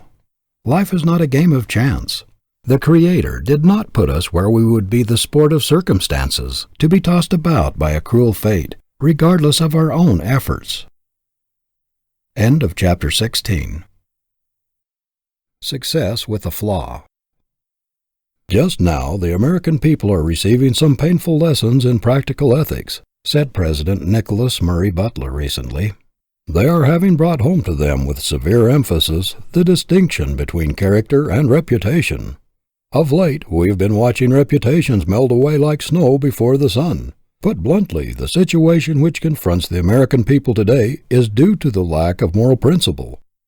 Never before in the history of our country have the American people received a greater shock to their faith in human nature than during the past year, by the exposure of the diabolical methods practiced by men in high places upon an admiring and unsuspecting people. Every little while the public press throws X-rays upon the characters of men who have long stood high and spotless in the public eye, and have been looked up to as models of manhood, men of honorable achievement, revealing great ugly stains of dishonor, which, like the blood spot on Lady Macbeth's hands, all the oceans of the globe cannot wash out. A tiny flaw sometimes cuts the value of an otherwise $1,000 diamond down to $50 or less. The defect is not noticeable to the average person. It is only the fatal magnifying glass that will detect it, and yet its presence is a perpetual menace to the commercial value of the stone. A great many human diamonds, which a little while ago were thought to be flawless brilliants of the first water, and which dazzled the financial and social world, when the microscope of official scrutiny was turned upon them, were found to contain great ugly flaws. A United States Senator, 70 years of age, was recently sentenced to serve a term in prison, besides paying a fine for his connection with great land frauds.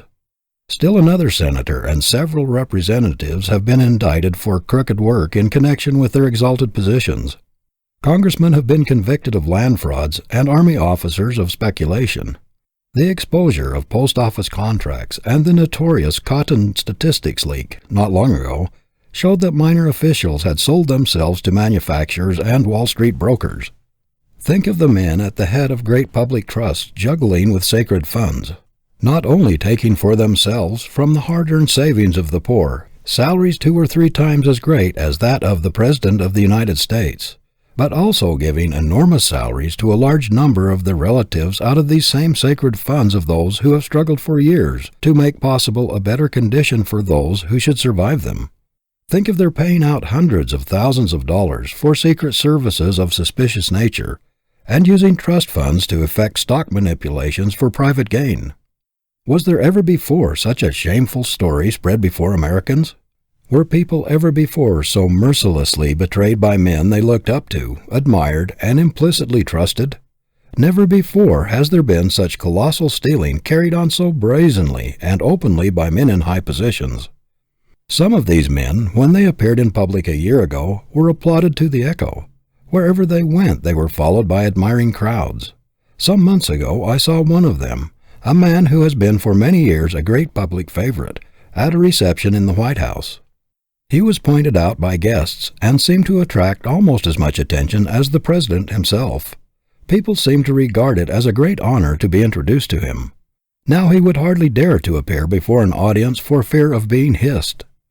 What a humiliation for those whose names have been household words for a quarter of a century or more to be asked to withdraw from trusteeships or directorships in institutions which perhaps worked for years to secure these men, on account of their great influence and high reputations. What is there left worth living for when a man has lost the finest, the most sacred thing in him, and when he has forfeited the confidence and respect of his fellow men? Is there any quality which inheres in dollars that can compensate for such a loss? Is there anything which ought to be held more precious than honor or more sacred than the esteem and confidence of friends and acquaintances? The man who has nothing which he holds dearer than money or some material advantage is not a man.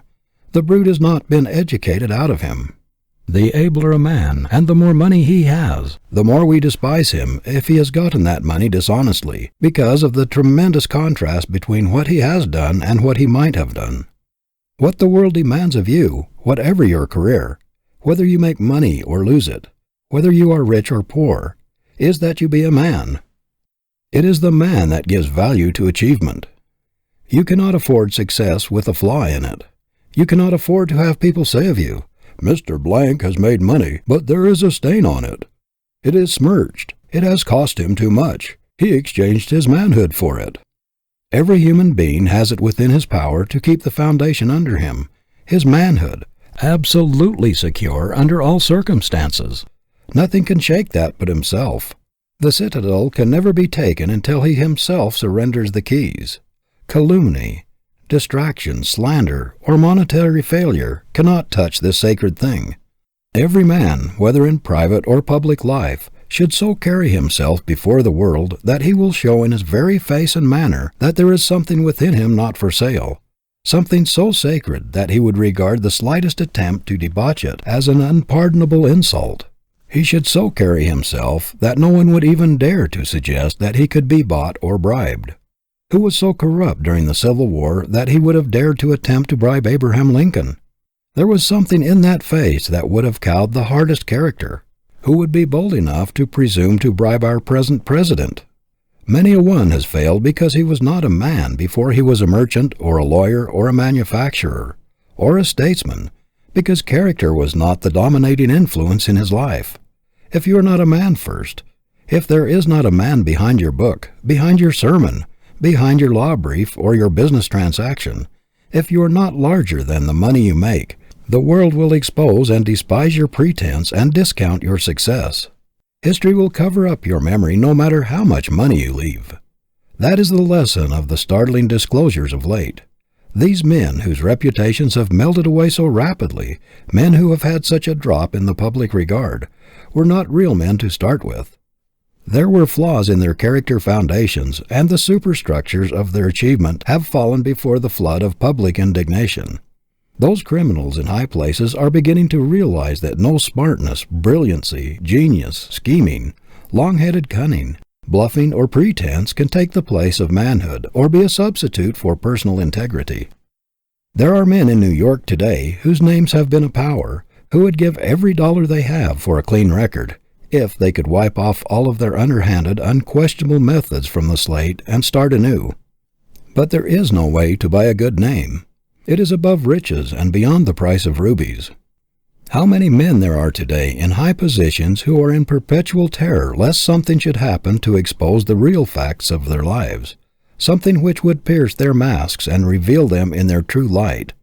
How must a man feel who is conscious that he is walking all the time on the thin crust of a volcano, which is liable to open at any moment and swallow him? There is one thing no money or influence can buy. That is the heart's approval of a wrong deed or a questionable transaction. It will be bobbing up all along the future to remind you of your theft, of your dishonesty, or of your unfair advantage. It will take the edge off your enjoyment. It will appear, like Banquo's ghost, at every feast to which you sit down. Methinks that some men who have been exposed recently must have had strange dreams and horrid nightmares during their sleep, when the ghosts of the poor people whom they have wronged appeared to them and haunted the rest. Methinks they must have had strange visions, as these dollars intended for widows and orphans slipped through their fingers for luxuries and amusements, dollars which had been wrung out of the lives of those who trusted them.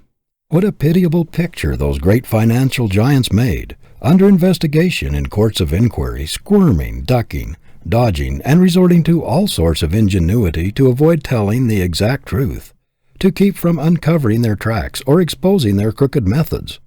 No man has a right to put himself in a position where he has to cover up anything or where he must be afraid of the truth. Every man should live so that he can hold up his head, look his kind in the face without wincing, and defy the world. A man went to President Roosevelt before the last presidential election and told him that someone had unearthed a letter of his which would be extremely damaging to his canvass were it made public, and that with a little diplomacy, the damaging part of the letter could be suppressed. After listening to the man, the great president said, "I have never written a letter which I am afraid to have published. Let them print the letter, the whole of it. I have nothing to conceal. I am not afraid to face anything I have ever done." How many of our public men dare take that attitude? Isn't it a disgrace to this fair land that there are men in our Senate and House of Representatives, and in almost every legislature, whose votes and influence can be bought, and upon whose honor there is a price? If there is anything which a man in a responsible position ought to prize, it is the esteem of the young men who look up to him as their idol or hero. Is it strange, when our youth find their idols smashed, and their heroes betraying them, that their ideals should become blurred and twisted? Is it strange that they should ignore the old-fashioned methods of slow fortune-making when they see the smooth, oily, diplomatic schemers getting rich in a few months, and young men who were mere clerks a year ago now riding in costly automobiles, giving expensive entertainments, and living in fine houses? Why should they not catch the spirit and try to do the same thing themselves? You wrongdoers in high places, if you should live as long as Methuselah, should devote every minute of balance of your lives to doing good, and should give every farthing of your wealth to charity, you could not repair the damage you have done in crushing the ideals of these tens of thousands of youths who have looked up to you as their models of successful men. How can you escape responsibility for the crookedness which may be repeated in their lives when they shall come to fill these high positions which you now hold? They thought that square dealing, honesty, and integrity had been the secrets of your success, and now they see it was won by your smooth, oily, cunning dishonesty, your ability to deceive, to cover your tracks, and to live a double life. Who but yourselves will be responsible for the cracks in their characters which may come from the terrible shaking of their confidence in humanity? But, young men, don't lose your faith in humanity. Don't let your fallen idols shake your faith in your fellow man, for the great majority of people are honest. Let these terrible examples that have been recently held up to you make you all the more determined to build your own superstructure on the eternal rock of right and justice. Let the man in you stand out so boldly in every transaction that the deed or task you do, however great, will look insignificant in comparison. Get what you can and keep your own good name, not a penny more. $1 more than that would make your whole fortune valueless. If there is a pitiable sight in the world, it is that of a man with executive ability, sagacity, and foresight to make a clean fortune, yet using his energies and abilities in making a dirty one, a fortune which denounces and condemns him and is a perpetual disgrace to himself and his family. The right ought to thunder so loudly in a man's ears, no matter what the business or transaction in which he is engaged, that he cannot hear the wrong or baser suggestion. Men have two kinds of ambition, one for dollar-making, the other for life-making. Some turn all their ability, education, health, and energy toward the first of these, dollar-making, and call the result success. Others turn them toward the second, into character, usefulness, helpfulness, life-making, and the world sometimes calls them failures, but history calls them successes. No price is too great to pay for an untarnished name. The highest service you can ever render the world, the greatest thing you can ever do, is to make yourself the largest, completest, and squarest man possible. There is no other fame like that, no achievement like that. End of chapter 17. Getting away from poverty. Those who have the misfortune to be rich men's sons are heavily weighted in the race, says Andrew Carnegie. The vast majority of rich men's sons are unable to resist the temptations to which wealth subjects them, and they sink to unworthy lives. It is not from this class that the poor beginner has rivalry to fear. The partner's sons will never trouble you, the poor boys, much, but look out for some boys poorer, much poorer than yourselves, whose parents cannot afford to give them any schooling, do not challenge you at the post and pass you at the grandstand.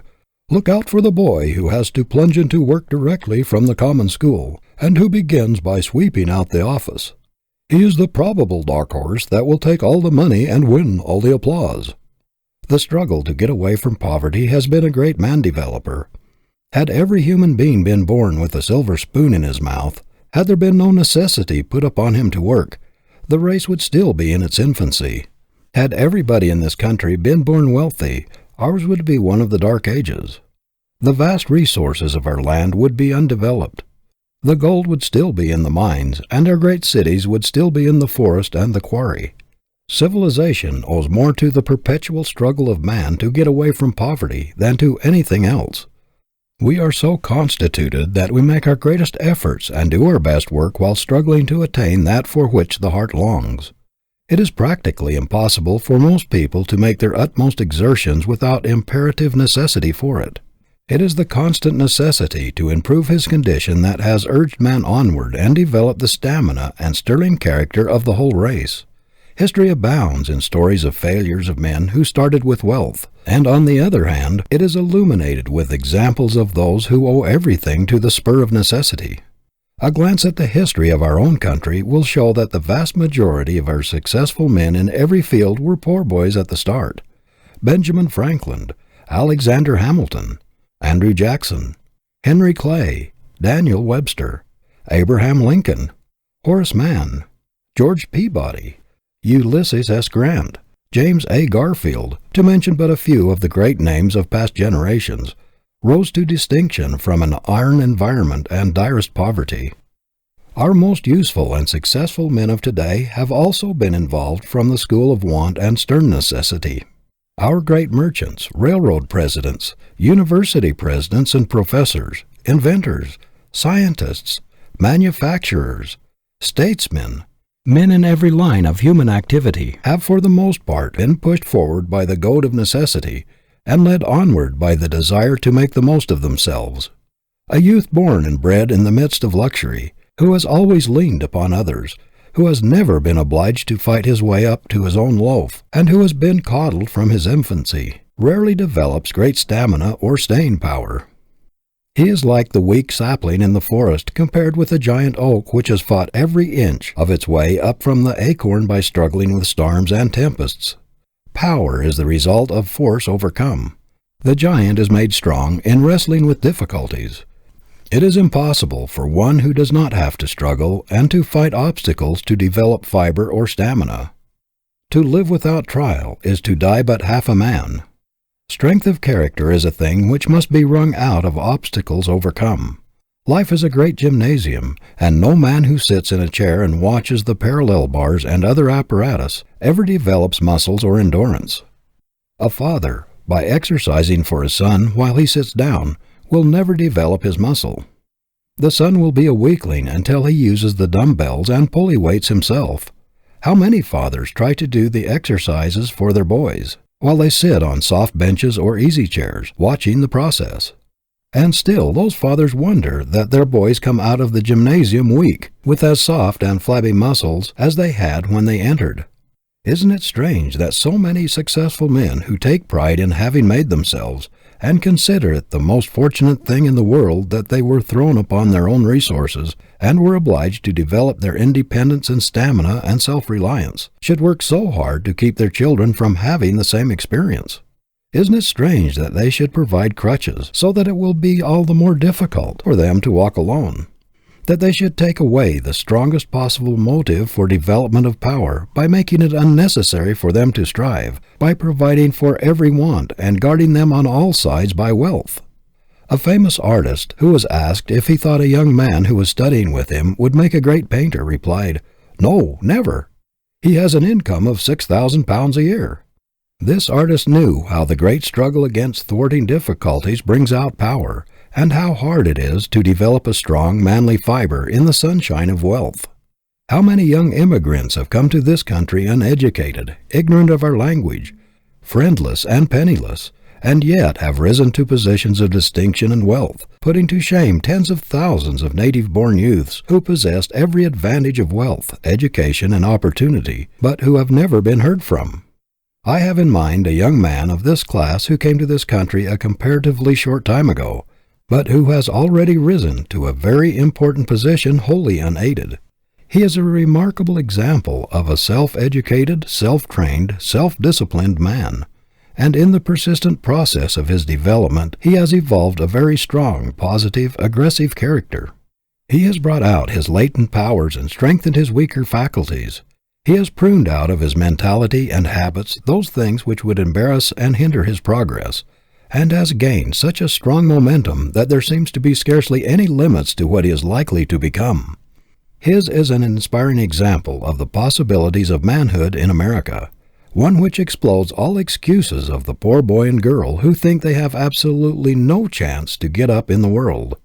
I am no advocate of the blessings of poverty, considered as a finality. Poverty is of no value except as a vantage ground for a starting point. It is only good as the apparatus in the gymnasium, to develop the man. In itself it is a curse, slavery, but it is the great thing to get away from, and it is the getting away from it, if honestly and consciously done, that calls out the man, that develops the human giant. We did not always see at the time that we got incidentally on the way up from poverty was infinitely better and more precious than the thing we were aiming for, a living, a competence, that the development of a strong man in the mighty struggle with necessity was 1,000 times more valuable than the living, the money, or the property gained. Grover Cleveland, who once was a poor clerk at a salary of $50 per year, in speaking of poverty as a developer says, "There is surely no development of mental straits, and no stimulation of the forces of true manhood so thorough and so imperiously effective as those produced by the combination of well-regulated ambition with the healthful rigors of poverty." It is the student who has to struggle hardest to obtain an education that gets the most discipline and good out of it. Boys who are born scholars, and who only need to read a lesson over to know it and to be able to pass an examination upon it, do not derive half so much from their college course as do those who have to fight hard for everything they get. It is not, as a rule, the youth who has a regular income and every want supplied by indulgent parents who make the most of his opportunities at college, but the one who has to work his way through, who has to toil in college and out to make his expenses, or else go without an education. What would the average youth do if he were not compelled by necessity to work, if he were not obliged to exert himself in order to get the thing he wants? If he already has all he wants, why should he struggle for more? Not 1 in 10,000 would go through the struggle with poverty, the wrestling with necessity, just to produce character and make himself a stronger man. But he would do it for selfish reasons, to satisfy his ambition and get that which he longs for himself and those he loves. "I am not wasting my sympathy on the children of the poor," says U.S. Senator J.P. Dolliver, once a poor boy himself. "What little sympathy I have I will give to the children of the rich. If you have $100,000 and give it to a boy to start him out in life, he doesn't start. I suggest keeping that 100,000 and that boy apart. It will be better for the boy. The cabin where Abraham Lincoln was born did not shelter the childhood of a king, but something better than a king, a man." The boy who is conscious that he has a fortune awaiting him says to himself, "What is the use of getting up early in the morning and working one's life out? I have money enough coming to me to take care of me as long as I live." So he turns over and takes another nap, while the boy who has nothing in the world but his own self to depend upon feels the spur of necessity forcing him out of bed in the morning. He knows there is no other way open for him but the way of struggle. He has nobody to lean on, nobody to help him. He knows that it is a question either of being a nobody or getting up and hustling for dear life. Thus, shrewd nature, in making man get that which he wants most by the way of necessity, brings about her great ends of civilization and character development of the race. The money, the property, the position are small things in comparison with the man she's after. What price will nature not pay for a man? She will put him through the hardest school of discipline and train him for years in the great university of experience in order to perfect her work. The mere money or property the man gets on the way is only incidental. Nature is after the man. She does not care a fig for the money in comparison, but she will pay any price for a human giant. End of chapter 18. Recording by Kirk Ziegler, Ogden, Utah. VoiceOversByKirk.com. End of He Can Who Thinks He Can by Orison, Swett, Marden.